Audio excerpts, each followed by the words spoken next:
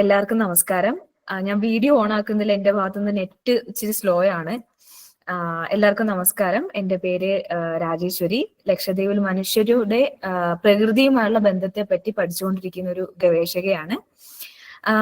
കേരളത്തിലെ ശാസ്ത്ര ഗവേഷകരെയും ഗവേഷണങ്ങളെയും ജനങ്ങളിലേക്ക് എത്തിക്കാനുള്ള ഒരു എളിയ സംരംഭത്തിന്റെ ഭാഗമായിട്ടാണ് കേരള ശാസ്ത്ര സാഹിത്യ പരിഷത്തും ഗവേഷകരുടെ ഒരു കൂട്ടായ്മയും ചേർന്ന് നമ്മൾ ഈ ടോക്ക് സീരീസ് സംഘടിപ്പിച്ചിരിക്കുന്നത്. ദ പ്ലാനറ്റ് പെർസ്പെക്റ്റീവ്സ് നമ്മൾ വിളിക്കുന്നു. നമ്മുടെ ഈ സീരീസിലെ രണ്ടാമത്തെ ടോക്കാണിത്. ഒരുപാട് സന്തോഷത്തോടെയും അഭിമാനത്തോടും കൂടിയാണ് ഞാൻ ഇന്നിവിടെ ഇരിക്കുന്നത്. എന്റെ ഏറ്റവും അടുത്ത സുഹൃത്തും സഹപ്രവർത്തകനും മികച്ച ഒരു ശാസ്ത്ര ഗവേഷകനുമായ ജിതിൻ വിജയനാണ് നമ്മുടെ കൂടെ എന്നുള്ളത്. ഇപ്പോ ഏറ്റവും അടുത്ത ആളുകളെ മറ്റുള്ളവർക്ക് പരിചയപ്പെടുത്താൻ വളരെ പ്രയാസമാണ്. പക്ഷെ കോൺട്രറിലി ജിതിന്റെ ഗവേഷണങ്ങൾ ഏറ്റവും അടുത്തറിയാവുന്ന ആളെന്ന നിലയിൽ I feel I have lot to say also. ധാരാളം യാത്രകൾ ചെയ്യുന്ന, വിവിധ തരത്തിൽ പരിസ്ഥിതി ശാസ്ത്ര ഗവേഷണങ്ങളിൽ ഏർപ്പെടുന്ന, പാഠപുസ്തകങ്ങൾക്ക് പുറത്ത് പരിസ്ഥിതി അറിവുകൾ പടർന്നു പോകണമെന്ന് ആഗ്രഹിക്കുന്ന, പരിസ്ഥിതി അറിവുകൾ പൊതുജനങ്ങളിലേക്ക് എത്തിക്കാൻ ധാരാളം പണിപ്പെടുന്ന ഒരു യുവ ഗവേഷകനാണ് ജിതിൻ. വാതിൽപ്പുറ പഠനങ്ങളെ അഥവാ ഔട്ട്ഡോർ എഡ്യൂക്കേഷനുമായി ബന്ധപ്പെട്ട് കേരളത്തിനകത്തും പുറത്തും ധാരാളം പഠനങ്ങൾ നടത്തിയിട്ടുള്ള ജിതിനെ ഈ വിഷയമായിട്ട് ബന്ധപ്പെട്ട് സംസാരിക്കാനായി ക്ഷണിക്കുന്നു. Thank you. ആദ്യമായിട്ട് ഈ ഇങ്ങനെ ഇത്രയും എന്താ പറയാ ജനകീയമായിട്ടുള്ള ഒരു പ്രോഗ്രാമിലേക്ക് എന്നെ ക്ഷണിച്ച രാജേശ്വരി, ഞാൻ രാജി എന്നാണ് വിളിക്കുക. രാജിക്കും ബാദുഷിനും എല്ലാവർക്കും ഒരുപാട് നന്ദി. പ്രത്യേകിച്ച് ലൂക്ക, അതുപോലെ ശാസ്ത്ര സാഹിത്യ പരിഷത്ത് എന്നീ പ്ലാറ്റ്ഫോം നമ്മളെ കുട്ടിക്കാലം മുതലേ സയൻസ്, അല്ലെങ്കിൽ സയൻസ് എന്നല്ല, ശാസ്ത്രമാവട്ടെ, സാഹിത്യമാവട്ടെ, ചരിത്രമാവട്ടെ, സാമൂഹ്യ ശാസ്ത്രമാവട്ടെ, ഏതാണെങ്കിലും അതിലേക്കൊക്കെ ഒരു ഇൻട്രൊഡക്ഷൻ തന്ന, അല്ലെങ്കിൽ അതിലേക്കൊക്കെ നമ്മളെ കൂട്ടിക്കൊണ്ടുവന്നിട്ടുള്ള ഒരു പ്രസ്ഥാനം കൂടിയാണ് ശാസ്ത്ര സാഹിത്യ പരിഷത്ത്. അപ്പോ ഈ കഴിഞ്ഞ 2 വർഷങ്ങളിലായിട്ട് എനിക്ക് വളരെയധികം പരിഷത്തിനോട് ചേർന്ന് നിന്നിട്ട് എന്റെ ഗവേഷണങ്ങൾ ചെയ്യാൻ സാധിച്ചിട്ടുണ്ട്. ഇന്ന് ഞാൻ അവതരിപ്പിക്കാൻ പോകുന്ന റിസൾട്ടുകൾ തന്നെയും തുടക്കം കുറിച്ചത് പരിഷത്തുമായിട്ടുള്ള ഒരു കൊളാബറേഷനിലൂടെയാണ്. അങ്ങനെയാണ് പിന്നീട് അത് ആ സ്റ്റഡി കംപ്ലീറ്റ് ആയത്. അതുപോലെ തന്നെ ഇന്നിപ്പോ അത് ആദ്യമായിട്ട് എനിക്ക് ആ സ്റ്റഡിയിലെ റിസൾട്ടുകൾ ആദ്യമായിട്ട് ഒരു പബ്ലിക് പ്ലാറ്റ്ഫോമിൽ അത് മലയാളത്തിൽ സംസാരിക്കാൻ ആദ്യമായിട്ട് അവസരം കിട്ടുന്നതും പരിഷത്തിന്റെ ഒരു പ്ലാറ്റ്ഫോമിൽ തന്നെയാണെന്നുള്ളത് വളരെ സന്തോഷം നൽകുന്ന കാര്യമാണ്. ഞാൻ കൂടുതൽ ദീർഘിപ്പിക്കുന്നില്ല. ഞാൻ എന്റെ സ്ലൈഡ് ഷെയർ ചെയ്യാം. വിഷയത്തിലേക്ക് കടക്കുന്നതിന് മുന്നേ ആദ്യം ചെറുതായിട്ടൊന്ന് ഞാൻ ഈ വിഷയത്തിലേക്ക് എങ്ങനെ എത്തിച്ചേർന്നെന്ന് പറയും. പലരെങ്കിലും ഈ പ്രോഗ്രാമിന്റെ ആ ഒരു പേജ് വായിച്ചപ്പോൾ അതിൽ മെൻഷൻ ചെയ്തിട്ടുണ്ടായിരുന്നു ഞാൻ ഡിഗ്രി പഠിച്ചത് ബോട്ടണിയാണ്. അപ്പൊ ചെടികളുമായിട്ടുള്ള ഒരു 3 വർഷമായിരുന്നു ഡിഗ്രി. ഫറൂഖ് കോളേജിലാണ് ഞാൻ പഠിച്ചത്, കോഴിക്കോട്. അത് കഴിഞ്ഞിട്ട് പിന്നീട് ചെടികളിൽ മാത്രമല്ല എന്റെ ഇൻട്രസ്റ്റ് എന്ന് ആദ്യം അറിയായിരുന്നു. പക്ഷെ ആ കോഴ്സ് കഴിഞ്ഞപ്പോഴേക്കും കുറച്ചുകൂടെ അത് ഒന്ന് വിശാലമായിട്ട് മനസ്സിലാക്കാൻ വേണ്ടിയിട്ട് പിന്നീട് ഞാൻ ജോയിൻ ചെയ്തത് ഉത്തരാഖണ്ഡിലെ ഡെറാഡൂണിലുള്ള wild life institute of India എന്ന് പറയുന്ന സ്ഥാപനത്തിലാണ്. അവിടെയാണ് ഞാൻ PG ചെയ്തത്. അപ്പൊ അവിടുന്ന് മുതലുള്ള ഒരു ചെറിയ സ്റ്റോറി പറയാം. ഓക്കെ. അപ്പോ ഉത്തരാഖണ്ഡില് എന്ന് പറഞ്ഞാൽ നമ്മളുടെ ഒരു വ്യത്യസ്തമായിട്ടുള്ള ഒരു കാലാവസ്ഥ, ഭൂപഗതി ഒക്കെയാണ്. അപ്പൊ അവിടെ ഈ WIA wild life institute of India എന്ന് പറയുന്ന ഈ ഒരു കാടിന്റെ നടുക്കുള്ള ഈ ഒരു ഇൻസ്റ്റിറ്റ്യൂട്ടിലാണ് ഞാൻ 2 വർഷം PG ചെയ്തത്. അവിടുന്ന് PG കഴിഞ്ഞ ഉടനെ പിന്നീട് പോകുന്നത് വടക്ക് കിഴക്കൻ സംസ്ഥാനമായിട്ടുള്ള അരുണാചൽ പ്രദേശിലെ നംദഫ എന്ന് പറയുന്ന ഒരു ദേശീയോദ്യാനം. അതൊരു കടുവ സങ്കേതം കൂടിയാണ്. അവിടെയാണ് ഞാൻ PG കഴിഞ്ഞ ഉടനെ പോകുന്നത്. അപ്പോ ഇതാണ് അതിന്റെ ഒരു ചെറിയ സ്ഥലം എങ്ങനെയാന്ന് മനസ്സിലാക്കാൻ വേണ്ടി കുറച്ച് ചിത്രങ്ങൾ ഉൾപ്പെടുത്തിയതാണ്. അതായത് നമ്മൾ എപ്പോഴും മഴക്കാടുകൾ എന്ന് പറയാം, അല്ലെങ്കിൽ കൊടുങ്കാട് എന്നൊക്കെ നമ്മൾ പറഞ്ഞ് വിശേഷിപ്പിക്കുന്ന രീതിയിലുള്ള ഒരു കാടാണ് ഈ പറഞ്ഞ നംദഫ ദേശീയോദ്യാനം എന്ന് പറയുന്നത്. അപ്പോ അവിടുത്തെ ഒരു എക്സ്പീരിയൻസ് ഇത് 2022 2022 തുടക്കത്തിലാണ്. ഏപ്രിൽ മെയ് ആ സമയത്താണ് ഞാൻ അവിടെ ഉണ്ടായിരുന്നത്. അപ്പൊ ഏപ്രിൽ മെയ്യിലും ഇതാണ് അവിടുത്തെ കാടിന്റെ അവസ്ഥ എന്നുള്ളത് കാണിക്കാറുണ്ട്. അങ്ങനെ അവിടെ നിന്ന് നമ്മളൊരു പുതിയ തവളനെയൊക്കെ ആ സമയത്ത് അന്ന് കണ്ടുപിടിച്ചിട്ടുണ്ടായിരുന്നു. അത് കഴിഞ്ഞിട്ട് ഇങ്ങനെ ഇത്രയും ഒരു പരിതാപ പച്ചപ്പൊക്കെ നിറഞ്ഞു നിൽക്കുന്ന ഒരു സ്ഥലത്ത് ഞാൻ 2022 ജൂൺ 5 പിന്നീട് ഞാനിപ്പോ വർക്ക് ചെയ്യുന്ന നേച്ചർ കൺസർവേഷൻ ഫൗണ്ടേഷനിൽ ആദ്യം കയറുന്നത് മഹാരാഷ്ട്ര ബേസ് ചെയ്തിട്ടുള്ള ഒരു വർക്കിലൂടെയാണ്. അപ്പൊ ആ വർക്കിന് വേണ്ടി ഞാൻ 2022 ജൂൺ 5-ാം തീയതി പരിസ്ഥിതിയിലാണ്, എനിക്ക് അത്ര ഓർമ്മ ഉണ്ട്. അപ്പൊ അന്ന് വന്ന് ഞാൻ ലാൻഡ് ചെയ്യുന്നത് ഗോവയിലാണ്. ഗോവയിൽ നിന്ന് നേരെ പോയിട്ട് ഈ കടൽ തീരത്തോട് ചേർന്ന് കിടക്കുന്ന ഈ ഒരു പ്ലാറ്റ്യൂലാണ് ഞാൻ എത്തുന്നത്. അപ്പൊ ഇങ്ങനെയാണ് ഞാൻ രത്നഗിരി എന്ന് പറയുന്ന ഈ സ്ഥലത്ത് എത്തിച്ചേരുമ്പോൾ സമുദ്രത്തിൽ നിന്ന് വല്ലാണ്ട് ഉയരത്തിലല്ലാത്ത ഒരു പാറപ്രദേശമാണ് നമുക്ക് കാണാൻ പാറ. അപ്പൊ ഇങ്ങനെ ഒരു വരണ്ടുണങ്ങി കിടക്കുന്ന ജൂൺ 5 ആലോചിക്കണം ഈ സമയം. അപ്പോ ആ സമയത്ത് ഇങ്ങനെ ഒരു ഉണങ്ങി കിടക്കുന്ന ഒരു സ്ഥലം, നമ്മള് അത്രയും വലിയൊരു കൊടുങ്കാട്ടിൽ നിന്ന് ഇങ്ങനെ ഒരു ഓപ്പൺ ആയിട്ട് കിടക്കുന്ന ഒരു സ്ഥലത്ത് വന്ന് നിൽക്കുകയാണ്. അപ്പൊ പക്ഷെ എന്നെ സംബന്ധിച്ചിടത്തോളം ഇത് വലിയൊരു എന്താ പറയാ പുതിയൊരു കാര്യമൊന്നുമില്ല. കാരണം എന്റെ വീട് ഉള്ളത് ഒരു ചെങ്കൽ പാറ പ്രദേശത്താണ്, അല്ലെങ്കിൽ ആയിരുന്നു എന്ന് പറയേണ്ടി വരും. കാരണം ഇപ്പൊ അത് ഒരു ഭൂരിഭാഗത്തോടെ അത് ഇല്ലാതായിട്ടുണ്ട്. പക്ഷെ അതുകൊണ്ട് എനിക്ക് കുറച്ചുകൂടെ പരിചിതമായിട്ടുള്ള ഒരു തരം ആവാസ വ്യവസ്ഥയാണ്. പക്ഷെ ഇത് കുറച്ചുകൂടെ വലുതാണ്. നമ്മളുടെ നാട്ടിൽ കാണുന്ന ചെങ്കൽ പാറ പ്രദേശങ്ങളെക്കാളും കുറച്ചുകൂടെ വിശാലമായിട്ട് കിടക്കുന്ന പാറപ്രദേശമാണ്. അപ്പൊ ഇത് ഞാൻ അവിടെ എത്തി എനിക്ക് വന്നൊരു ജൂൺ അവസാനമൊക്കെ ആയപ്പോഴേക്കും മഴ നന്നായിട്ട് പെയ്തു. അപ്പൊ മഴ പെയ്തു തുടങ്ങുമ്പോഴേക്കും ഈ സ്ഥലത്തിന്റെ രൂപഭാവങ്ങൾ മാറും. ഇത് ഇങ്ങനെ കുറച്ച് ചെടികളും പൂക്കളൊക്കെ അവിടെ വരാൻ തുടങ്ങും. നിങ്ങൾ വളരെ സൂക്ഷ്മമായിട്ട് പുറത്തെ കാര്യങ്ങൾ നിരീക്ഷിക്കുന്ന ആൾക്കാരാണെങ്കിൽ ഇതിലൊരു ജീവിനെ കാണാം. എത്ര ആൾ കണ്ടെന്ന് എനിക്കറിയില്ല. ഇതില് പെട്ടെന്ന് നോക്കുമ്പോൾ ഒരു കാറ് കാണാം, പിന്നെ പിന്നെ കല്ലുകൾ കാണാം, ഒരു ചെറിയൊരു ഒരു റോസ് കളറുള്ള ഒരു പൂവ് കാണാം. പക്ഷെ ഇതിലൊരു ജീവിയുടെ ഉണ്ട്, അത്ര ഫോക്കസ് ആയിട്ടില്ല. പക്ഷെ ഇവിടെ ഇങ്ങനെ സൂക്ഷിച്ച് നോക്കിയ ഒരു പല്ലീനെ കാണാം, കുറച്ച് സൂക്ഷ്മമായി നോക്കിയാൽ കാണാം. ഇത് രത്നഗിരിയിലെ ഈ പറഞ്ഞ ചെങ്കൽ പാറ പ്രദേശങ്ങളിൽ മാത്രം കാണപ്പെടുന്ന ഒരു തദ്ദേശീയമായിട്ട് എൻഡമിക് ആയിട്ടുള്ള ഒരു പല്ലിയാണ്. അപ്പൊ ഇത്തരത്തിലുള്ള ഒരുപാട് ജീവികളെ കുറിച്ച് പഠിക്കാനാണ് ഞാൻ അവിടെ വന്നത്. അപ്പോ ഒരേ സമയം എനിക്ക് വലിയൊരു എന്റെ വീട് നിന്നിരുന്ന സ്ഥലത്തിന്റെ ഒരു വലിയൊരു എന്താ പറയാ, ഞാൻ ഒരിക്കലും ഇമാജിൻ ചെയ്യാത്ത രീതിയിലുള്ള ഒരു എക്സ്പാൻഡഡ് ആയിട്ടുള്ള ഒരു സ്ഥലം കാണാൻ പറ്റി. അതേസമയം ഒരുപാട് അറിയാത്ത കാര്യങ്ങൾ പഠിക്കാനും ഈ സ്ഥലത്തുനിന്ന് പറ്റി. അത് കഴിഞ്ഞ് ആ മഴ കഴിഞ്ഞ് സെപ്റ്റംബർ ഈ ഒരു സമയമാകുമ്പോൾ ഇപ്പൊ സെപ്റ്റംബർ അവസാനിക്കാറായി, പക്ഷെ സെപ്റ്റംബർ തുടക്കം അതുപോലെ ഒക്ടോബർ ആകുമ്പോഴേക്കും ഈ സ്ഥലം മുഴുവൻ പൂക്കളെ കൊണ്ട് നിറയും. അപ്പൊ ഇത് അവിടെയുള്ള ഒരു വിരലിലുണ്ടാവുന്ന കുറച്ച് പൂ ഞാൻ ഉൾപ്പെടുത്തിയതാണ്. പക്ഷെ എത്രയോ പൂക്കള്, അതും പലതും അവിടെ മാത്രമേ, ലോകത്ത് ആ സ്ഥലത്ത് മാത്രം കാണപ്പെടുന്ന പൂക്കളാണ്. അപ്പൊ ഇതൊക്കെ കാണുമ്പോൾ ചിലരുടെയെങ്കിലും മനസ്സിലേക്ക്, നിങ്ങൾ പലരുടെയും വീട് ചിലപ്പോൾ ഇത്തരം പ്രദേശങ്ങളിലായിരിക്കാം, ചെങ്കൽ പാറ പ്രദേശങ്ങളിലുള്ളവരായിരിക്കാം. അങ്ങനെയാണെങ്കിൽ നിങ്ങൾക്ക് പലതും ഇപ്പോഴും മനസ്സിലേക്ക് ഓടി വന്നിട്ടുണ്ടാവും. കാക്കപ്പൂക്കളാണെങ്കിലും ഒരുപാട് ഇങ്ങനെ പൂക്കൾ നിറഞ്ഞു നിൽക്കുന്ന സ്ഥലങ്ങൾ ഓർമ്മയിൽ വന്നു. അപ്പൊ ഇങ്ങനെ ഒരു സ്ഥലത്താണ് ഞാൻ എത്തിപ്പെട്ടതും അവിടുന്ന് പിന്നീട് ഗവേഷണങ്ങൾ നടത്തുന്നത്. അപ്പൊ ഈ ഒരു സ്ഥലത്ത് നിന്ന് ഞാൻ റിഫ്ലക്ട് ചെയ്യുന്ന ഒരു കാര്യം എന്ന് പറഞ്ഞു കഴിഞ്ഞാൽ, എന്റെ കുട്ടിക്കാലം, ഞാൻ പറഞ്ഞല്ലോ എന്റെ വീട് ഉള്ളത് അല്ലെങ്കിൽ ഉണ്ടായിരുന്നത് ചെങ്കൽപ്പാറ. അപ്പൊ അവിടെ ഈ കാണുന്ന ചിത്രത്തിലുള്ള പൂവ് എന്ന് പറയുന്നത് മുർഡാനിയ എന്ന് പറഞ്ഞിട്ടുള്ള ഒരു പൂവാണ്, നീല കളറിൽ കുഞ്ഞു ചെടിയാണ്. അത് ഈ ചെങ്കൽപ്പാറ പ്രദേശത്താണ് ഉണ്ടാവുക, ഈ ഒരു പർട്ടിക്കുലർ ആയിട്ടുള്ള ചെടി. അപ്പൊ ഞാൻ പണ്ട് ആ സൈഡിൽ കാണിച്ചിരിക്കുന്ന ചിത്രത്തിൽ ഞാനും എന്റെ വീടിന്റെ അടുത്തുള്ള കൂട്ടുകാരൊക്കെയാണ്, അതിൽ നടുവിലിരിക്കുന്നത് ഞാനാണ്. അപ്പൊ അത് വളരെ മുന്നേ എടുത്തൊരു ഫോട്ടോ ആണ്, കുറെ കാലത്തിന് ശേഷം അത് തെരഞ്ഞു നോക്കിയപ്പോ കിട്ടി. അപ്പൊ അന്ന് ഈ മുർഡാനിയ എന്ന് പറയുന്ന പൂവ് ചെടി ഞാൻ കളക്ട് ചെയ്ത് വീട്ടിൽ കൊണ്ടുപോയിട്ട് കുഴിച്ചിട്ടത് വളർത്താൻ ശ്രമിച്ച ഒരു കാലഘട്ടത്തിൽ. പക്ഷെ എത്ര നമ്മള് എല്ലാ വർഷവും കുറച്ച് എടുത്ത് കൊണ്ടുവന്ന് അവിടെ വെച്ചാൽ അത് പിടിക്കില്ല. അപ്പോ അന്ന് മുതലേ ഈ പറഞ്ഞ ചെങ്കൽപ്പാറയിൽ ഉണ്ടാവുന്ന ചെടികൾ അല്ലെങ്കിൽ അവിടെ വരുന്ന ജീവികൾ, ആ സാധനങ്ങളൊക്കെ ഒരു പരിചയം ആ ഒരു കുട്ടിക്കാലത്തെ ആ സംഭവങ്ങളോട് ഉണ്ടായിരുന്നു.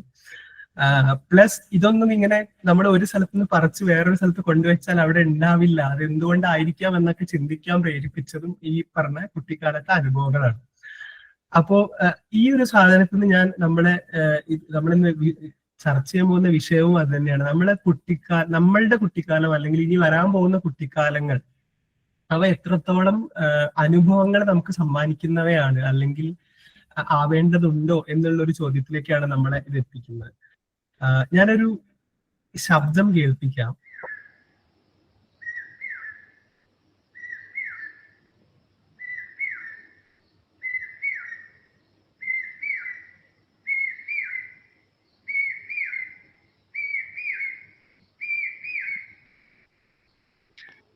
ഇത് പലർക്കും ശബ്ദം കേട്ടു എന്നാണ് ഞാൻ വിചാരിക്കുന്നത്, കേട്ടിട്ടുണ്ടാവണം. ഇത് പലപ്പോഴും നമ്മൾ വീട്ടിലിരിക്കുമ്പോൾ അല്ലെങ്കിൽ പുറത്തിറങ്ങുമ്പോഴൊക്കെ കേൾക്കുന്ന ഒരു ശബ്ദമാണ്. പക്ഷെ ഇത് ഏത് കിളി ഉണ്ടാക്കുന്ന ശബ്ദമാണെന്ന് നമുക്ക് എത്ര പേർക്ക് അറിയാം? അല്ലെങ്കിൽ നമ്മൾ എന്താണ് അറിയാൻ തുടങ്ങിയത്, അല്ലെങ്കിൽ എന്താണ് ശ്രദ്ധിക്കാൻ തുടങ്ങിയത്, അല്ലെങ്കിൽ ശ്രദ്ധിച്ചിട്ടുണ്ടോ? ഈ ഓഡിയൻസിൽ കുട്ടികൾ എത്ര പേരുണ്ടെന്ന് എനിക്കറിയില്ല. അപ്പോൾ നമ്മൾ ഇങ്ങനെ ഒരു ശബ്ദം കേൾക്കുമ്പോൾ അയ്യോ ഇത് എവിടുന്നാണ് വരുന്നത്, എന്തിന്റെയാണ് ഇത്, എന്തിനായിരിക്കും ഇങ്ങനെ കരയുന്നത് എന്ന് ചിന്തിക്കാനുള്ള ഒരു സമയം നമുക്ക് കിട്ടിയിട്ടുണ്ടോ എന്നുള്ളതാണ്.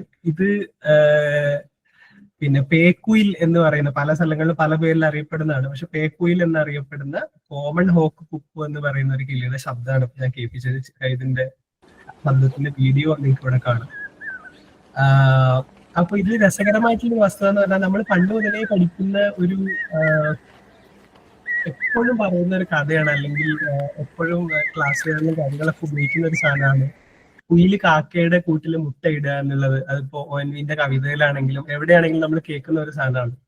അപ്പൊ അത് മാത്രമാണോ ഇങ്ങനെ ഒരു പക്ഷി വേറൊരു പക്ഷിന്റെ കൂട്ടിൽ പോയി മുട്ടയിടുന്നത്, അല്ലാതെ വേറെ പക്ഷികൾ ഉണ്ടോ എന്ന് നമുക്ക് ചിന്തിക്കാനുള്ള ഒരു സാഹചര്യം ഉണ്ടാവണമെന്നുണ്ടെങ്കിൽ ആദ്യം നമ്മൾ അങ്ങനെയുള്ള ഒരു കിളിയെ പറ്റി എന്തെങ്കിലും ഒരു രീതിയിൽ അതിനായിട്ട് കണക്റ്റഡ് ആവണം. അപ്പൊ ഈ കിളീന്റെ ശബ്ദം കേട്ട് അന്വേഷിച്ചു, ഓ ഇത് ഈ കിളിയാണല്ലേ, ഈ കിളി എന്തിനായിരിക്കും ഇങ്ങനെ ശബ്ദം ഉണ്ടാക്കുന്നത്, ഈ കിളി എങ്ങനെയാണ് വളരുന്നത് എന്ന് അന്വേഷിക്കുമ്പോഴാണ് നമ്മൾ പിന്നെ ഇതിലേക്ക് എത്തിച്ചേരുക. അല്ലെങ്കിൽ അപ്പൊ ഇവിടെ ചിത്രം കാണാം, രണ്ട് പക്ഷികളുടെ ചിത്രം കാണാം. ഏകദേശം ഒരുപോലെ തോന്നിക്കെങ്കിൽ രണ്ട് പക്ഷിയാണ്.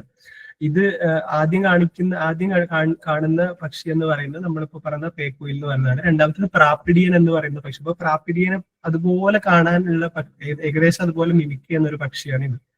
അപ്പോ ഇപ്പൊ ഞാൻ പറഞ്ഞു വന്നത്, ഒരൊറ്റ ശബ്ദം കേട്ടതെന്ന് നമ്മൾ ആ ശബ്ദം കേൾക്കാനുള്ള അവസരം നമുക്ക് ഉണ്ടായതുകൊണ്ടാണ് ആ ശബ്ദം ഇന്ന കിളിന്റെയാണ്, ആ കിളി ഇങ്ങനെ ചെയ്യുന്നു, അല്ലെങ്കിൽ ആ കിളിനെ കാണാനുള്ള പോലെ വേറൊരു കിളി ഉണ്ട് എന്നാണ് അവർ തമ്മിലുള്ള വ്യത്യാസം എന്ന് പറയുന്നത്. ഈ കുറച്ചുകൂടെ ഇൻട്രസ്റ്റിംഗ് ആയിട്ടുള്ള കാര്യം, നിങ്ങൾ നടുവിലുള്ള കാർട്ടൂൺ ശ്രദ്ധിച്ചെങ്കിൽ മനസ്സിലാവും, ഈ കിളിയും കാക്കയെ പോലെ ബ്രൂഡ് പാരസൈറ്റ് ആയിട്ടുള്ള ഒരു കിളിയാണ്. അതായത് വേറെ കിളിയുടെ കൂട്ടിൽ പോയിട്ടാണ് മുട്ടത്, അല്ലെങ്കിൽ വേറെ കിളിയുടെ ഒപ്പമാണ് അതിന്റെ കുട്ടിക്കാലം എന്ന് പറയുന്നത്.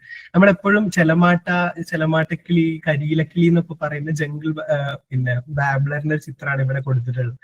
ഇതിന്റെ പിന്നെ ഒപ്പമാണ് ഇതിന്റെ കുട്ടിക്കാലം എന്ന് പറയുന്നത്. അപ്പൊ അത് വളരെ ഇൻട്രസ്റ്റിംഗ് ആയിട്ടുള്ള സ്റ്റോറിയാണ്. അവിടെ ഒരു QR കോഡ് ഞാൻ കൊടുത്തിട്ടുണ്ട്. അപ്പൊ അത് പോയി കഴിഞ്ഞാൽ അതിന്റെ ഒരു വീഡിയോ കാണാം.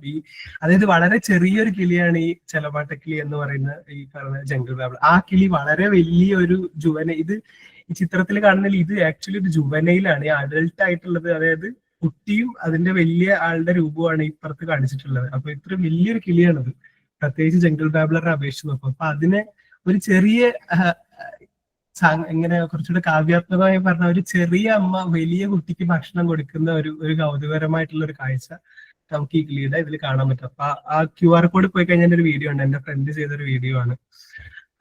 അതേപോലെ നമ്മളിപ്പോ ടെക്സ്റ്റ് ബുക്ക് വരയ്ക്കാൻ തുടങ്ങി കഴിഞ്ഞാൽ, ഇതിപ്പോ ഏറ്റവും പുതിയ പരിഷ്കരിച്ച പാഠപുസ്തകത്തിലാണ്. അപ്പൊ അതിൽ ഇങ്ങനത്തെ ആക്ടിവിറ്റീസ് ഒക്കെ ഉണ്ട്. നിങ്ങളുടെ സ്ഥലത്ത് കാണുന്ന പൂമ്പാറ്റകൾ ഏതൊക്കെയാണ്, അതിന് എന്തുകൊണ്ടാണ് ആ പേര് വന്നതെന്നൊക്കെ ഉള്ള അങ്ങനത്തെ ഒരുപാട് ആക്ടിവിറ്റീസ് ഉണ്ട്. അപ്പൊ പലപ്പോഴും ഇത് ഒരു പരിധി വരെയൊക്കെ ടീച്ചേഴ്സ് അവരെ അന്വേഷിച്ച് കണ്ടുപിടിച്ച് ക്ലാസ്സിൽ പറയുന്ന ഒരു അവസ്ഥ പലപ്പോഴും കാണാറുണ്ട്. ഓ ഇതിങ്ങനെയാണ്, അതുകൊണ്ട് ഇങ്ങനെ സംഭവിക്കുന്നു. അത് കുട്ടികൾ തന്നെ ഉണ്ട്. എക്സെപ്ഷണൽ കേസിൽ കുട്ടികൾ തന്നെ ടീച്ചറെക്കാളും മുന്നേ ഉത്തരം പറയുന്ന സിറ്റുവേഷൻസ് ഞാൻ കണ്ടിട്ടുണ്ട്. പക്ഷെ എന്നിരുന്നാൽ പോലും നമുക്ക് പലപ്പോഴും ഇത് കണക്ട് ചെയ്യാൻ പറ്റാത്ത അവസ്ഥ. അപ്പോൾ ഇവിടെ കൊടുത്ത കുറച്ച് എക്സാമ്പിൾ ഉണ്ട്. നാരകശലഭം, അരളിശലഭം, വെള്ളിലത്തോഴി, എരിക്കുതപ്പി. അപ്പൊ ഇത് എന്തുകൊണ്ടാണ് ഈ പേര് വന്നത് എന്നാണ് ടെക്സ്റ്റ് ബുക്കിൽ ചോദിക്കുന്നത്. അപ്പൊ ഇത് എന്തുകൊണ്ടാണ് ആ പേര് വന്നതെന്ന് അറിയണമെങ്കിൽ ഇതൊക്കെ ഓരോ ചെടികളുടെ പേരാണെന്ന് അറിയണമെന്നുണ്ടെങ്കിൽ നമ്മൾ ആ ചെടി കണ്ടിരിക്കണം. അപ്പോ വെള്ളില എന്ന് പറയുന്ന ചെടിയാണ് ഈ മുകളിൽ കാണിച്ചിട്ടുള്ള ചിത്രം. അപ്പൊ ഇത് എന്തുകൊണ്ടാണ് വെള്ളില എന്ന് അത് പറയേണ്ട ആവശ്യമില്ല, ആ ചെടി കാണുമ്പോൾ തന്നെ നമുക്ക് മനസ്സിലാവും എന്തുകൊണ്ടാണ് വെള്ളില. അപ്പൊ അതുപോലെ അത് താഴെയുള്ളതാണ് ഇരിക്കും. അപ്പോ ഇങ്ങനത്തെ ചെടികളും കാര്യങ്ങളും നമ്മൾ കാണുമ്പോഴാണ് നമ്മൾ ആ ഇൻഫർമേഷൻ അതുമായിട്ട് കണക്ട് ചെയ്യുന്നത്. അപ്പോൾ ഈ ക്ലാസ്സിൽ നമ്മൾ കുറെ വാക്കുകൾ കേൾക്കുന്നു, അത് കാണാപ്പാഠം പഠിക്കുന്നു, അതല്ലെങ്കിൽ അത് പിന്നെ ഓർത്ത് വെക്കുന്നു എന്നതിന് അപ്പുറത്തേക്ക് അത് അനുഭവങ്ങളാവുമ്പോൾ അത് വെള്ളില നമ്മൾ താളിയായിട്ട് ഉപയോഗിക്കുന്നു. അപ്പോൾ ആ അനുഭവങ്ങളാണ് നമ്മളെ പല കാര്യങ്ങളും ഓർത്ത് വെക്കാൻ പ്രേരിപ്പിക്കുന്നത്, നമുക്ക് അതിനോടൊരു താല്പര്യം ഉണ്ടാക്കുന്നു. അപ്പോൾ അത്തരം അനുഭവങ്ങൾ എത്രത്തോളം ഇപ്പോഴത്തെ കാലത്ത് ഉണ്ട്, അല്ലെങ്കിൽ നമുക്ക് എങ്ങനെ ഉണ്ടാക്കാം എന്നുള്ളതാണ് ഒരു പ്രധാനപ്പെട്ട ഒരു ക്വസ്റ്റ്യൻ ഇന്ന് ഞാൻ എന്നോടും നമ്മളോടൊക്കെ ആയിട്ട് ചോദിക്കാൻ ഉദ്ദേശിക്കുന്നത്. പിന്നെ ഇത് പഴയ ടെക്സ്റ്റ് ബുക്കാണ് 7ാം ക്ലാസ്സിലെ. അതിൽ നോക്കിക്കഴിഞ്ഞാൽ നമുക്ക് സസ്യലോകത്തെ ഇരപിടിയന്മാർ എന്ന് പറഞ്ഞിട്ട് എപ്പോഴും ടിപ്പിക്കലായിട്ട് കാണിക്കുന്നത് വീനസ് ഫ്ലൈ ട്രാപ്പ്, സൺഡ്യൂ ചെടി, പിക്ചർ ചെടി എന്നൊക്കെ പറഞ്ഞിട്ട് ഇത്തരം ചിത്രങ്ങളാണ്. അപ്പൊ ഇത് കാണുമ്പോൾ നമ്മള് ഇതൊക്കെ TV-യിൽ അനിമൽ പ്ലാനറ്റ് അല്ലെങ്കിൽ നാഷണൽ ജോഗ്രഫിക്കിൽ കാണുന്ന സാധനങ്ങളല്ലേ, ഇതൊക്കെ ഭയങ്കര എന്താ പറയാ എക്സോട്ടിക് ആയിട്ടുള്ള സാധനം അല്ലേ എന്ന് നോക്കും. പക്ഷെ ആക്ച്വലി അല്ല. ഇത് നമ്മളെ നാട്ടില് നമ്മളെ വീടിന്റെ തൊട്ടടുത്ത് തന്നെ ചിലപ്പോൾ ഒരു പക്ഷെ ഈ ചെടികളൊക്കെ ഉണ്ടാവും. ഉദാഹരണത്തിന് ഈ 3 ചെടികളും ഞാൻ ഇനി ഈ കാണിച്ചിട്ടുള്ള 3 ചെടികളും കേരളത്തിലുള്ള ചെടികളാണ്. ഇത് 3ഉം ഇരപിടിയൻ സസ്യങ്ങളാണ്. അതിൽ ഡ്രോസീത അല്ലെങ്കിൽ തിയോക്ക് എന്ന് പറയുന്ന ചെടിയൊക്കെ ചെങ്കൽപ്പാറ പ്രദേശങ്ങളിൽ കാണപ്പെടുന്ന ചെടികളാണ്. അപ്പൊ അതൊരു സൂചിത്തുമ്പിനെ പിടിച്ചൊരു ചിത്രമാണ് ഒന്നാമത്തെ. രണ്ടാമത്തത് യൂട്രിക്കുലേറിയ, മൂന്നാമത്തത് യൂട്രിക്കുലേറിയ ആണ്. രണ്ടിനെയും കാക്കപ്പൂ എന്ന് ബ്രോഡ്ലി വിളിക്കാം. കാക്കപ്പൂക്കളും ഇരപിടിയൻ സസ്യങ്ങളാണെന്ന് പലർക്കും, എനിക്ക് പോലും ഒരു കുറെ മുന്നേ വരെ അറിയാത്തൊരു കാര്യമാണ്. അപ്പൊ അത് നമ്മൾ എത്രത്തോളം കാര്യങ്ങൾ ഒബ്സർവ് ചെയ്യാൻ നമുക്ക് സമയം കിട്ടുന്നു, ഒബ്സർവ് ചെയ്യുന്നു, ഒബ്സർവ് ചെയ്യാൻ നമുക്ക് അവസരങ്ങൾ ഉണ്ടാവുന്നു എന്നുള്ളതിനനുസരിച്ചാണ്. അപ്പൊ കാക്കപ്പൂവിന്റെ ആ ഇവിടെ ഉള്ളിൽ കൊടുത്തുള്ള ചിത്രം നോക്കി കണ്ടാണ് ബ്ലാഡർ ആയിട്ട് ഇങ്ങനെ ഒരു സംഭവം ഉണ്ട്. അതിന്റെ ഉള്ളിലേക്കാണ് അത് ഇരകളെ പിടിക്കുന്നത്. അപ്പൊ ഇത് നമ്മൾ പുറത്തിറങ്ങിയാൽ മാത്രമേ ഈ സാധനങ്ങൾ കാണുള്ളൂ. അല്ലെങ്കിൽ ഒരു പക്ഷെ ഒരു പരിധി വരെയൊക്കെ നമുക്ക് സ്ലൈഡിലൂടെയോ ക്ലാസ്സിൽ ചിത്രങ്ങളായിട്ടൊക്കെ കാണിക്കാം. പക്ഷെ ഇത് നേരിട്ട് കണ്ടിട്ട് നമുക്ക് കിട്ടുന്ന അനുഭവങ്ങൾ അത് വേറെ തന്നെയാണ്. അത് നമ്മുടെ മനസ്സിലേക്ക് കാര്യങ്ങൾ കുറച്ചുകൂടെ ഇമോഷണൽ ആയിട്ട് കാര്യങ്ങൾ നമുക്ക് എത്തിക്കും. അപ്പൊ ഇത്രയും ഞാൻ പറഞ്ഞത് എന്റെ അനുഭവത്തിൽ നിന്നുള്ള കാര്യമാണ്. പക്ഷെ ഇതിൽ ഒരുപാട് പഠനങ്ങൾ നടന്നിട്ടുണ്ട്. അതായത് ജനറലി മനുഷ്യനും പ്രകൃതിയും തമ്മിലുള്ള ഇന്ററാക്ഷൻസ്, അത് അനുഭവങ്ങളാവട്ടെ, പിന്നെ നമ്മൾ നേരിട്ടുള്ള പിന്നെ എന്താ പറയാ കാര്യങ്ങൾ അറിയാനുള്ള ആഗ്രഹങ്ങളാവട്ടെ, അതിനുള്ള അവസരങ്ങളൊക്കെ വളരെ കുറഞ്ഞു വരുന്നതായിട്ട് ഇഷ്ടംപോലെ പഠനങ്ങളുണ്ട് ലോകത്ത് അങ്ങോളം ഇങ്ങോളം. അത് മാത്രമല്ല, ഇതിന്റെ കുറഞ്ഞു വരുന്നത് എന്നുള്ളത് കൊണ്ട് നമ്മുടെ പിന്നെ നമ്മുടെ ഹ്യൂമാനിറ്റി, നമ്മുടെ പിന്നെ മനുഷ്യന്മാരുടെ ക്ഷേമത്തിൽ, വെൽബീയിങ്ങിൽ അത് ഒരുപാട് പ്രശ്നങ്ങൾ ഉണ്ടാക്കുന്നുണ്ട്. നമ്മൾ പ്രകൃതിയായിട്ട് കണക്ട് ചെയ്ത് നിന്ന സമയത്ത് ഉണ്ടാവുന്ന സൈക്കോളജിക്കൽ ആയിട്ടുള്ള, അതല്ലെങ്കിൽ നമ്മളുടെ ഒരു മാനസിക സുസ്ഥിതി എന്നൊക്കെ പറയുന്ന സാധനത്തിലൊക്കെ ഒരുപാട് മാറ്റങ്ങൾ ഉണ്ടായിട്ടുണ്ട് എന്നുള്ളതിനും പഠനങ്ങളുണ്ട്. അതുപോലെ ഈ ഒരു ഇന്ററാക്ഷൻ അല്ലെങ്കിൽ കണക്ഷൻസ്, ബന്ധങ്ങൾ, പരിസ്ഥിതിയുമായിട്ട് ബന്ധപ്പെട്ടുള്ള ബന്ധങ്ങൾ കുറഞ്ഞു വരുമ്പോൾ നമുക്ക് പരിസ്ഥിതി സംരക്ഷണത്തിനോടുള്ള പിന്തുണയിലും അതിനനുസരിച്ചുള്ള മാറ്റങ്ങൾ ഉണ്ടാവും എന്നുള്ളതിന് പഠനങ്ങളുണ്ട്. പക്ഷെ ഇത്തരം പഠനങ്ങൾ പൊതുവെ നിങ്ങൾ താഴെ കൊടുത്തിട്ടുള്ള ഭൂമിയുടെ മാപ്പ് കണ്ടായെന്ന് മനസ്സിലാവും. കൂടുതലും ആ ഇന്ത്യ, ആഫ്രിക്ക പോലുള്ള ഭാഗങ്ങളൊക്കെ നോക്കി ഗ്രേ കളർ കാണാം. അവിടെയൊന്നും അത്തരം പഠനങ്ങൾ വളരെ കുറവാണ്, അല്ലെങ്കിൽ ഇല്ല എന്ന് തന്നെ പറയാം ഒരു പരിധി വരെ. ഇത്തരം കൂടുതൽ പഠനങ്ങൾ നടക്കുന്ന മറ്റ് പിന്നെ നോർത്ത് അമേരിക്ക പോലുള്ള അല്ലെങ്കിൽ ചൈന പോലുള്ള ഒക്കെ രാജ്യങ്ങളിലാണ്. അപ്പോൾ അവിടെ അവർ ഇത് മനസ്സിലാക്കിയിട്ട് കുട്ടികൾക്ക് ഇത്തരം പ്രകൃതി അനുഭവങ്ങൾ അല്ലെങ്കിൽ പ്രകൃതി പഠനങ്ങളൊക്കെ ഉണ്ടാക്കാൻ വേണ്ടിയിട്ട് ഒരുപാട് റിസർച്ച് നടത്തുന്നുണ്ട്. അത്തരം ക്യാമ്പുകൾ അല്ലെങ്കിൽ ഫീൽഡ് യാത്രകളും നടത്തുന്നുണ്ട്. അപ്പോൾ അതുമായി ബന്ധപ്പെട്ട് ഇത്തരം ക്യാമ്പുകൾ അല്ലെങ്കിൽ ഫീൽഡ് യാത്രകളൊക്കെ എങ്ങനെയാണ് കുട്ടികളെ സ്വാധീനിക്കുന്നത് എന്നുള്ളതിനെ കുറിച്ചുള്ള പഠനങ്ങളും കൂടുതലായിട്ട് വന്നുകൊണ്ടിരിക്കുന്നുണ്ട്. പക്ഷെ നമ്മളുടെ ഇന്ത്യൻ കോണ്ടെക്സ്റ്റിൽ ഇത് വളരെ കുറവാണ് എന്നുള്ളതാണ് ഒരു വസ്തുത. നിലവിലുള്ള ആഗോള പഠനങ്ങൾ പറയുന്നത് എന്താന്ന് വെച്ചാൽ, ഇങ്ങനത്തെ അനുഭവങ്ങൾക്ക് കുട്ടികളുടെ വൈജ്ഞാനികമായിട്ടുള്ള, അതായത് അവരുടെ നോളേജുമായി റിലേറ്റ് ചെയ്തിട്ട്, അവരുടെ വൈകാരികമായിട്ടുള്ള ഇമോഷൻസുമായിട്ട് ബന്ധപ്പെട്ടുള്ള, അവരുടെ ഐഡന്റിറ്റി ക്രിയേറ്റ് ചെയ്യുന്നതുമായി ബന്ധപ്പെട്ടുള്ള, അവരുടെ സോഷ്യൽ ആയിട്ടുള്ള, സാമൂഹിക, അതുപോലെ തന്നെ വെൽബീയിങ്, ശാരീരികമായിട്ടുള്ള, മെന്റലി ആണെങ്കിലും ഫിസിക്കലി ആണെങ്കിലും ഉള്ള ആരോഗ്യം, അതുപോലെ തന്നെ അവരുടെ പെരുമാറ്റം, ഇതിലൊക്കെ പോസിറ്റീവായിട്ടുള്ള സ്വാധീനം ചെലുത്താൻ കഴിയുന്ന ഇഷ്ടംപോലെ പഠനങ്ങൾ ഓൾറെഡി ഉണ്ട്. അതുപോലെ തന്നെ ഇത്തരം പിന്നെ പുറംവാതിൽ അനുഭവങ്ങൾ, പുറംവാതിൽ എന്നിവിടെ ഉദ്ദേശിക്കുന്നത് ഔട്ട്ഡോർ എഡ്യൂക്കേഷൻ ആണ്. നമ്മുടെ വാതിലിന് പുറത്ത് കടന്നിട്ടുള്ള, നമ്മുടെ ക്ലാസ് റൂമിന്റെ ചട്ടക്കൂടിലല്ലാതെ അതിന് പുറത്ത് കടന്നിട്ടുള്ള അനുഭവങ്ങളും അറിവുകളും ഒക്കെയാണ്. അപ്പൊ അത് കിട്ടുന്നതോടുകൂടി അവരുടെ പാരിസ്ഥിതിക മനോഭാവങ്ങളിൽ മെച്ചപ്പെടുന്നതായിട്ടും, അതുപോലെ തന്നെ അക്കാദമിക നേട്ടങ്ങൾ, അതായത് ഇപ്പോൾ നേരത്തെ പറഞ്ഞ ഡ്രോസിറ അല്ലെങ്കിൽ തിയോക്ക് എന്ന് പറയുന്ന ചെടിയൊക്കെ നമുക്ക് പഠിക്കാനുണ്ട്, അതേസമയം നമുക്ക് നമ്മുടെ തൊട്ടടുത്ത് അതിനെ കണ്ടു മനസ്സിലാക്കാൻ പറ്റും. അപ്പൊ അങ്ങനെ കണ്ടും കേട്ടും ആശയങ്ങൾ പരസ്പരം തമ്മിൽ ബന്ധിപ്പിച്ച് നമ്മൾ ഉണ്ടാക്കിയെടുക്കുന്ന അറിവുകളെ വളരെ കാലം നമ്മുടെ മനസ്സിൽ നിൽക്കും, നമ്മളൊരു ടെക്സ്റ്റ് ബുക്കിൽ വായിച്ചതോ അല്ലെങ്കിൽ ഒരാൾ പറഞ്ഞതോ ഇതിനെ അപേക്ഷിച്ച്. അത് അക്കാഡമിക്കലിയും കുട്ടികൾക്ക് മെച്ചമാണെന്നുള്ള പഠനങ്ങൾ ഇഷ്ടംപോലെ ഉണ്ട്. പിന്നെ പ്രത്യേകിച്ചും ഇത്തരം ക്യാമ്പുകൾ അല്ലെങ്കിൽ പിന്നെ ഫീൽഡ് ട്രിപ്പുകളൊക്കെ പോകുന്നത് നമ്മുടെ തൊട്ടടുത്തുള്ള പ്രദേശങ്ങളാണെന്ന് വെക്കുക. അതായത് പ്രാദേശികമായിട്ടുള്ള ഇടങ്ങളാണ്. നമ്മൾ വലിയ കുറെ ദൂരം പോയിട്ടുള്ള ഒരു നാഷണൽ പാർക്കിൽ പോവുക, അതല്ലെങ്കിൽ ഭയങ്കര ഒരു കുറെ ദൂരം പോയിട്ട് ഒരു വെള്ളച്ചാട്ടം കാണാൻ പോകുക, അങ്ങനെയൊന്നും അല്ലാണ്ട് കുറച്ചുകൂടെ നമ്മളുടെ തന്നെ അടുത്തുള്ള, പക്ഷെ എന്നാൽ നമ്മൾ അത് കാണാൻ അധികം സമയം കൊടുക്കാത്ത സ്ഥലങ്ങളാണെങ്കിൽ, അതായത് കുട്ടികൾക്കും അധ്യാപകർക്കും പരിചിതമായ സ്ഥലങ്ങളാണെങ്കിൽ, പ്രത്യേകിച്ച് അവിടെ എന്തെങ്കിലും പരിസ്ഥിതി സംരക്ഷണവുമായി ബന്ധപ്പെട്ടുള്ള എന്തെങ്കിലും വിഷയങ്ങൾ കൂടെ ഉള്ള സ്ഥലമാണെങ്കിൽ, അവിടുത്തെ സാമൂഹിക, പാരിസ്ഥിതിക, ചരിത്രപരമായിട്ടുള്ള കാര്യങ്ങളൊക്കെ കണക്ട് ചെയ്തിട്ടാണ് നമ്മൾ ഈ പദ്ധതികൾ അല്ലെങ്കിൽ ഈ പറഞ്ഞ ക്യാമ്പുകളോ ഫീൽഡ് ട്രിപ്പുകളോ ഒക്കെ നടത്തുന്നതെന്നുണ്ടെങ്കിൽ അതിലൂടെ ഒരുപാട് അറിവുകൾ കുട്ടികൾക്ക് കിട്ടുന്നുണ്ട്. അറിവിന്റെ അപ്പുറത്തേക്ക് അവബോധവും ഇമോഷണൽ ആയിട്ടുള്ള ഒരുപാട് പിന്നെ മെച്ചപ്പെടുത്തലുകളും കുട്ടികളുടെ പിന്നെ വെൽബീയിങ്ങിൽ ഉണ്ടാവുന്നുള്ള പഠനങ്ങൾ നിലവിലുണ്ട്. പക്ഷെ ഇത്തരം പഠനങ്ങളുടെ ഒക്കെ ഒരു ഒക്കെ എന്ന് പറയുന്നില്ല, പക്ഷെ ഭൂരിഭാഗത്തിന്റെ ഒരു ഡ്രോബാക്ക് എന്ന് പറയുന്നത് മിക്കതും മുതിർന്നവരുടെ അനുഭവങ്ങളും കാഴ്ചപ്പാടുകളും ആണ് ഇതിലൊക്കെ പിന്നെ പ്രതിഫലിക്കുന്നത്. അതായത് മുതിർന്നവരായിട്ട് ഇപ്പോ ഞാൻ ഒരു മുതിർന്നവരാണെങ്കിൽ നിങ്ങളൊരു മുതിർന്നവരാണെങ്കിൽ നമ്മൾ പഠിക്കുകയാണ്, ഓക്കെ ഇങ്ങനെ ചെയ്യുമ്പോൾ കുട്ടികൾക്ക് ഇങ്ങനെ കിട്ടുന്നു. പക്ഷെ മിക്ക സ്റ്റഡീസും കുട്ടികൾ എങ്ങനെയാണ് ഇത് കാണുന്നത്, അതായത് കുട്ടികളുടെ അനുഭവം എന്താണ്, അവര് ഈ പരിപാടിനെ എങ്ങനെ കാണുന്നത്, അല്ലെങ്കിൽ ഇപ്പൊ ഒരു ട്രിപ്പ് പോകുമ്പോൾ കുട്ടികളുടെ ഒരു ഫീലിംഗ് എന്താണെന്ന് മനസ്സിലാക്കാൻ വളരെ കുറഞ്ഞ സ്റ്റഡീസ് അങ്ങനെ ചെയ്തിട്ടുള്ളൂ. അപ്പോൾ അത് ഒരു പ്രധാനപ്പെട്ട പോയിന്റ് ആണ്. ഇനി ഇന്ത്യയിലേക്ക് സ്പെസിഫിക് ആയിട്ട് വരികയാണെങ്കിൽ ഓൾറെഡി ഞാൻ പറഞ്ഞു ഇന്ത്യയിൽ ഇത്തരം ഗവേഷണങ്ങൾ വളരെ കുറവാണ്. പക്ഷെ ഇന്ത്യയിലേക്ക് വരികയാണെങ്കിൽ സ്റ്റഡീസ് ഉണ്ട്. പക്ഷെ അതിനപ്പുറത്തേക്ക് ഇന്ത്യയിൽ ഒരുപാട് ഇത്തരം ക്യാമ്പുകള് അല്ലെങ്കിൽ ഫീൽഡ് ട്രിപ്പുകളൊക്കെ നടക്കുന്നുണ്ട്. ഇപ്പൊ പരിഷത്തിന്റെ തന്നെ ആണെങ്കിലും മറ്റ് NGO-കളുടെ ആണെങ്കിലും ഒക്കെ ഒരുപാട് പ്രോഗ്രാംസ് ഓൾറെഡി നടക്കുന്നുണ്ട്. പക്ഷെ അതിന്റെയൊക്കെ എഫക്റ്റ് എന്താണ്, അല്ലെങ്കിൽ അതെങ്ങനെയാണ് കുട്ടികളെ സ്വാധീനിക്കുന്നത് എന്നുള്ളതിനെ കുറിച്ചുള്ള പഠനങ്ങളോ ഡോക്യുമെന്റേഷൻസോ വളരെ കുറവാണ്. പക്ഷെ ഇതിനൊക്കെ ഭയങ്കരമായിട്ടുള്ള സാധ്യതകളുണ്ട്. എസ്പെഷ്യലി നമ്മുടെ ഇപ്പോഴത്തെ സംസ്ഥാന തലത്തിലാണെങ്കിലും കേന്ദ്ര തലത്തിലാണെങ്കിലും ഒക്കെ വരുന്ന പുതിയ പോളിസികൾ, വിദ്യാഭ്യാസ പിന്നെ പോളിസികളാണെങ്കിലും നയങ്ങളാണെങ്കിലും ഒക്കെ അതിലൊക്കെ ഈ പറയുന്ന പ്രാദേശിക സ്ഥലങ്ങളെ അടിസ്ഥാനപ്പെടുത്തിയിട്ടുള്ള ഔട്ട്ഡോർ എഡ്യൂക്കേഷൻ ഒരുപാട് ഇമ്പോർട്ടൻസ് കൊടുക്കുന്നുണ്ട്. അങ്ങനെ ചെയ്യണം എന്ന് പറയുന്നുണ്ട്. പക്ഷെ അത് എങ്ങനെ ചെയ്യും, എപ്പോ ചെയ്യും, ആര് ചെയ്യും എന്നുള്ള കാര്യത്തിലൊക്കെ കുറച്ചൊരു ക്ലാരിറ്റി കുറവുള്ളത് കൊണ്ട് പലപ്പോഴും ഇത് നടക്കാതെ പോകുന്ന സിറ്റുവേഷൻസ് ഉണ്ടാവാറുണ്ട്. പക്ഷെ അപ്പൊ ഞാൻ ആലോചിച്ചൊരു കാര്യം എന്ന് വെച്ചാൽ ഇത് ഓൾറെഡി ഇത്രയും പ്രോഗ്രാംസ് നമുക്ക് നടക്കുന്നതുകൊണ്ട് അതിന് എന്താണ് കിട്ടുന്നത് മനസ്സിലാക്കിയിട്ട് അവർ നേരിടുന്ന പ്രശ്നങ്ങൾ എന്തൊക്കെയാണ്, അല്ലെങ്കിൽ കുട്ടികൾ എങ്ങനെയാണ് ഇതിനെ കാണുന്നത്, അധ്യാപകർ എങ്ങനെയാണ് കാണുന്നത് എന്ന് നമുക്ക് മനസ്സിലാക്കി കഴിഞ്ഞാൽ ഒരുപാട് കാര്യങ്ങൾ നമുക്ക് കോൺട്രിബ്യൂട്ട് ചെയ്യാൻ പറ്റും. അതിപ്പോ ഒരു ടെക്സ്റ്റ് ബുക്ക് എഴുതുന്ന സമയത്ത്, അല്ലെങ്കിൽ ഒരു ഹാൻഡ് ബുക്ക് ഉണ്ടാക്കുന്ന സമയത്ത്, അല്ലെങ്കിൽ ഒരു സ്കൂളിൽ ഒരു ട്രിപ്പ് പ്ലാൻ ചെയ്യുന്ന സമയത്ത് ഇത് എങ്ങനെ യൂസ്ഫുൾ ആവാം, നിലവിലുള്ള ഇത്തരം അനുഭവങ്ങൾ നമുക്ക് എങ്ങനെ ഉപയോഗിക്കാം എന്നുള്ളതായിരുന്നു എൻ്റെ ഒരു പ്രധാന ചോദ്യം. ഈ ഒരു ചെങ്കൽപ്പാറയിൽ ഞാൻ വർക്ക് ചെയ്തുകൊണ്ടിരുന്ന സമയത്ത് മുഴുവൻ ഉണ്ടായിരുന്നു.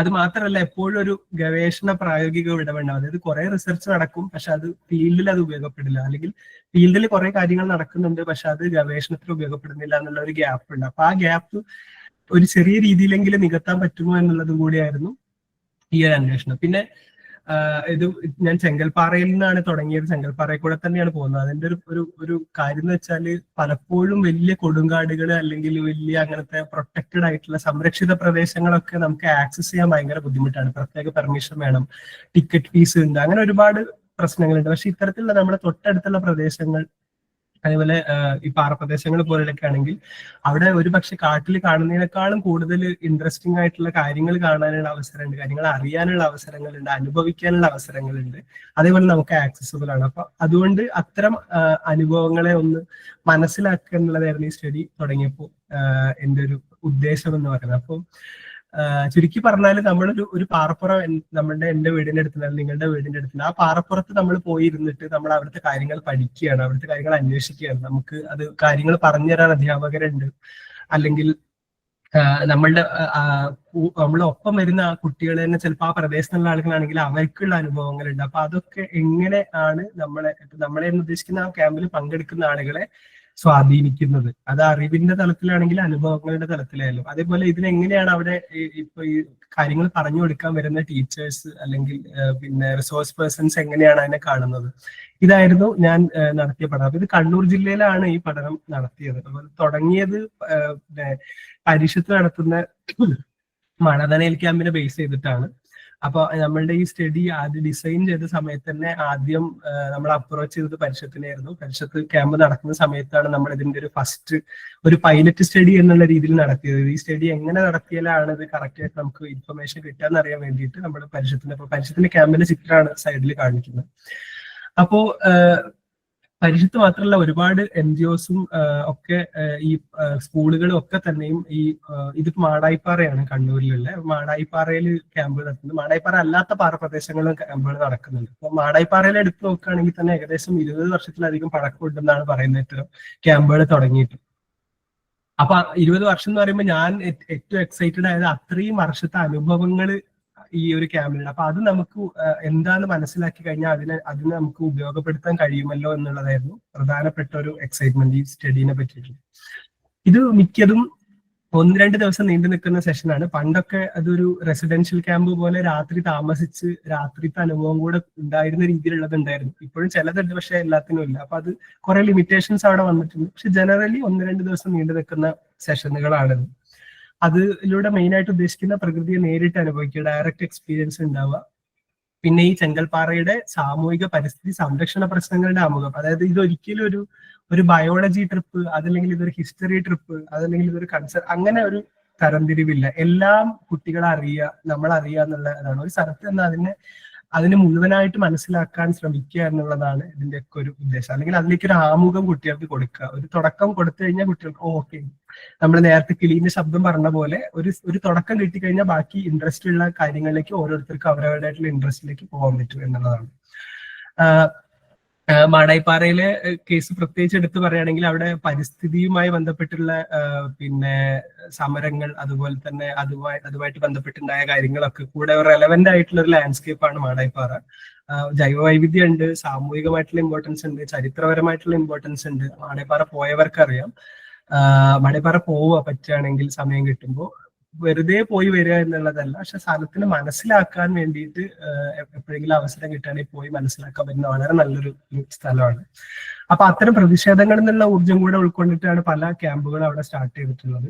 പിന്നെ ജനറലി ഈ പാറപ്രദേശങ്ങൾ എന്ന് പറഞ്ഞു കഴിഞ്ഞാൽ കാണുമ്പോൾ ഇങ്ങനെ വരണ്ടി കിടക്കുന്നുണ്ട്. പ്രത്യേകിച്ച് വേനൽക്കാലത്ത് പോയിട്ടാണ് നിങ്ങൾ നോക്കുന്നതെങ്കിൽ പറയും ഇതൊരു തരിശുനില ആണല്ലോ എന്ന് പറഞ്ഞതുകൊണ്ട് ഒരുപാട് പ്രശ്നങ്ങൾ നേരിടുന്നുണ്ട്.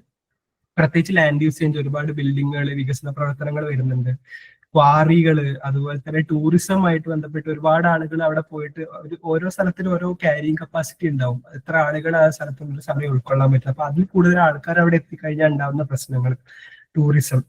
അപ്പൊ ഇതൊക്കെയാണ് മാടായിപ്പാറയുടെ അല്ലെങ്കിൽ ജനറലി മാടായിപ്പാറ എന്നല്ല പൊതുവേ ഉള്ള പാറപ്രദേശങ്ങൾ. അത് മഹാരാഷ്ട്ര ആണെങ്കിലും കർണാടക ആണെങ്കിലും കേരള ആണെങ്കിലും ഒക്കെ നേരിടുന്ന പ്രധാനപ്പെട്ട പ്രശ്നങ്ങളാണ്.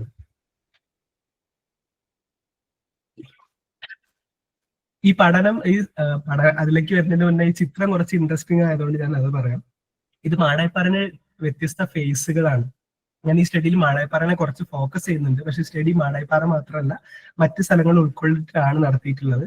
പക്ഷെ ചിത്രങ്ങൾ ഏറ്റവും കൂടുതൽ അവൈലബിൾ ആയിട്ടുള്ള മാടായിപ്പാറയുണ്ട്, അത് ഉൾപ്പെടുത്തിയത്. നിങ്ങൾക്ക് നോക്കിയാൽ കാണാം.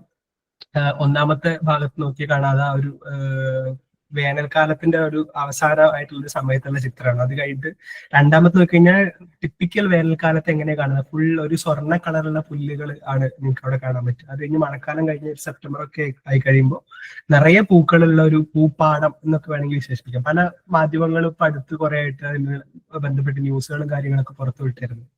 അപ്പൊ ഇങ്ങനെ സ്പേഷ്യലി, അതായത് നമ്മള് ഭൂപരമായിട്ട് നോക്കിക്കഴിഞ്ഞാൽ പല സ്ഥലത്ത് പല എലമെന്റ്സ്, ഒരു കോട്ട, ഒരു കുളം, അല്ലെങ്കിൽ ഒരു കാവ്, കുറെ ചെടികളുള്ള സ്ഥലം. അതേപോലെ ടെമ്പറലി എന്ന് പറയുന്നത് ടൈം അനുസരിച്ച് നോക്കിക്കഴിഞ്ഞാൽ വേനൽക്കാലത്തുള്ള മുഖമേ അല്ല പിന്നെ മഴക്കാലത്ത് അല്ലെങ്കിൽ അതിന്റെ ഇടയിലുള്ള.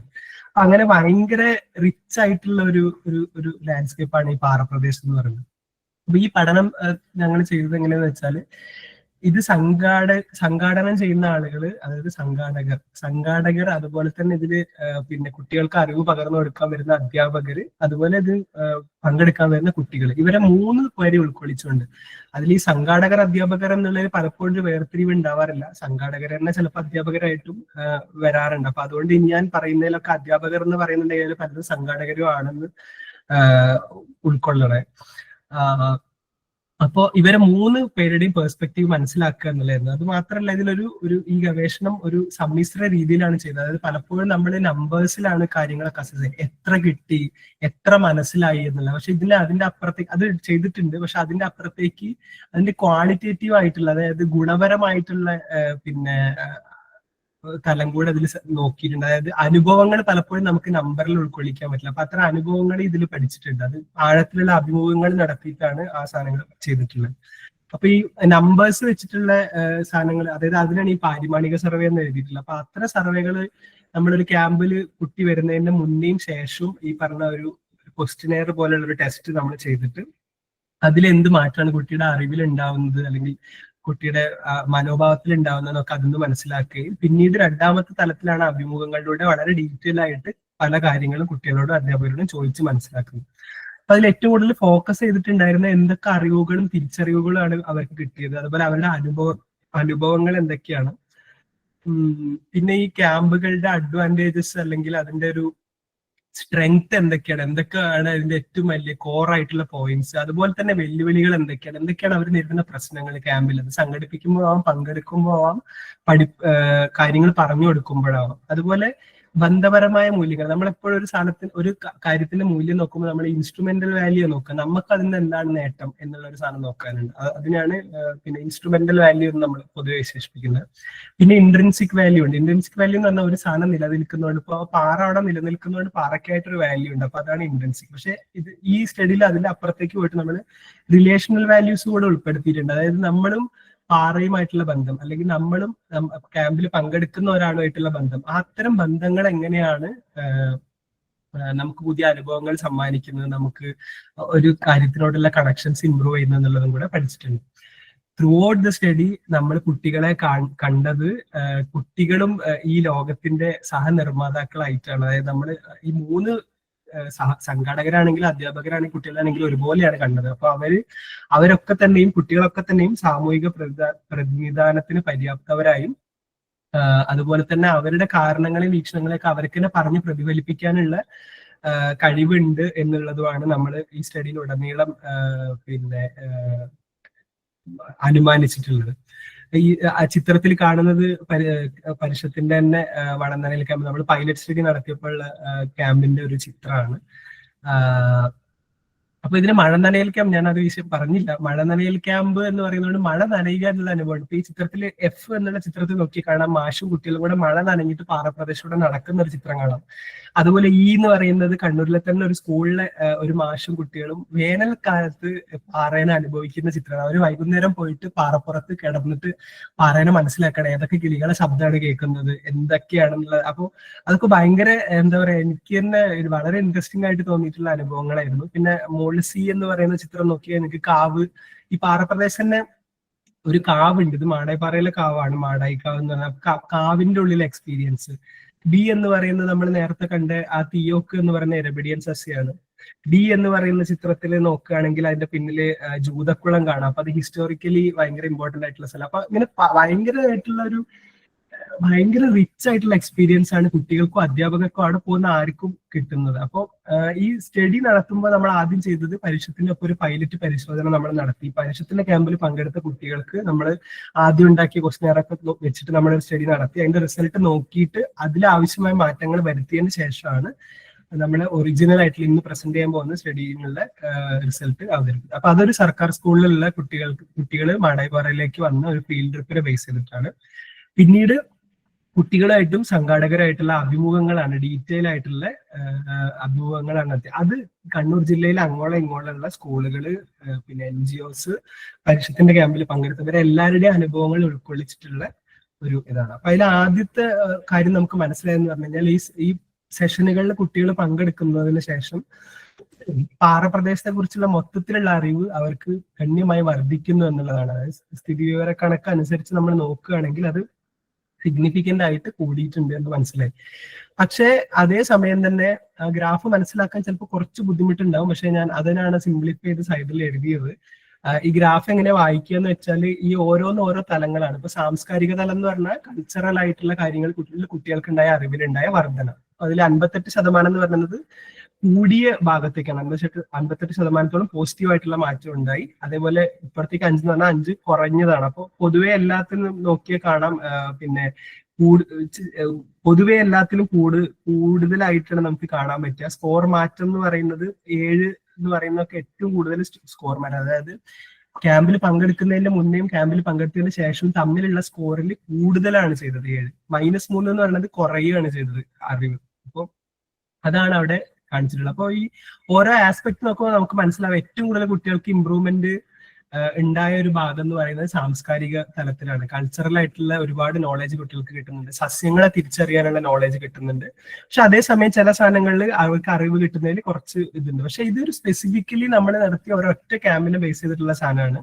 ഇത് നമ്മൾ ഭയങ്കരമായിട്ട് ജനറലൈസ് ചെയ്യേണ്ട ആവശ്യമില്ല. പക്ഷെ ഇതിന് മനസ്സിലാക്കാവുന്ന ഒരു ഇൻട്രസ്റ്റിംഗ് ആയിട്ടുള്ള ഫാക്ട് എന്ന് പറയുന്നത് ഈ നടുവിലുള്ള പച്ച കളർ ഉണ്ടല്ലോ, 37%, 45%, അതെന്ന് പറഞ്ഞാൽ ഒരു മാറ്റം ഇല്ലാത്ത കുട്ടികളുടെ ശതമാനമാണ്. അതായത് ക്യാമ്പിൽ പങ്കെടുക്കുന്നതിന് മുന്നേ ശേഷം അവർക്ക് പ്രത്യേകിച്ച് മാറ്റമൊന്നും അവരുടെ അറിവിൽ ഉണ്ടായിട്ടില്ല. അതായത് 33 to 60% പേർക്ക് അക്രോസ് പല വിഷയങ്ങളായിട്ട് മാറ്റമൊന്നും ഉണ്ടായിട്ടില്ല. അപ്പോൾ ഇത് പലപ്പോഴും നമ്മുടെ ക്ലാസ്സിലും കാണുന്ന ഒരു കാര്യമാണ്. അപ്പോൾ നമ്മൾ ഒരു ഒരു ഒരു സാധനം ചെയ്യുമ്പോൾ ക്ലാസ്സിൽ അല്ലെങ്കിൽ ഒരു ഒരു ഫീൽഡ് ട്രിപ്പിന് കൊണ്ടുപോകുമ്പോൾ അത് എല്ലാവർക്കും ഒരുപോലെ ആ മാറ്റം ഉണ്ടാകണം എന്നില്ല. പക്ഷെ അതേസമയം ഒരു ഭൂരിപക്ഷം പേർക്കെങ്കിലും അത് ഭയങ്കരമായിട്ടുള്ള ഇമ്പാക്റ്റ് ഉണ്ടാവുന്നുണ്ട് എന്നതാണ്. അപ്പോൾ ഇത് മനസ്സിലാക്കുന്നതുകൊണ്ട് നമുക്കുള്ള ഗുണം എന്താണെന്ന് വെച്ചാൽ ഏതൊക്കെ ഘടകങ്ങളിലാണ് കൂടുതൽ നമുക്ക് ഇമ്പ്രൂവ് ചെയ്യേണ്ടത്, അതെങ്ങനെ ഇമ്പ്രൂവ് ചെയ്യാമെന്ന് ഈ സ്റ്റഡിയിൽ നിന്ന് നമുക്ക് മനസ്സിലാക്കാനുള്ള. അപ്പൊ അതിലേക്കാണ് കൂടുതൽ ഇനി അടുത്ത കാര്യങ്ങൾ പോകുന്നത്, എങ്ങനെ ഈ ഓരോ സാധനത്തിലേക്കും ചെയ്യാമെന്നുള്ളത്.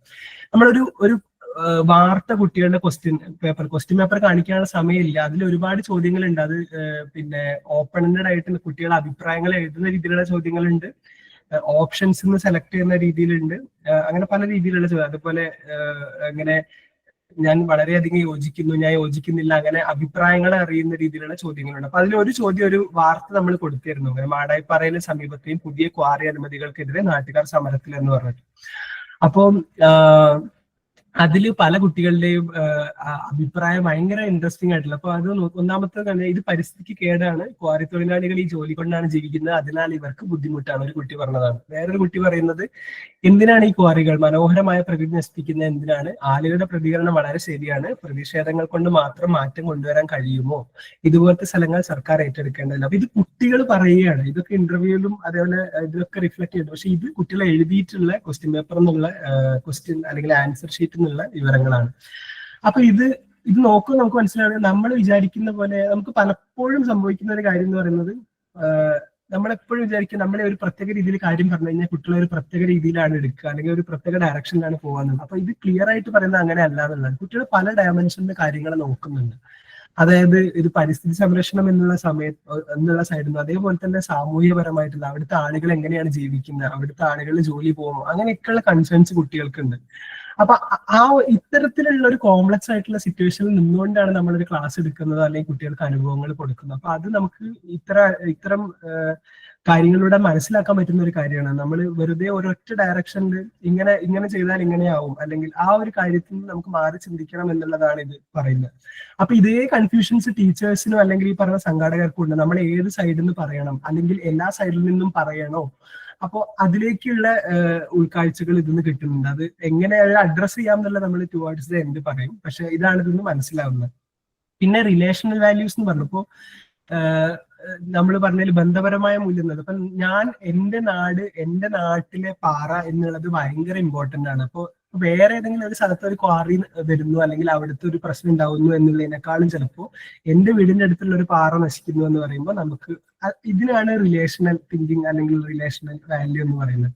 അപ്പൊ എന്റെ നാട് നശിക്കും എന്നുള്ളത് പല കുട്ടികളും പറയുന്നുണ്ട്. അപ്പോൾ ആ സ്വദേശം എന്നുള്ള കോൺസെപ്റ്റ് ഇവിടെ എടുത്തു കാണിക്കുന്നുണ്ട്. അതുപോലെ തന്നെ ഇൻസ്ട്രുമെന്റൽ വാല്യൂസ്, ആ പാറ അവിടെ ഉള്ളതുകൊണ്ട് എന്താണ് ഗുണം, നമുക്ക് ജലം കിട്ടും, അവിടുത്തെ ആളുകൾക്ക് പിന്നെ ആടുകളെ അല്ലെങ്കിൽ പശുക്കളെ മേയാനുള്ള സ്ഥലമാണ്, അങ്ങനത്തെ കാര്യങ്ങൾ വരുന്നുണ്ട്. അതേപോലെ തന്നെ പല കുട്ടികളും പ്രകൃതിയുടെ സൗന്ദര്യം അത് ഇമ്പോർട്ടന്റ് ആണ്, നമ്മൾ ക്വാറികൾ വന്നു കഴിഞ്ഞാൽ അത് നശിക്കും, ആ രീതിയിലുള്ള ആൻസേഴ്സും ഇതിലുണ്ടായിരുന്നു. പിന്നെ ഇൻട്രസ്റ്റിംഗ് ആയിട്ട് നമ്മളൊരു കാര്യം ചോദിച്ചു, താഴെ കാണിച്ചിട്ടുള്ള പൂവ് എന്ന് പറഞ്ഞാൽ തിയോക്ക് തന്നെയാണ്, നേരത്തെ കാണിച്ച ഡ്രോസിയർ തന്നെയാണ് എരബഡിയൻ സസ്യം, മുകളിലുള്ളത് ഒരു തേളിന്റെ ചിത്രം. ഇത് രണ്ടും പാറപ്രദേശങ്ങൾ കാണുന്നതാണ്. അപ്പൊ നമ്മൾ ഈ ക്യാമ്പിന്റെ മുന്നിൽ ശേഷം ചോദിച്ചു, നിങ്ങൾക്ക് ഇതിനെ കാണാൻ താല്പര്യം ഉണ്ടോ, ഉണ്ടെങ്കിൽ എന്ത്, ഇല്ലെങ്കിൽ എന്തെന്ന്. അപ്പൊ അതിൽ കുട്ടികൾ ഇൻട്രസ്റ്റിംഗ് ആയിട്ട് ഡ്രോസിയറിനെ സെഷന് മുമ്പ് അവർ പറഞ്ഞ ഇത് ഞാൻ ഇതുവരെ കണ്ടിട്ടില്ല, അത് ഭയങ്കര പുതിയൊരു സാധനമാണ്, അപ്പൊ ആ പുതുമയാണ് എന്നെ ഇതിനെ കാണാൻ പ്രേരിപ്പിക്കുന്നതെന്ന് പറഞ്ഞു. പക്ഷെ ക്യാമ്പിൽ കുട്ടികൾ ഡ്രോസിയറിനെ കണ്ടു, അതിന്റെ ശേഷം കുട്ടികളുടെ ആൻസേഴ്സ് നോക്കുക, പിന്നെ ചോദിച്ചു നിങ്ങൾക്ക് ഇനി ഇതിനെ കാണണോ ക്യാമ്പിന്റെ ശേഷം, അപ്പോഴും അവർ പറഞ്ഞു ഞങ്ങൾക്ക് ഇനിയും കാണണം. വൈ? അപ്പൊ അവർ പറഞ്ഞ ഇത് ഭയങ്കര യുണീക്കാണ്, അതുല്യമായിട്ടുള്ള സ്ഥലം, എവിടെ വേറെ കാണാൻ കിട്ടാത്ത ഒരു സ്ഥലമാണ്, ഇത് ഭയങ്കര സൗന്ദര്യമുള്ളതാണ്, ഇതൊരു അപൂർവമായിട്ടുള്ള സാധനമാണ്. അതേപോലെ ഇത് എങ്ങനെയാണ് ഇരയെ പിടിക്കുക എന്നുള്ളത് കാണാൻ ഭയങ്കര ഇൻട്രസ്റ്റ്, കാരണം അത് നമുക്ക് ആ ക്യാമ്പിൽ കാണിച്ചു കൊടുക്കാൻ പറ്റിയിട്ടുണ്ടായിരുന്നില്ല. അപ്പൊ ഇപ്പൊ അവിടെ കാണുന്ന എലമെന്റ്സ് നമ്മൾ പിക്ക് ചെയ്ത്, അതായത് യുണീക്ക് ആയിരിക്കണം നമ്മൾ കാണിക്കുന്ന സാധനങ്ങൾ, അതുപോലെ തന്നെ ഒരു അട്രാക്റ്റീവ് ആയിട്ടുള്ള സാധനങ്ങളായിരിക്കണം, അതുപോലെ ഒരു ക്യൂരിയോസിറ്റി ജനിപ്പിക്കുന്ന സാധനങ്ങളാണെങ്കിൽ കുട്ടികൾക്ക് അത് കൂടുതൽ ഇൻട്രസ്റ്റ് ആവാൻ സാധ്യതയുണ്ട്. അതേസമയം തേളിന്റെ കാര്യം നോക്കുകയാണെങ്കിൽ സെഷന് മുന്നേ ചോദിച്ചു ഇതിനെ കാണണമെന്ന് വെച്ചപ്പോൾ വേണ്ട, അപ്പൊ കുട്ടികൾ പറഞ്ഞു തേളിനെ നിരീക്ഷിക്കുന്നതിൽ ബുദ്ധിമുട്ടില്ല, തേളിപ്പോ ഞങ്ങൾ എല്ലാവരും കണ്ടിട്ടുള്ള സാധനമാണ് എന്ന് പറഞ്ഞു. പക്ഷെ സെഷന് ശേഷം കുട്ടികളെ കാണണ്ടെന്ന് പറഞ്ഞെങ്കിൽ അതിനുള്ള റീസൺ ഡിഫറെന്റ് ആയിരുന്നു. സെഷന് ശേഷം കുട്ടികളെ തേളിലൊരു അപകടകരമായ ജീവിയാണ്, എനിക്ക് അതിന് ഇഷ്ടമല്ല, ഞങ്ങൾക്ക് അതിന് ഇഷ്ടമല്ലതാണ്. അപ്പോ ഒരിക്കലും നമ്മൾ ക്യാമ്പിന്റെ ഇടയിൽ എവിടെയും തേളൊരു അപകടകാരിയായ ജീവിയാണ്, നിങ്ങൾ ഭയങ്കര സൂക്ഷിച്ച് നടക്കണം എന്ന് പറഞ്ഞിട്ടില്ലായിരുന്നു ക്യാമ്പിൽ അല്ലെങ്കിൽ ഈ ഫീൽഡ് ട്രിപ്പിൽ. പക്ഷെ കുട്ടികൾക്ക് ആ ഒരു ഇൻഫർമേഷൻ കിട്ടി. അപ്പോൾ മിക്കവാറും അത് കുട്ടികൾ തമ്മിൽ സംസാരിച്ചിരുന്നായിരിക്കും. ഇപ്പൊ ഏതെങ്കിലും ഒരു കുട്ടി എക്സാമ്പിൾ പറഞ്ഞിട്ടുണ്ടാവും, എന്റെ വീട്ടിൽ വന്ന് ഇങ്ങനെ ഒരു സംഭവം ഉണ്ടായി. അപ്പോ ഇതൊന്ന് മനസ്സിലാക്കാൻ പറ്റുന്ന ഒരു സാധനം എന്ന് പറയുന്നത്, നമ്മൾ എപ്പോഴും ഒരു അനുഭവം കൊടുക്കുന്ന സമയത്ത് ആ അനുഭവം അത് നമ്മൾ പറയുന്ന ഒരു അധ്യാപകനോ അല്ലെങ്കിൽ സംഘാടകനോ പറയുന്നതിന്റെ അപ്പുറത്തേക്ക് കുട്ടികൾ തമ്മിലുള്ള ചർച്ചകൾ, അവരുടെ ഡിസ്കഷൻസ് ഒക്കെ ഇതിൽ നല്ല റോള് വഹിക്കുന്നുണ്ട്. അപ്പൊ അത്തരം കാര്യങ്ങളിലേക്കാണ് ഈ ആൻസേഴ്സ് നമ്മളെ നയിക്കുന്നത്. പിന്നീടുള്ള കാര്യങ്ങൾ നമ്മൾ കുറച്ച് അഭിപ്രായപരമായിട്ടുള്ള ചോദ്യങ്ങൾ ചോദിച്ചിരുന്നു. നമുക്ക് ഈ പാറകളെ സംരക്ഷിക്കേണ്ട ആവശ്യമുണ്ടോ, അതുപോലെ ഈ പാറപ്പുറങ്ങളെ ഔദ്യോഗികമായിട്ട് പാഴ്ഭൂമികൾ എന്നാണ് സർക്കാർ വിളിക്കുന്നത്, അത് ശരിയാണോ, അതേപോലെ അവരുടെ ഒരു ജനറലി അവരുടെ ഒരു പരിസ്ഥിതിയിലേക്ക് ഇറങ്ങി നടക്കാൻ അല്ലെങ്കിൽ പുറത്തെ കാഴ്ചകൾ കാണാനുള്ള താല്പര്യം അറിയാൻ വേണ്ടിയിട്ട് അവർക്കത് അങ്ങനെ പുറത്തിറങ്ങി നടക്കാൻ ഇഷ്ടമാണോ, ഇങ്ങനെയൊക്കെയുള്ള കുറച്ച് ചോദ്യങ്ങൾ ചോദിച്ചിട്ടുണ്ട്. പക്ഷെ അതിലൊന്നും തന്നെ നമുക്ക് കാര്യമായിട്ടുള്ള മാറ്റം കണ്ടില്ല എന്നുള്ളതാണ്. ക്യാമ്പിന് മുന്നേ ക്യാമ്പിന് ശേഷം ഏകദേശം ഒരുപോലെയുള്ള രീതിയിലാണ്. പ്രത്യേകിച്ച് സ്റ്റാറ്റിസ്റ്റിക്കലി നോക്കുകയാണെങ്കിൽ ഇതിന് മാറ്റമൊന്നും വന്നില്ല. മാറ്റങ്ങൾ ഉണ്ട്, നമുക്ക് കാണാം, മുൻപ് ശേഷം എന്നുള്ളതിനൊക്കെ ചെറിയ മാറ്റങ്ങൾ കാണാം. പക്ഷെ അതൊന്നും ഒരു മൊത്തം കുട്ടികളെ എടുത്ത് നോക്കുമ്പോൾ അതൊരു വലിയ മാറ്റമായിട്ട് നമുക്ക് കിട്ടിയിട്ടില്ല. പക്ഷെ ഇൻട്രസ്റ്റിംഗ്ലി 95% പേരും പറഞ്ഞത് സ്കൂളുകളിൽ ഇത്തരം ജീവികളെയോ അല്ലെങ്കിൽ ഇത്തരം സ്ഥലങ്ങളെ കുറിച്ച് പഠിക്കാൻ കഴിഞ്ഞാൽ നമുക്ക് നല്ല ആസ്വദിക്കാൻ പറ്റുമെന്ന് കുട്ടികൾ സമ്മതിച്ചിട്ടുണ്ട്. ഒരു 10% താഴെ പേര് പറഞ്ഞു ഇത് പഠനത്തിലെ ബുദ്ധിമുട്ട് വർദ്ധിപ്പിക്കും. അപ്പോൾ ഇവിടെയും നേരത്തെ പറഞ്ഞ സ്ഥലത്തിൽ വരുന്നത് എല്ലാ കുട്ടികളെയും നമ്മൾ ഒരുപോലെ കാണേണ്ട ആവശ്യമില്ല. ഓരോരുത്തർക്കും എന്താ പറയാ, ഓരോരുത്തരും കാണുന്നത്, ഓരോരുത്തർ അറിയുന്നത്, ഓരോരുത്തർ മനസ്സിലാക്കുന്നത്, ഓരോരുത്തർ ആഗ്രഹിക്കുന്നത് വേറെ വേറെ തന്നെയാണ് എന്നുള്ളൊരു പോയിന്റിലേക്കാണ്. ഈ പോയിന്റിലേക്ക് വീണ്ടും നമ്മൾ കുറച്ച് കഴിഞ്ഞാൽ വരും. പിന്നെ നമ്മൾ ഇന്റർവ്യൂസ് നടത്തിയെന്ന് പറഞ്ഞാൽ അപ്പൊ അതിലുള്ള കുറച്ച് വളരെ വളരെ ഇൻട്രസ്റ്റിംഗ് ആയിട്ടുള്ള ഒരുപാട് സാധനങ്ങളുണ്ട്. പക്ഷെ ഞാൻ ഏറ്റവും എനിക്ക് ഇൻട്രസ്റ്റിംഗ് ആയിട്ട് തോന്നിയ 3 സാധനങ്ങൾ മാത്രം ഇവിടെ കാണിക്കുകയാണ്.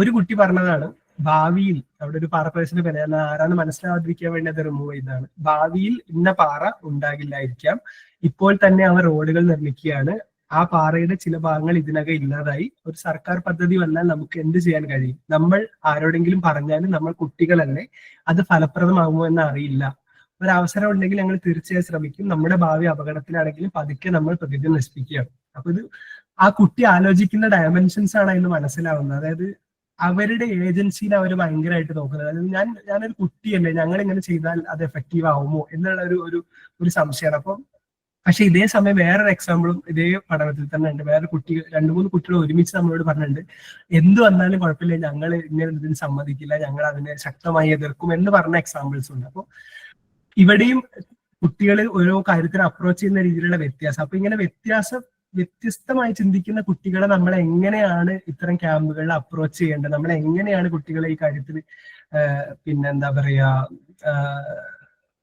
എന്ത് രീതിയിലാണ് അവർക്ക് കാര്യങ്ങൾ കൊടുക്കേണ്ടത് എന്നുള്ളൊരു ചോദ്യമാണ് ഇതൊക്കെ മുന്നോട്ട് വെക്കുന്നത്. പിന്നെ വേറൊരു കുട്ടി അതുപോലെ തന്നെ അടുത്തത് എന്ന് പറയുന്നത്, അവർ പറയുന്നത് ഇതൊക്കെ നശിപ്പിച്ചു കഴിഞ്ഞാൽ അവിടെ പാറയുടെ മുകളിൽ മുട്ടയിടുന്ന പക്ഷികൾ ഉണ്ടല്ലോ, അപ്പൊ അവർക്കൊരു പ്രത്യേക താപനിലയൊക്കെ വേണ്ടേ, അപ്പൊ നമ്മളിത് നശിപ്പിച്ചു കഴിഞ്ഞാൽ ആ കിളികൾ ഇല്ലാതാവില്ല. അങ്ങനെ ഭയങ്കര വിഷയത്തിൽ ഓറിയന്റഡ് ആയിട്ട് ചിന്തിക്കുന്ന കുട്ടികളുണ്ട്. പിന്നെ വേറൊരു കുട്ടി പറഞ്ഞ ഇത് ഈ കുട്ടി മുന്നേ ക്യാമ്പിൽ പങ്കെടുത്ത ആളാണ്, പക്ഷെ പിന്നീട് കുറെ കാലത്തിന് ശേഷമാണ് നമ്മൾ ഇന്റർവ്യൂ ചെയ്യുന്നത്. 24 വയസ്സുള്ള ആളാണ്. അപ്പൊ അയാൾ പറയുന്നത് മുന്നേ കാലത്ത് ആലോചിച്ചിട്ട് പറയാം, ക്യാമ്പിൽ പങ്കെടുത്ത സമയത്ത് ആലോചിച്ചിട്ട് പറയാണ്, എനിക്ക് ആ ഗുഹ വളരെ വ്യക്തമായിട്ട് ഓർമ്മയുണ്ട്, അത് വളരെ മനോഹരമായ ഒരു അനുഭവമായിരുന്നു, വെള്ളത്തുള്ളികൾ മുകളിൽ നിന്ന് വീഴുന്നുണ്ടായിരുന്നു, ഇത്രയും വിലയേറിയ വെള്ളം പാറകളിൽ സംഭരിക്കപ്പെടുന്ന എന്ത് നല്ല കാര്യമാണ്. ഈ കുട്ടിയോട് സംസാരിച്ചപ്പോൾ നമുക്ക് അതായത് ഇതൊന്നും പറഞ്ഞ് മനസ്സിലാക്കിയതല്ല, അതായത് പാറയിൽ കുറെ വെള്ളം ശേഖരിക്കുന്നുണ്ട് അതുകൊണ്ട് നമ്മൾ അങ്ങനെയല്ല, പക്ഷെ അനുഭവങ്ങളാണ്. ആ കുട്ടി വെറുതെ ഗുഹേന്റെ ഉള്ളിലേക്ക് മാഷ് കുട്ടികളെ കൊണ്ട് പോകുന്നു, ആ ഗുഹേന്റെ ഉള്ളിൽ നിന്ന് അവരെ മേത്തേക്ക് വെള്ളം വീഴുന്നു, ആ വെള്ളം വീഴുമ്പോൾ കുട്ടികൾ മനസ്സിലാക്കുകയാണ്, ഓക്കെ അത് വേനൽക്കാലത്താണിത്, ആ വേനൽക്കാലത്തിന്റെ എൻഡിലാണ്, അപ്പൊ ഇത്രയും വേനൽക്കാലത്ത് പോലും വെള്ളം ഇത്രയും ഈ പാറയിൽ ഉണ്ടല്ലേ എന്ന് കുട്ടി അനുഭവത്തിലൂടെ മനസ്സിലാക്കുന്ന ഒരു ഭയങ്കര യുണീക്ക് ആയിട്ടുള്ള ഒരു എക്സാമ്പിൾ ആണ് ഇവിടെ നമ്മൾ കാണുന്നത്. ഇനി അധ്യാപകരോട് ചോദിക്കുമ്പോൾ അധ്യാപകരുടെ വേർഷൻസ് ആണ് ഇവിടെ കാണിച്ചിട്ടുള്ള ഒരു 3 എക്സാമ്പിൾസ്. ഒന്നാമത്തെ നോക്കുകയാണെങ്കിൽ അവിടെ കാണുന്ന എന്തും വിദ്യാർത്ഥികൾക്ക് വിശദീകരിച്ചു കൊടുക്കാനാണ് സംഘാടകർ ആവശ്യപ്പെടുന്നത്. നിരീക്ഷണത്തെ അടിസ്ഥാനമാക്കിയുള്ള അറിവിനെ സ്നേഹമാക്കി മാറ്റാൻ കഴിയുമോ എന്നതാണ് അടുത്തത്. ആ ജീവിയോ അല്ലെങ്കിൽ ആ പ്രക്രിയ നശിപ്പിക്കപ്പെട്ടാൽ എന്താണ് സംഭവിക്കുന്നതെന്ന് കുട്ടികളെ മനസ്സിലാക്കാൻ പറ്റുമോ എന്നത്. അത് കുട്ടികളുടെ ഒരു താല്പര്യം ഉണർത്തുന്നതാണ് പിന്നീട് പറയുന്നത്. അങ്ങനെ ഈ വീണ്ടും ആ സ്ഥലം അവർ സന്ദർശിക്കുമ്പോൾ ആ നിരീക്ഷണങ്ങൾക്ക് അവർ ഓർമ്മയിൽ വരികയും അത് അവരുടെ ചുറ്റുപാടുകൾ താല്പര്യം വളർത്തുകയും ചെയ്യുന്നു. ഇതാണ് ആ അധ്യാപകൻ ഈ ക്യാമ്പ് കൊണ്ട് ഉദ്ദേശിക്കുന്നത്. അപ്പോൾ അതൊരു പേഴ്സണലും അതുപോലെ തന്നെ ഒരു പ്രത്യേക യുണീക്ക് ആയിട്ടുള്ള ഒരു എക്സ്പീരിയൻസ് ആണ്. എങ്ങനെയാണ് ഒരു ക്ലാസ്സിന്, അല്ലാതെ കുറെ അറിവുകൾ നൽകുക എന്നുള്ളതിന് അപ്പുറത്തേക്ക് എത്രത്തോളം അതിലത്തെ അറിവുകളെ ഒരു കണക്ഷൻ ബിൽഡ് ചെയ്യാൻ പറ്റുന്നതാണ് അധ്യാപകൻ നോക്കുന്നത്. വേറൊരാൾ പറയുന്നത് കുറച്ചുകൂടി യുണീക്ക് ആയിട്ടുള്ള എക്സാമ്പിൾ ആണിത്. പാറപ്രദേശങ്ങളുടെയുള്ള പതിവ് യാത്രകൾ എന്നെ ആശയക്കുഴപ്പത്തിലാക്കിയ ഒരു അനുഭവം ഉണ്ട്. അവിടുത്തെ, ഞാനത് വായിക്കുന്നില്ല, സിമ്പിൾ ആക്കി പറയാം. അപ്പോൾ അവിടുത്തെ ഈ പാറപ്രദേശത്തെ ഒരു വീട്ടില് ഒരു കുട്ടിയുടെ കല്യാണം നടക്കാൻ പോകണം. അപ്പൊ ആ കുട്ടിയുടെ അനിയത്തി ഈ മാഷിന്റെ ക്ലാസ്സിൽ പഠിക്കുന്നുണ്ട്. അപ്പൊ അവര് ഈ കല്യാണത്തിന് വേണ്ടിയിട്ട് കുറച്ച് സ്ഥലം വിൽക്കാൻ വേണ്ടിയിട്ട് നോക്കുന്ന സമയത്ത് ഈ കുട്ടി അതിനെ എതിർക്കുകയാണ് ശക്തമായിട്ട്. അതായത് എന്നെ കൊന്നാൽ പോലും ഞാൻ സമ്മതിക്കില്ല, ഈ പാറ വിൽക്കാൻ ഞാൻ സമ്മതിക്കില്ല എന്ന് പറയുകയാണ്. അപ്പൊ ആ മാഷ് പറയുന്നത് ആ സാഹചര്യം എങ്ങനെയാണ് അത് ഓവർകം ചെയ്തതെന്നാണ്. എന്നിട്ട് മാഷ് പറയുന്നുണ്ട്, ഒടുവിൽ എങ്ങനെയൊക്കെയോ അവളൊരു ഭാഗം ഭൂമി വിൽക്കാൻ അനുവദിച്ചു. അതായത് കുട്ടികളുടെ മനസ്സിലേക്ക് ഇത് എത്തുന്നുണ്ട്, ചിലപ്പോൾ എല്ലാവരിലേക്കും ഇല്ലായിരിക്കാം. അപ്പൊ അങ്ങനത്തെ യുണീക്ക് എക്സാമ്പിൾസും ഉണ്ട്. പിന്നെ വേറെ ഒരു ടീച്ചർ പറയുന്നത്, മുമ്പ്, അതായത് കുറെ ക്യാമ്പുകളിൽ പങ്കെടുത്ത ഒരു ടീച്ചർ. അപ്പോൾ ഇപ്പോഴത്തെ ഒരു അവസ്ഥ പറയുകയാണ്, മുമ്പ് കുട്ടികൾക്ക് വിശ്രമിക്കാനും ഓടി നടന്ന് കാണാനും ചെയ്യാനും മറ്റുള്ളവരുമായി ഇടപഴകാനും ഒക്കെ അവസരം ഉണ്ടായിരുന്നു. പക്ഷെ നിലവിലെ ഷെഡ്യൂൾ ഭയങ്കര ടൈറ്റ് ആണ്. അതുകൊണ്ട് കുട്ടികൾക്ക് ഇടയിൽ ഒഴിവ് സമയം ലഭിക്കുന്നില്ല. കൂടുതൽ അക്കാഡമിക് നേച്ചറിലേക്ക് മാറി. അപ്പൊ അവരെ തന്നെ സമ്മതിക്കുന്നു, ഞങ്ങൾ തന്നെയാണ് ഇത് ഇങ്ങനെ ആക്കിയത്. പക്ഷെ അപ്പോ ഇതിൽ ഒരുപാട് കോൺഫ്ലിക്റ്റിംഗ് ആയിട്ടുള്ള സാധനങ്ങളാണ് പല അധ്യാപകരും അല്ലെങ്കിൽ സംഘാടകരും പറയുന്നത്. അപ്പോൾ ഇതിനെല്ലാം നമുക്ക് അഡ്രസ് ചെയ്ത് കഴിഞ്ഞാൽ മാത്രമേ അതിന്റെ ഒരു ഭാവിയിൽ എങ്ങനത്തെ ക്യാമ്പുകൾ നമ്മൾ ചെയ്യണം എന്നുള്ളത് ചെയ്യാൻ പറ്റുള്ളൂ. അപ്പോൾ ഞാൻ കൂടുതൽ ദീർഘിപ്പിക്കുന്നില്ല. അപ്പൊ ഇത്തരം ഒരുപാട് അനുഭവങ്ങൾ ഇതിലുണ്ട്. അതെല്ലാം കൂടെ കൂട്ടിച്ചേർത്തുകൊണ്ട് എന്ത് ചെയ്യാം എന്നുള്ളതായിരുന്നു അടുത്തൊരു സ്റ്റെപ്പ്. അപ്പൊ അതിനുവേണ്ടി നമ്മൾ ഇതെല്ലാം ഈ പറഞ്ഞ എല്ലാ എലമെന്റ്സിനെയും ഒരുമിച്ച് കൊണ്ടുവന്ന് നോക്കിയ സമയത്ത് നമുക്ക് മനസ്സിലായത്, നമുക്ക് കുട്ടികളുടെ പശ്ചാത്തലങ്ങളെ മുന്നറിവുകളൊക്കെ മനസ്സിലാക്കേണ്ടതിന്റെ ആവശ്യകതയുണ്ട്. കാരണം ഓരോ കുട്ടികളുടെയും ഓരോ ഇൻട്രസ്റ്റ് ആയിരിക്കും. അപ്പൊ ആ ഇൻട്രസ്റ്റിനെ നമുക്ക് എങ്ങനെ കൊണ്ടുവരാം എന്നുള്ളത് അറിയണം. അതുപോലെ തന്നെ കുട്ടികളെ കുറിച്ചുള്ള നമ്മുടെ ധാരണ, അപ്പൊ ഞാൻ നേരത്തെ പറഞ്ഞു, കുട്ടികൾക്ക് നമ്മൾ ഇങ്ങനെ പറഞ്ഞു കൊടുത്ത കുട്ടികൾ ഇങ്ങനെയാവും ചിന്തിക്കുക എന്നുള്ള അത്തരം ധാരണകൾ നമ്മൾ ഒന്നുകൂടെ വിലയിരുത്തേണ്ടതുണ്ട്. നമ്മൾ ആലോചിക്കുന്നത് ശരിയാണോ, അങ്ങനെ തന്നെയാണോ എന്നുള്ളത്. പിന്നെ നേരത്തെ പറഞ്ഞ പോലെ ജിജ്ഞാസ ഉണർത്തുന്നതും ഭയങ്കര ഭംഗിയുള്ളതുമായിട്ടുള്ള അങ്ങനത്തെ എലമെന്റ്സ് നമ്മൾ ഉൾക്കൊള്ളിക്കേണ്ടി വരും. അതുപോലെ തന്നെ വൈകാരികമായിട്ടുള്ള അനുഭവങ്ങൾക്ക് കൂടുതൽ അവസരങ്ങൾ കൊടുക്കാം. കാരണം അങ്ങനത്തെ അവസരങ്ങളാണ് കൂടുതൽ നല്ല അറിവുകളിലേക്കും കൂടുതൽ സ്ട്രോങ് ആയിട്ടുള്ള കണക്ഷൻസിലേക്കൊക്കെ നമ്മളെ നയിക്കാൻ പോകുന്നത്. കുറെ കാര്യങ്ങളിലൂടെ നമുക്ക് മനസ്സിലായി. പിന്നെ അധ്യാപകർക്ക് രക്ഷിതാക്കൾക്ക് ഒരു അവബോധത്തിന്റെ കുറവ് പലപ്പോഴും അവർ തന്നെ പറഞ്ഞിട്ടുണ്ടാവും, ഇത് ഇങ്ങനെയൊക്കെ ചെയ്തു കഴിഞ്ഞാൽ ഇങ്ങനെ ഉണ്ടാവും നമുക്ക് അറിയില്ലായിരുന്നു എന്നുള്ളൊരു സാധനമുണ്ട്. അപ്പോൾ ഈ പുറത്തുള്ള ഒരുപാട് പഠനങ്ങൾ പറയുന്ന ഈ പഠനവും പറയുന്നതെന്ന് പറയുന്നത്, ഇത് ജസ്റ്റ് കുറെ അറിവ് കൊടുക്കുക എന്നുള്ളതിന്റെ അപ്പുറത്തേക്ക് ഒരുപാട് അനുഭവങ്ങളും അവബോധവും കണക്ഷൻസ് ഒക്കെ ബിൽഡ് ചെയ്യാൻ സഹായിക്കുന്ന കാര്യങ്ങളാണ് ഇത്ര ഔട്ട്ഡോർ സ്റ്റഡീസ് എന്നുള്ളതാണ്. പിന്നെ അതുപോലെ തന്നെ പോസിറ്റീവായിട്ട് ഇതിൽ ഞാൻ കാണിക്കാത്ത ഒരു എക്സാമ്പിൾ ഉണ്ട്. ഒരു കുട്ടി പറഞ്ഞ കാര്യമാണ്, അത് ഞാൻ എടുത്തു പറയാം. നിങ്ങൾ ഫുൾ നെഗറ്റീവാണല്ലോ സംസാരിക്കുന്നത്, പ്രകൃതി നശിക്കുകയാണ്, പിന്നെ ഇതിങ്ങനെ ചെയ്യണോ അങ്ങനെ ചെയ്യണം, നിങ്ങൾ എന്താ പോസിറ്റീവായിട്ട് സംസാരിക്കും? ഒരു കുട്ടി എന്നോട് ചോദിച്ചതാണ്, അതായത് ക്യാമ്പിനെ പറ്റി സംസാരിക്കുന്നതിനായിട്ടില്ല. അപ്പൊ അതൊരു ഭയങ്കര ഇമ്പോർട്ടന്റ് പോയിന്റ്. അത് വേറെ ഒരു സ്ഥലത്തെ സ്റ്റഡിയിൽ ഇതേ സാധനം വന്നിട്ടുണ്ട്. അതായത് കുട്ടികൾ, നിങ്ങൾ എന്തുകൊണ്ടാണ് പോസിറ്റീവായിട്ട് സംസാരിക്കാത്തത്? നമ്മൾ ഇങ്ങനെ ചെയ്തു കഴിഞ്ഞാൽ നമുക്ക് ഇങ്ങനെ ആക്കാൻ പറ്റൂലേ, അല്ലെങ്കിൽ നമുക്ക് ഇങ്ങനെയൊക്കെ ചെയ്തൂടെ? അങ്ങനെ കുറച്ചുകൂടി പോസിറ്റീവ് ആയിട്ടുള്ള കാര്യങ്ങളും കൂടെ നമ്മൾ, നെഗറ്റീവ് പറയേണ്ട എന്നല്ല, പോസിറ്റീവും നെഗറ്റീവും ആയിട്ടുള്ള കാര്യങ്ങൾ ഇത്തരം ക്യാമ്പുകളിലും ഫീൽഡ് ട്രിപ്പുകളിലും ഉൾപ്പെടുത്തണം എന്നുള്ളതാണ് മറ്റൊരു കാര്യം. പിന്നെ ഒരു സ്ഥലത്ത് നമ്മൾ സമീപിക്കുമ്പോൾ ജസ്റ്റ് അവിടുത്തെ ചെടി മാത്രം കാണാൻ പോവുക, കിളി മാത്രം കാണാൻ പോവുക, ഹിസ്റ്ററി മാത്രം, അതിന്റെ അപ്പുറത്തേക്ക് എല്ലാവരും കൂടെ ഒരുമിച്ച് വന്ന്, ഇപ്പോൾ ഒരു സ്കൂളിൽ നിന്ന് ട്രിപ്പ് പോകുന്ന സമയത്ത് ബയോളജി ടീച്ചറും ഹിസ്റ്ററി ടീച്ചറും സോഷ്യോളജി ടീച്ചറും എല്ലാവരും കൂടെ ഒരുമിച്ച് വന്നിട്ട്, അല്ലെങ്കിൽ അങ്ങനെ സംസാരിക്കാൻ പറ്റുന്ന ആളുകളെ കൊണ്ടിട്ട് ഒരുമിച്ച് കാര്യങ്ങളെ കാണാൻ കുട്ടികൾ. കാരണം റിയാലിറ്റിയിൽ അങ്ങനെയാണ് കാര്യങ്ങൾ നടക്കുന്നത്, ഒന്നും ഐസൊലേറ്റഡ് ആയിട്ടല്ല. അപ്പൊ അതൊരു ഭയങ്കര ഇമ്പാക്ട് ഉണ്ടാക്കാൻ പറ്റുന്ന ഒരു കാര്യമാണ്. പിന്നെ കഥ പറച്ചിൽ, അനുഭവങ്ങൾ, അതിനൊക്കെ ഇമ്പോർട്ടൻസ് കൊടുക്കുക. കുറെ ഡ്രൈ ആയിട്ട് കുറെ കാര്യങ്ങൾ പറഞ്ഞു പോവുക എന്നുള്ളതിന്റെ അപ്പുറത്തേക്ക് കഥകളിലൂടെ അനുഭവങ്ങളിലൂടെയൊക്കെ കാര്യങ്ങൾ പറയുക എന്നുള്ളത്. പിന്നെ ലോജിസ്റ്റിക്കൽ ആയിട്ടുള്ള പ്രശ്നങ്ങളുണ്ട്, പിന്നെ ഫിനാൻഷ്യൽ ആയിട്ടുള്ള ബുദ്ധിമുട്ടുകൾ, സംഘാടനത്തിനുള്ള പ്രശ്നങ്ങൾ, അതൊക്കെ നമ്മൾ പിന്നെ ഒരുമിച്ച് നിന്ന് അഡ്രസ് ചെയ്യുക എന്നുള്ളത് മാത്രമാണ് അതിനുള്ള ഒരു പോം വഴി എന്ന് പറയുന്നത്. പിന്നെ ഇത്തരം കാര്യങ്ങളെ ഡോക്യുമെന്റ് ചെയ്യുക, അതിൽ നിന്ന് കിട്ടുന്ന കാര്യങ്ങളെ ഒന്ന് എന്താ പറയുക മൂല്യനിർണ്ണയം ചെയ്യാൻ പറ്റിക്കഴിഞ്ഞാൽ നല്ലതായിരിക്കും. അതായത് വെറുതെ ഒരു ക്യാമ്പ് പോയി വരിക എന്നുള്ളതിനപ്പുറത്തേക്ക് അതിന് കുട്ടികൾക്ക് എന്ത് നേട്ടം ഉണ്ടായെന്ന് നമുക്കൊന്ന് അറിയാൻ പറ്റുന്നത്, കാരണം അറിയുമ്പോഴാണ് നമുക്കത് ഇമ്പ്രൂവ് ചെയ്യാൻ പറ്റുന്നത്. നമുക്ക് അറിയാത്തൊരു സാധനത്തിന് നമ്മൾ വെറുതെ മാറ്റം കൊണ്ടുവരാൻ പറ്റില്ല. അപ്പോൾ അത് അറിയാൻ ശ്രമിക്കുന്നത് വളരെ നന്നായിരിക്കും എന്നുള്ളതാണ്. പിന്നെ പൊതുവെ റിലാക്സ്ഡ് ആയിട്ടുള്ള ഒരു ചട്ടക്കൂട് ഇത്തരം പദ്ധതികൾ രൂപകൽപ്പന ചെയ്യുമ്പോൾ അതിനുണ്ടാവുക എന്നുള്ളതാണ് മറ്റൊരു ഇമ്പോർട്ടന്റ് പോയിന്റ്.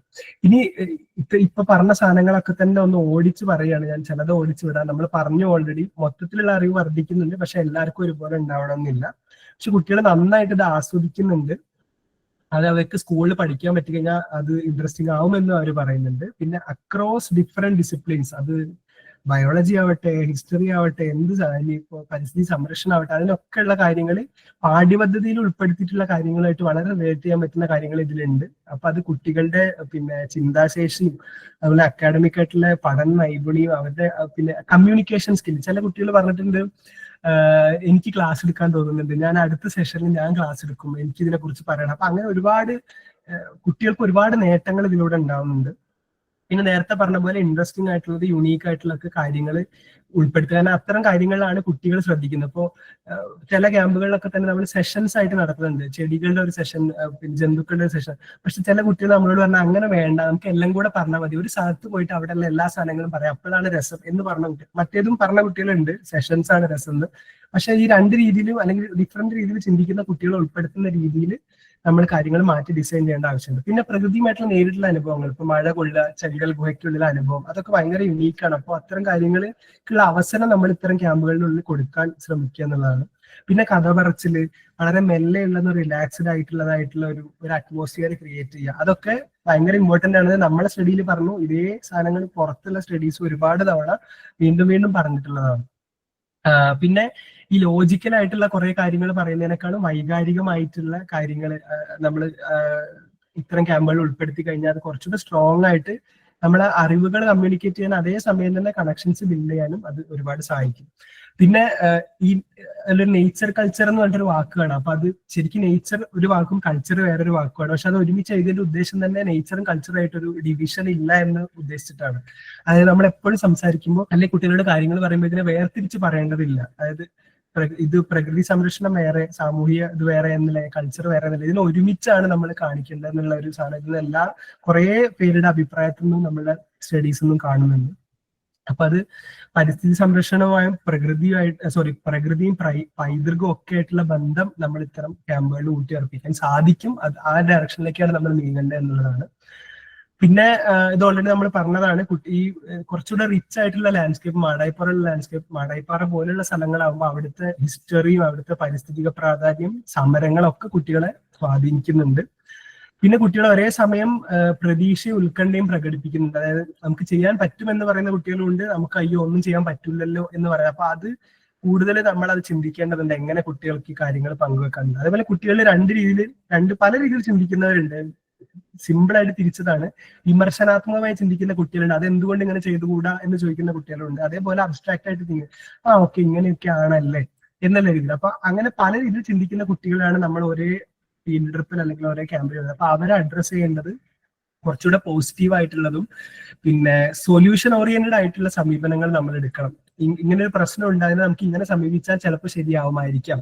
അപ്പൊ ഓഫ് കോഴ്സ് ഇത് ചൂണ്ടിക്കാണിക്കുന്ന അധ്യാപകർ കുറച്ചും കൂടെ ഹോംവർക്ക് ചെയ്യണം എന്നാണ്. പക്ഷെ അധ്യാപകരെ സംബന്ധിച്ചുള്ള ഒരുപാട് സമയക്കുറവും ഒരുപാട് പിന്നെ കാര്യങ്ങളുടെ ഇടയിലാണ് ഇത്തരം കാര്യങ്ങൾക്ക് സമയം കണ്ടെത്തുന്ന അറിയാം. എങ്കിൽ പോലും പിന്നെ അതിനുള്ള ഒരു എഫേർട്ട് ഉണ്ടായി കഴിഞ്ഞാൽ വളരെ നല്ല ഒരു പിന്നെ ഇമ്പാക്ട് കുട്ടികൾക്ക് കൊടുക്കാൻ പറ്റുന്നുള്ളതാണ്. പിന്നെ ഇത് ഓൾറെഡി പറഞ്ഞു. പിന്നെ കുട്ടികൾ സ്വന്തമായിട്ട് ഞാൻ പറഞ്ഞ പോലെ ഞങ്ങൾക്ക് ഇങ്ങനെ കുറെ ക്ലാസ് വേണ്ട, പകരം നമ്മളൊപ്പം ഇങ്ങനെ വന്നാൽ മതി, ഇത് എന്താന്ന് ചോദിക്കും പറഞ്ഞാൽ മതി, അങ്ങനെ പറഞ്ഞ കുട്ടികളുണ്ട്. അപ്പൊ കൂടുതൽ ഗൈഡുകളൊക്കെ ഉണ്ടായാൽ നല്ലതാണെന്ന് പറയുന്നുണ്ട്. അപ്പൊ അതിന് വേണ്ടിയിട്ട് മേ ബി നമുക്ക് ഇപ്പൊ ടീച്ചേഴ്സ് ട്രെയിനിങ് പ്രാക്ടീസിന് പോകുന്ന ആളുകൾ അല്ലെങ്കിൽ അയാൾ കുറച്ച് റിസർച്ചേഴ്സിനെ കൊണ്ടുവന്നിട്ട് കുറച്ചുകൂടെ ഒരു ഗൈഡഡ് ഡിസ്കവറി പോലെ ആക്കുക. അതായത് നമ്മൾ കുറെ ക്ലാസ് കൊടുക്കുന്നതിന് പകരം കുറച്ചുകൂടെ ആക്ടിവിറ്റി ഓറിയന്റഡ് ആയിട്ടുള്ള കാര്യങ്ങളായിട്ട് രീതിയിൽ ചെയ്താൽ കുറച്ചുകൂടെ നന്നാവും എന്നുള്ള ഒരു അഭിപ്രായം. ഇതൊക്കെ ഈ പറഞ്ഞ ഈ ഉൾക്കാഴ്ചകളൊക്കെ എന്ന് പറഞ്ഞാൽ സ്റ്റഡീസ് എന്നുള്ള അറിവുകളും നിലവിൽ വേറെ സ്ഥലങ്ങളിൽ നടന്ന സ്റ്റഡീസിന്റെയും കൂടെ പിന്നെ റിസൾട്ടുകൾ ഉൾക്കൊള്ളിച്ചിട്ട് ഉണ്ടാക്കിയെടുത്ത കാഴ്ചപ്പാടുകളാണ് ഭാവി എങ്ങനെ ആയിരിക്കണം എന്നുള്ള. അതുപോലെ അധ്യാപകർ അഭിപ്രായപ്പെട്ട ഒരു കാര്യം എന്ന് പറയുന്നത് അനുഭവങ്ങൾക്കും വിനോദത്തിനും പകരം കൂടുതൽ അക്കാഡമിക് ഉള്ളടക്കം കൊണ്ടുവന്നത് കുട്ടികളുടെ താല്പര്യത്തിനെ ബാധിച്ചിട്ടുണ്ട്. അപ്പൊ അത് നമ്മൾ ശ്രദ്ധിക്കേണ്ട ഒരു കാര്യമാണ്. പിന്നെ ചിലപ്പോ നമുക്ക് എല്ലാരും മനസ്സിലാക്കണം എന്നുണ്ടെങ്കിൽ ഈ വൺ ഡേ ഒരു ദിവസത്തെ ഷോർട്ട് ആയിട്ടുള്ള സ്ഥലത്തിൽ കേടാം. അപ്പോൾ പ്രീ സെഷൻ നമ്മളെ ഈ ക്യാമ്പിന് അല്ലെങ്കിൽ ഇതിനൊക്കെ മുന്നേ ഒരു ദിവസം നമുക്ക് വേണമെങ്കിൽ ഒരു ഓൺലൈനായിട്ടോ ഓഫ്ലൈനായിട്ടോ കുട്ടികളെ കണ്ട് കുട്ടികളായിട്ടൊക്കെ ഒന്ന് സംസാരിച്ച് ഒന്ന് ഒരു കണക്ഷൻ ബിൽഡ് ചെയ്ത് അവരുടെയൊക്കെ കാര്യങ്ങൾ മനസ്സിലാക്കി എടുക്കുന്നത് തീർച്ചയായിട്ടും ഹെൽപ്ഫുൾ ആയിരിക്കും. പിന്നെ ധനസഹായം, സമയലഭ്യത, പരിമിതികൾ, അങ്ങനെ ഒരുപാട് പ്രശ്നങ്ങൾ നമ്മൾ നേരിടുന്നുണ്ട്. അപ്പൊ അതിനെ നമ്മൾ കൂട്ടായിട്ട് തന്നെ അതിനെ അപ്രോച്ച് ചെയ്താലേ അല്ലെങ്കിൽ സമീപിച്ചാലേ അതിൽ മാറ്റങ്ങൾ കൊണ്ടുവരാൻ പറ്റുള്ളൂ. പിന്നെ സ്കൂളിലത്തെ തിരക്കേറിയ കരിക്കുലാണ്, അതിൽ യാതൊരു സംശയമില്ല. അപ്പൊ അതിന്റെ ഇടയിൽ ഇത്തരം കാര്യങ്ങൾ എങ്ങനെ ഫിറ്റ് ചെയ്യുമെന്നുള്ളത് നമ്മൾ ചർച്ച ചെയ്തിട്ട് തന്നെ അത് ആലോചിക്കേണ്ടതുണ്ട്. പിന്നെ പിന്നെ രക്ഷിതാക്കളിലും അധ്യാപകരിലും ഒക്കെ ഉള്ള അവബോധം എന്നുള്ളത് ഇവിടെ ഉദ്ദേശിക്കുന്നത് ഇത്തരം ക്യാമ്പുകൾ കൊണ്ട് എന്താണ് നേട്ടം എന്നുള്ളതിന്റെ ഒരു അപര്യാപ്തം. പ്രത്യേകിച്ച് രക്ഷിതാക്കളിൽ ഞാൻ എന്തിനാ എന്റെ കുട്ടി ഇങ്ങനെ ഒരു ക്യാമ്പിന് പറഞ്ഞയക്കണം എന്നുള്ളൊരു ചോദ്യമുണ്ട്. അപ്പൊ അത് നമുക്ക് അഡ്രസ് ചെയ്യേണ്ട സമയം വളരെ അടുത്തിട്ടുണ്ട്. പിന്നെ മാടായിപ്പാറയിൽ തുടങ്ങിയ ക്യാമ്പുകൾ ഇപ്പൊ പല പ്രദേശം നടത്തുന്നത്. പക്ഷെ അവിടെ പുതിയ സ്ഥലങ്ങൾ നടത്തിയപ്പോൾ അവർ പറയുന്നത് ഇങ്ങനെ പുതിയൊരു സ്ഥലത്ത് നമ്മൾ നടത്തുമ്പോൾ ആ സ്ഥലത്തെ മനസ്സിലാക്കിയത് ബിൽഡ് ചെയ്ത് കൊണ്ടുവരാൻ നല്ല ബുദ്ധിമുട്ടുണ്ടെന്നത്. അപ്പൊ അത് ഒരു യാഥാർത്ഥ്യമാണ്. അത് നമ്മൾ ഇനി ഭാവിയിൽ ഇതുപോലെ ക്യാമ്പുകൾ നടത്തുമ്പോൾ നേരിടാൻ പോകുന്ന ഒരു പ്രശ്നമാണ്. പക്ഷെ അതിനെ അഡ്രസ് ചെയ്യണമെന്നുണ്ടെങ്കിൽ നമുക്ക് കൂടുതൽ പ്രാദേശിക അറിവുകൾ ഉണ്ടാവണം. ആ പ്രാദേശികമായിട്ടുള്ള കാര്യങ്ങൾ അറിയുന്ന ആളുകൾ ഉണ്ടാവണം എന്നുള്ളതിലേക്കാണ് ഇത് സൂചിപ്പിക്കുന്നത്. അപ്പോൾ ഇത്രയും കാര്യങ്ങളാണ് ഞാൻ വളരെ ഓടിച്ചാണ് പറഞ്ഞത്. എനിക്കറിയാം ഒരുപാട് കാര്യങ്ങൾ ഇനി എനിക്ക് പറയണമെന്നുണ്ട്. പക്ഷെ ചുരുക്കി പറഞ്ഞാൽ അപ്പൊ ഈ എലമെന്റ്സിനെ എല്ലാം ഒരുമിച്ച് കൊണ്ടുവരുമ്പോഴാണ് നമുക്ക് അനുഭവങ്ങൾ സമ്മാനിക്കാനും അനുഭവങ്ങൾ പിന്നെ മനസ്സിലാക്കാനും അറിയാനും കണക്ഷൻസ് ബിൽഡ് ചെയ്യാനൊക്കെ സാധിക്കുന്നത്. അപ്പോൾ ഒന്നിനെ ഐസൊലേറ്റഡ് ആയിട്ട് കാണാതെ എല്ലാം ഒരുമിച്ച് കൊണ്ടുവന്ന് കുട്ടികൾക്ക് മാക്സിമം അനുഭവങ്ങൾ ഉണ്ടാക്കാനുള്ള അവസരങ്ങൾ ഉണ്ടാക്കി കൊടുക്കുക എന്നുള്ളതാണ് മുതിർന്നവർ എന്നുള്ള രീതിയിൽ ചെയ്യാൻ പറ്റുന്നത്. കുട്ടികളെ സംബന്ധിച്ചിടത്തോളം നിങ്ങൾ മാക്സിമം നിങ്ങളുടെ ചുറ്റുപാടുകളും നിങ്ങളുടെ പിന്നെന്താ പറയാ ചുറ്റുപാട് എന്ന് പറയുമ്പോൾ പരിസ്ഥിതി എന്ന് മാത്രമല്ല എല്ലാം പരിസ്ഥിതിയായിട്ടുള്ള സോഷ്യൽ ആയിട്ടുള്ളതും ഹിസ്റ്ററിക്കൽ ആയിട്ടുള്ള ഒക്കെ എക്സ്പ്ലോർ ചെയ്യാൻ മാക്സിമം എഫേർട്ട് എടുക്കുക എന്നുള്ളതാണ്. ഞാൻ അവിടെ സ്റ്റോപ്പ് ചെയ്യും. നമുക്ക് കുറച്ചു നേരെങ്കിലും ഡിസ്കഷൻസിന്റെ വളരെ പ്രധാനപ്പെട്ട പോയിന്റ്സ് വെച്ച് ഡിസ്കഷൻ ചെയ്യാം. കൂടുതൽ ഇതിന്റെ ഒരു ഫുള്ളായിട്ട് ഈ സ്റ്റഡി ഇംഗ്ലീഷിൽ ഓൾറെഡി പബ്ലിഷ് ചെയ്തിട്ടുണ്ട്. അത് ആ QR കോഡ് സ്കാൻ ചെയ്താൽ അത് വായിക്കാൻ പറ്റും. ആർക്കെങ്കിലും താല്പര്യം ഉണ്ടെങ്കിൽ അവിടെ പോകും. പക്ഷെ ബിഫോർ ദാറ്റ് ഈ സ്റ്റഡി ഫണ്ട് ചെയ്തിട്ടുള്ള പോണ്ടേഡ് കൺസർവേഷൻ അവർക്ക് വലിയ നന്ദി. അതുപോലെ തന്നെ ഇതിന്റെ തുടക്കത്തിൽ നമ്മളെ സഹായിച്ച പരിഷത്തിന്റെ പ്രവർത്തകർ, മാടായി മേഖലയിലുള്ള പരിഷത്തിന്റെ പ്രവർത്തകര്, അതുപോലെ തന്നെ അവിടുത്തെ ഒരുപാട് അധ്യാപകർ, ഞാൻ ഇനിയിപ്പോ എല്ലാവരെയും പേരെടുത്ത് പറയുന്നില്ല, പേരുകളൊക്കെ അവിടെ എഴുതിയിട്ടുണ്ട്. എല്ലാവർക്കും ഒരുപാട് നന്ദി. പിന്നെ അതുപോലെ മറ്റ് ഫണ്ടിങ് ഏജൻസികൾക്കും നന്ദി. Thank you. ഞാൻ ക്വസ്റ്റ്യൻസ് ഒരുപാട് പ്രതീക്ഷിക്കുന്നുണ്ട്. ക്വസ്റ്റ്യൻസ് അല്ലെങ്കിൽ എന്തെങ്കിലും ഞാൻ ഈ അപ്രോച്ച് ചെയ്ത രീതിയിൽ എന്തെങ്കിലും പ്രശ്നങ്ങൾ ഉണ്ടോന്നോ, നിങ്ങൾക്ക് കൂടുതൽ അഭിപ്രായങ്ങൾ ഉണ്ടോന്നോ ഒക്കെ വെൽക്കം ചെയ്യുന്നു. അതൊക്കെ യൂസ്ഫുൾ ആണ്. ആരൊക്കെയോ കൈ പൊക്കിയിട്ടുണ്ട്. Maithili. Hello, thank you for the session. വളരെ നല്ലതായിരുന്നു. ഞാൻ ജോയിൻ ചെയ്യുന്ന ക്ലൈമറ്റ് എഡ്യൂക്കേറ്റേഴ്സ് നെറ്റ്വർക്ക് എന്നുള്ള ഒരു ഗ്രൂപ്പിൽ നിന്നാണ്. അപ്പോ എനിക്ക് ചോദിക്കാനുള്ളത് എന്താ വെച്ചാൽ ഇതിന്റെ ഇനിയിപ്പോ നെക്സ്റ്റ് സ്റ്റെപ്സ് എന്തൊക്കെയാ? നിങ്ങൾ കൂടുതൽ സ്കൂളുകളിലേക്ക് ഇത് വ്യാപിപ്പിക്കുന്നുണ്ടോ? അത് ഒരു ചോദ്യം. പിന്നെ രണ്ടാമത്തെ ചോദ്യം, നിങ്ങൾ നിങ്ങളുടെ ഗ്രൂപ്പ് ഇതിന് ഈ എക്സ്പീരിയൻഷ്യൽ ആയിട്ടുള്ള സെഷൻസിൽ കാലാവസ്ഥാ വ്യതിയാനത്തിനെ കുറിച്ച് എന്തെങ്കിലും സംസാരിക്കുന്നുണ്ട്? ബിക്കോസ് അതൊരു വളരെ വലിയൊരു ഇഷ്യൂ ആണ്. കേരളം എസ്പെഷ്യലി ഇപ്പൊ പല വർഷങ്ങളിലുമായിട്ട് കാലാവസ്ഥാ വ്യതിയാനത്തിന്റെ ഒരുപാട് മോശം ഫലങ്ങൾ അനുഭവിക്കുന്ന ഒരു ഏരിയയുമാണ്. അപ്പം ഇതുകൊണ്ട്, അതായത് നേരത്തെ ജിതിൻ ഒരു കാര്യം കൂടി പറഞ്ഞിരുന്നു, ഇത് എന്തുകൊണ്ട് ഇതിനെ ഇങ്ങനത്തെ സെഷൻസിലേക്ക് കുട്ടികളെ അയക്കണം എന്നുള്ളത് മാതാപിതാക്കൾക്ക് ക്ലിയർ അല്ല, അല്ലെങ്കിൽ ഈവൻ സർക്കാരിന് പോലും. ഇതുകൊണ്ട് എന്താണ്? ബിക്കോസ് നമ്മൾ ഇപ്പോഴും വിദ്യാഭ്യാസത്തിനെ നോക്കിക്കാണുന്നത് എങ്ങനെയാണെന്ന് വെച്ചാൽ ഇത് ജോലി കിട്ടാനുള്ള ഒരു വഴി എന്നുള്ള രീതിയിലാണ് കൂടുതലും ആൾക്കാർ ഇതിനെ നോക്കിക്കാണുന്നത്. പക്ഷേ ഇത് ജോലി കിട്ടാൻ വേണ്ടി മാത്രമല്ല, അതിജീവിക്കാനുള്ള ഒരു വഴിയും കൂടിയാണ് എഡ്യൂക്കേഷൻ. അല്ലെങ്കിൽ എനിക്ക് അത് തന്നെയാണ് പറയാനുള്ളത്. അപ്പൊ അത് എങ്ങനെ നമുക്ക് കൂടുതൽ ആ ഒരു ആസ്പെക്ട് കൊണ്ടുവരാൻ പറ്റും. അപ്പൊ ഞാനും കൂടുതൽ ആലോചിക്കുന്നത് അത് അങ്ങനെ തന്നെയാണ്. അതായത് ഇപ്പൊ നമ്മൾ സോറി, എന്റെ ക്വസ്റ്റ്യൻ ഒരുപാട് ലോങ് ആയി പോയതിൽ സോറി. പക്ഷേ എസ്പെഷ്യലി കാലാവസ്ഥ വ്യതിയാനം കൊണ്ടുള്ള പ്രശ്നങ്ങൾ ഈ ചെറിയ കുട്ടികൾ നമ്മളെക്കാളും കൂടുതൽ അനുഭവിക്കേണ്ടി വരും ഇൻ ദി ഫ്യൂച്ചർ. അപ്പം അതിനെ ഏതെങ്കിലും തരത്തിൽ എക്യുപ്പ് ചെയ്യാൻ വേണ്ടിയിട്ട് ഇങ്ങനത്തെ സെഷൻസ് സഹായിക്കുവോ? അങ്ങനത്തെ സാധ്യതകളും കൂടി എനിക്ക് അറിഞ്ഞാൽ കൊള്ളാമെന്നുണ്ടായിരുന്നു. Thank you. തീർച്ചയായിട്ടും, താങ്ക് യു മിഥില. ഞാൻ രണ്ടാമത്തെ ചോദ്യം ആദ്യം അഡ്രസ് ചെയ്യാം, കാരണം കുറച്ച് ലെങ്തി ക്വസ്റ്റ്യൻ ആണ്.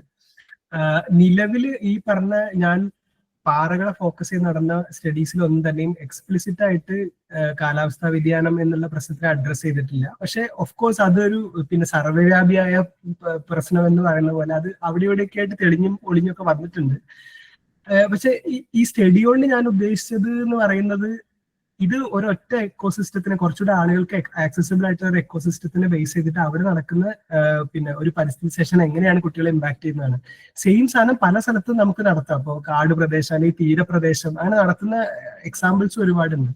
അപ്പൊ അതും കൂടെ നമ്മൾ മനസ്സിലാക്കേണ്ടതുണ്ട്. പിന്നെ ഇതിന്ന് തെളിഞ്ഞു വരുന്ന കുറച്ച് എലമെന്റ്സ് ഉണ്ടല്ലോ, അതായത് നമ്മൾ എന്തിലാണ് ഫോക്കസ് ചെയ്യേണ്ടത്. കുട്ടികളുടെ ഈ ഇപ്പൊ ഞാൻ ആക്ട് ചെയ്യണോ വേണ്ടയോ എന്നുള്ള ഒരു കൺഫ്യൂഷൻ, ഏജൻസിയിലുള്ള ഒരു കൺഫ്യൂഷൻ, നമ്മളെ കൊണ്ട് ചെയ്യാൻ പറ്റുമോ എന്നുള്ള confusion, hope, positivity, relational thinking, ഇപ്പൊ എന്റെ നാട് നശിക്കുക, അങ്ങനത്തെ ഒരുപാട് എലമെന്റ്സ് ഇതിൽ വരുന്നുണ്ട്. അപ്പൊ അത് എങ്ങനെ നമുക്ക് ഈ പറഞ്ഞ മറ്റ് കോണ്ടെക്സ്റ്റുകളിൽ യൂസ് ചെയ്യാം എന്നുള്ളത് നമുക്ക് നോക്കാവുന്ന ഒരു കാര്യമാണ്.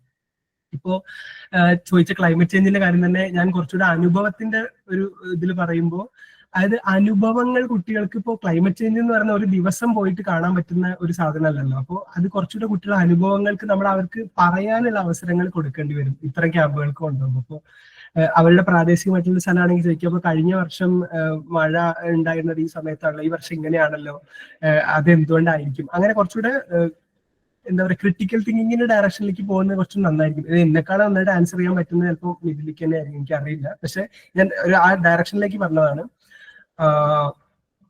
ഞാൻ എന്തോ ഒരു സാധനം പിന്നെ വേറൊരു കാര്യം, നമ്മൾ എപ്പോഴും ടെക്സ്റ്റ് ബുക്കിൽ ഈ ക്ലൈമറ്റ് ചേഞ്ച് പറയുമ്പോൾ എപ്പോഴും പറയുന്നതാണ് തീരപ്രദേശത്താണ് ഏറ്റവും കൂടുതൽ ഇമ്പാക്ട് ഉണ്ടാകാൻ പോകുന്നത്, അവിടെ പിന്നെ കടൽ നിരപ്പ് ഉയരും, അപ്പൊ അങ്ങനത്തെ ഒരു ഭയങ്കരമായിട്ടുള്ള ഒരു മിസ്കോൺസെപ്ഷൻ കുട്ടികൾക്ക് ഓൾറെഡി ഉണ്ട്, അല്ലെങ്കിൽ ഉണ്ടാവണം. അപ്പൊ അതും കൂടെ നമ്മൾ അഡ്രസ് ചെയ്യേണ്ടതുണ്ട്. ക്ലൈമറ്റ് ചേഞ്ച് എന്ന് പറയുന്നത് ഒരു പ്രത്യേക സ്ഥലത്തിന് മാത്രമല്ല, മറിച്ച് ഇപ്പൊ മലയോര മേഖലയാണെങ്കിലും ഇടനാടാണെങ്കിലും ഒക്കെ കേരളത്തിന്റെ ഭൂപ്രകൃതി നോക്കുകയാണെങ്കിൽ എല്ലാ സ്ഥലത്തെയും ബാധിക്കുന്നുണ്ട്. പക്ഷെ അത് എങ്ങനെ കുട്ടികൾക്ക് മനസ്സിലാവുന്ന രീതിയിൽ പ്രസന്റ് ചെയ്യാം എന്നുള്ളതാണ് നമ്മൾ ഫോക്കസ് ചെയ്യേണ്ടി വരിക. ഞാൻ കറക്റ്റ് ഫുൾ അഡ്രസ് ചെയ്തത് എനിക്ക് അറിയില്ല. പക്ഷെ ഇനി ഒന്നാമത്തെ ക്വസ്റ്റ്യൻ എന്ന് പറഞ്ഞാൽ എന്താണ് ഇതിന്റെ ഫ്യൂച്ചർ എന്നുള്ളത്.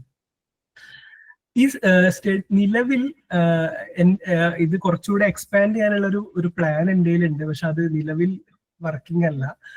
കുറച്ചുകൂടെ വേറെ സ്ഥലങ്ങളും കൂടെ കൺസിഡർ ചെയ്തിട്ടുള്ള ഒരു സാധനം, അത് പാറപ്രദേശം തന്നെ ഫോക്കസ് ചെയ്യാനാണ് ഞാൻ ഉദ്ദേശിക്കുന്നത്. കാരണം ഒരു സിസ്റ്റത്തിൽ ഗ്രൗണ്ട് ചെയ്തിട്ട് കുറച്ചുകൂടെ കോണ്ടെക്സ്റ്റുകൾ എക്സ്പ്ലോർ ചെയ്യാമെന്നാണ് ഞാൻ ഉദ്ദേശിക്കുന്നത്. പക്ഷെ അതിപ്പോ നിലവിൽ സ്റ്റാർട്ട് ചെയ്തിട്ടില്ല.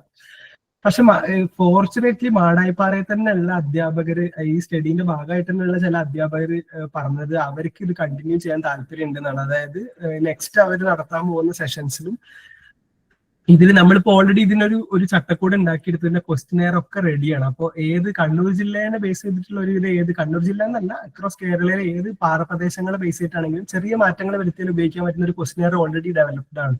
അപ്പൊ അത് ഉപയോഗിച്ചിട്ട് നമ്മൾ എന്തൊരു പ്രോഗ്രാം നടത്തുമ്പോൾ അതിന്റെ ഇമ്പാക്ട് നമുക്ക് ഇവാലുവേറ്റ് ചെയ്യാൻ പറ്റുന്നതാണ് ഇതിന്ന് വന്ന ഒരു ഔട്ട്പുട്ട്. അപ്പൊ അത് ഉപയോഗിച്ചിട്ട് കണ്ടിന്യൂ ചെയ്യാൻ പറ്റും. രണ്ടാമത്തെ കാര്യം, അങ്ങനെ കണ്ടിന്യൂ ചെയ്തിട്ട് ഇതിൽ മിസ്സായ കുറെ സാധനങ്ങളുണ്ട് ഈ സ്റ്റഡിയിൽ. അതായത് ഇതിലിപ്പോ ഒരൊറ്റ സ്കൂളിന്റെ ട്രിപ്പിനെ ബേസ് ചെയ്തിട്ടാണ് ഇതിന്റെ ക്വാണ്ടിറ്റേറ്റീവ് സർവേസ് ഒക്കെ വരുന്നത്, ആ ഗ്രാഫ് കാണിച്ച്. പക്ഷെ അത് കുറച്ചുകൂടെ എക്സ്പാൻഡ് ചെയ്തിട്ട് പല സ്കൂളുകളിൽ നടത്തിയിട്ട് സ്കൂളുകൾ തമ്മിലുള്ള വ്യത്യാസം, കാരണം ചിലപ്പോൾ ഒരു സ്കൂൾ ഒരു പർട്ടിക്കുലർ സ്ഥലത്തും ഒരു ലൊക്കാലിറ്റിയിലും ഒരു സോഷ്യോ ഇക്കോളജിക്കൽ കോണ്ടെക്സ്റ്റിലായതുകൊണ്ട് അവിടുത്തെ കാര്യങ്ങളായിരിക്കും ഇപ്പൊ നമുക്ക് മനസ്സിലായത്. പക്ഷെ ചിലപ്പോൾ കുറച്ചുകൂടെ ഗ്രാമപ്രദേശത്തുള്ള ഒരു സ്കൂള്, കുറച്ചുകൂടെ പാറപ്രദേശത്തിനോട് അടുത്തുള്ള സ്കൂൾ, അവർക്കൊക്കെ തമ്മിൽ എന്ത് വ്യത്യാസങ്ങളാണ് ഇതിൽ ക്ലിയർ ആണ്. അപ്പൊ അത് പഠിക്കാൻ ഉള്ള പ്ലാൻ ഉണ്ട് നിലവിൽ. ഐ ഹോപ്പ് ഹലോ ജിതിൻ, നമസ്കാരം. നമസ്കാരം. അപ്പോ എനിക്ക് തോന്നി, കാരണം എന്ന് പറഞ്ഞാൽ വളരെ നന്നായിട്ട് അതിന്റെ ഒരു ഭാഗം ആയി വന്നയാളെന്നുള്ള രീതിയിൽ വളരെ നന്നായി അവതരിപ്പിച്ചു. കാരണം എന്ന് പറഞ്ഞാൽ ജിതിൻ ആദ്യം എന്റെ വിദ്യാലയത്തിൽ കയറി ഈ ഒരു റിക്വസ്റ്റുമായിട്ട് മാട്ടൂര് സ്കൂളിലേക്ക് വരുമ്പോൾ ഞാൻ ഇത്ര പ്രതീക്ഷിച്ചില്ല. വളരെ കൃത്യമായിരുന്നു. കാരണം അത് നമ്മുടെ അധ്യാപകർക്കും എനിക്ക് തോന്നുന്നു നമ്മളെ അടുത്ത് ഒരു ക്യാമ്പ് വെക്കുമ്പോൾ ഈ കിട്ടുന്ന ഇതിന്റെ ഊർജം, ഇതിൽ കണ്ട പഠനത്തിന്റെ ഭാഗമായിട്ടാണ് നമ്മൾ ഇത്തവണ കുറച്ചുകൂടി മാറ്റം വരുത്തിക്കൊണ്ട് ഇനി അടുത്ത സ്റ്റഡീസ് നടത്തുക, കുട്ടികളുമായിട്ടുള്ള ക്യാമ്പ് നടത്തുക. എന്തായാലും തീർച്ചയായും നമ്മൾ ഏകദേശം 25 വർഷത്തോളമായി കേരള ശാസ്ത്രാഹിത്യ വിഷയത്ത് മാടായി മേഖലയിൽ കുട്ടികളുടെ ഈ ക്യാമ്പ് നടത്തിക്കൊണ്ടിരിക്കുന്നു. ക്യാമ്പ് നടത്തുമ്പോൾ നമ്മൾ വ്യത്യസ്ത വിഷയങ്ങളാണ് കൊടുത്തിരുന്നത്. കാരണം ബയോഡൈവേഴ്സിറ്റി, സസ്യങ്ങളുടെ വൈവിധ്യം, ജന്തുവൈവിധ്യം, പാരിസ്ഥിതിക പ്രശ്നങ്ങൾ, ഇങ്ങനെ വ്യത്യസ്ത. പക്ഷെ അത് നമ്മളെ ഒരു തിരിച്ചറിവുണ്ടാക്കിയത് ഇതിന്റെ പഠനമാണ്. ഇനി വ്യത്യസ്ത രീതിയിൽ കുട്ടികളുടെ ടേസ്റ്റിനനുസരിച്ച് നടത്താം.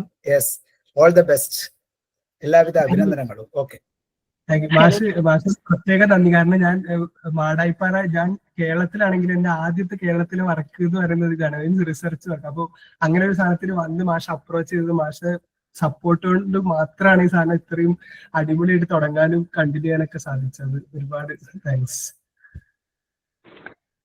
Hello sir. പറഞ്ഞോളൂ. Sir good evening. വളരെ നന്നായിരുന്നു. ഞാൻ ഈ പ്രസന്റേഷൻ കാര്യങ്ങളൊക്കെ കേട്ടു. അപ്പൊ നിങ്ങളുടെ ചെറിയതായിട്ടുള്ള ഒരു കൂട്ടിച്ചേർക്കലുകൾ ചേർക്കുകയാണ്. ഞാൻ ഏകദേശം 2004 മുതൽ ഇതുവരെ ആയിട്ട് ഓരോ വർഷവും കുട്ടികളെ ക്ലാസ് റൂം ആക്ടിവിറ്റീസിന്റെ ഭാഗമായിട്ടും അതുപോലെ തന്നെ കുട്ടികളെ സ്കൂൾ തലത്തിലുള്ള പ്രോജക്ട്സുകളുടെ ഒക്കെ ഭാഗമായിട്ട് ഗൈഡ് ചെയ്യാറുണ്ട്. അപ്പൊ ഞാൻ പല ഗവൺമെന്റ് സ്കൂൾസിലും വർക്ക് ചെയ്തിട്ടുണ്ട്. 2005 മുതൽ മലപ്പുറത്ത്, കോഴിക്കോട്, കാസർഗോഡ് ഈ സ്കൂളുകളിലൊക്കെ വർക്ക് ചെയ്തതാണ്. അപ്പൊ ഞാന് പണ്ട് കാലത്ത്, മീൻസ് ഞാൻ ഉദ്ദേശിക്കുന്നത് 2004 മുതൽ കോവിഡ് വരെയുള്ള കാലഘട്ടത്തെയും ആഫ്റ്റർ കോവിഡുമായിട്ട് ഞാനൊന്ന് സ്വയം കമ്പയർ ചെയ്ത് നോക്കിയപ്പോൾ എനിക്ക് മനസ്സിലായത്, ആഫ്റ്റർ കോവിഡ് കുട്ടികൾക്ക് എനിക്ക് തോന്നിയിരിക്കുന്നത് കുട്ടികൾ കുറച്ചൊന്ന് വീടുകളിലൊക്കെ ഐസൊലേറ്റ് ചെയ്തതുകൊണ്ടാണോ, പ്രകൃതിയുമായിട്ടുള്ള സമ്പർക്കം അവർക്ക് കുറച്ച് കുറഞ്ഞു പോയതുകൊണ്ടാണോ എന്നറിയില്ല, കുട്ടികളുടെ ഈ വാതിൽപ്പുറ പഠനങ്ങൾക്കുള്ള താല്പര്യം കുറച്ച് കുറഞ്ഞിട്ട് അവര് കൂടുതൽ ഒരു മൊബൈൽ സെന്റേർഡ് കാര്യങ്ങളിലേക്ക് പോയിട്ടുണ്ട്. എന്നിരുന്നാലും കുറെ കുട്ടികളൊക്കെ ഇങ്ങനെയുള്ള, അതായത് പരിസ്ഥിതി പ്രാധാന്യമുള്ള പഠനങ്ങൾക്കും കാര്യങ്ങൾക്കുമായിട്ട് ഇൻവോൾവ് ചെയ്യാറുണ്ട്. ഇപ്പോഴും ചെയ്തുകൊണ്ടിരിക്കുന്നുണ്ട്. അറ്റ് പ്രസന്റ് നമ്മൾ പ്രൊജക്ട്സ് ഒക്കെ ചെയ്തുകൊണ്ടിരിക്കുന്നുണ്ട്. അപ്പം കുട്ടികളുടെ 2004 മുതലുള്ള കുട്ടികളെ ഞാൻ ഒന്ന് വിലയിരുത്തി വിലയിരുത്തി എന്നല്ല പറയുന്നത്, അവരുടെ പിന്നീടുള്ള ലൈഫിനെ ഞാൻ നോക്കുമ്പോൾ ഇത്തരത്തിലുള്ള വാതിൽപ്പുറ പഠനങ്ങളിൽ ഏർപ്പെട്ടിട്ടുള്ള കുട്ടികളെ ലൈഫിൽ ഞാൻ നോക്കിക്കഴിഞ്ഞാൽ അവരുദ്ദേശിച്ചിട്ടുള്ള മേഖലകളിൽ എത്തിച്ചേർന്നതായിട്ടാണ് ഞാൻ കണ്ടിരിക്കുന്നത്. ഇപ്പം ഒരു 40 years വരെ ഇരിക്കുന്ന ആളുകളിൽ പലരും എൻ്റെ സ്റ്റുഡൻസ് ഉണ്ട്. അപ്പൊ ആ സ്റ്റുഡൻസിനെ ഞാനൊന്ന് സ്വയം ഒന്ന് ഇവാലുവേറ്റ് ചെയ്ത് നോക്കിയപ്പോൾ എനിക്ക് തോന്നി, ഈ പ്രായങ്ങളിൽ നമ്മൾ ഇത്തരത്തിലുള്ള പഠനങ്ങൾക്ക് പ്രോത്സാഹനങ്ങൾ നൽകുമ്പം അവരുടെ ഒരു ലൈഫിനെയും കൂടിയാണ് നമ്മൾ മാറ്റിമറിക്കുന്നത്. അപ്പൊ നമ്മളിന്ന് ഞാൻ ഉദ്ദേശിക്കുന്നത്, നമ്മൾ അധ്യാപകരുണ്ട്, രക്ഷിതാക്കളുണ്ട്, ഇതുമായിട്ട് റിലേറ്റഡ് ആയിട്ടുള്ള റിസർച്ച് ഇൻസ്റ്റിറ്റ്യൂഷൻസ് ഉണ്ട്. കാരണം ഞാൻ കുട്ടികളെ ഗൈഡ് ചെയ്യുമ്പം എനിക്കത് പ്രോപ്പറായിട്ട് ഗൈഡ് ചെയ്യാൻ എപ്പോഴും സഹായകമായിട്ടുള്ളത് നമ്മളുടെ സ്കൂളുകളോട് ബന്ധപ്പെട്ടിട്ട് സഹായിക്കുന്ന വ്യക്തികളും അതേപോലെ തന്നെ ശാസ്ത്രജ്ഞന്മാരും ഒക്കെയാണ്. അവർ ശരിക്കും പറഞ്ഞാൽ ഒരു ഫുൾ ഹാർട്ടഡ്ലി സപ്പോർട്ട് എനിക്ക് എല്ലാ വിവിധ മേഖലകളിലും എൻ്റെ സ്റ്റുഡൻസിന് ലഭ്യമായിട്ടുണ്ട്. അത് തന്നെയാണ് പിന്നീട് അവരുടെ ഫ്യൂച്ചർ ഒന്ന് എന്താ പറയാ നന്നാക്കി കൊണ്ടുവരാനും സഹായിച്ചത്.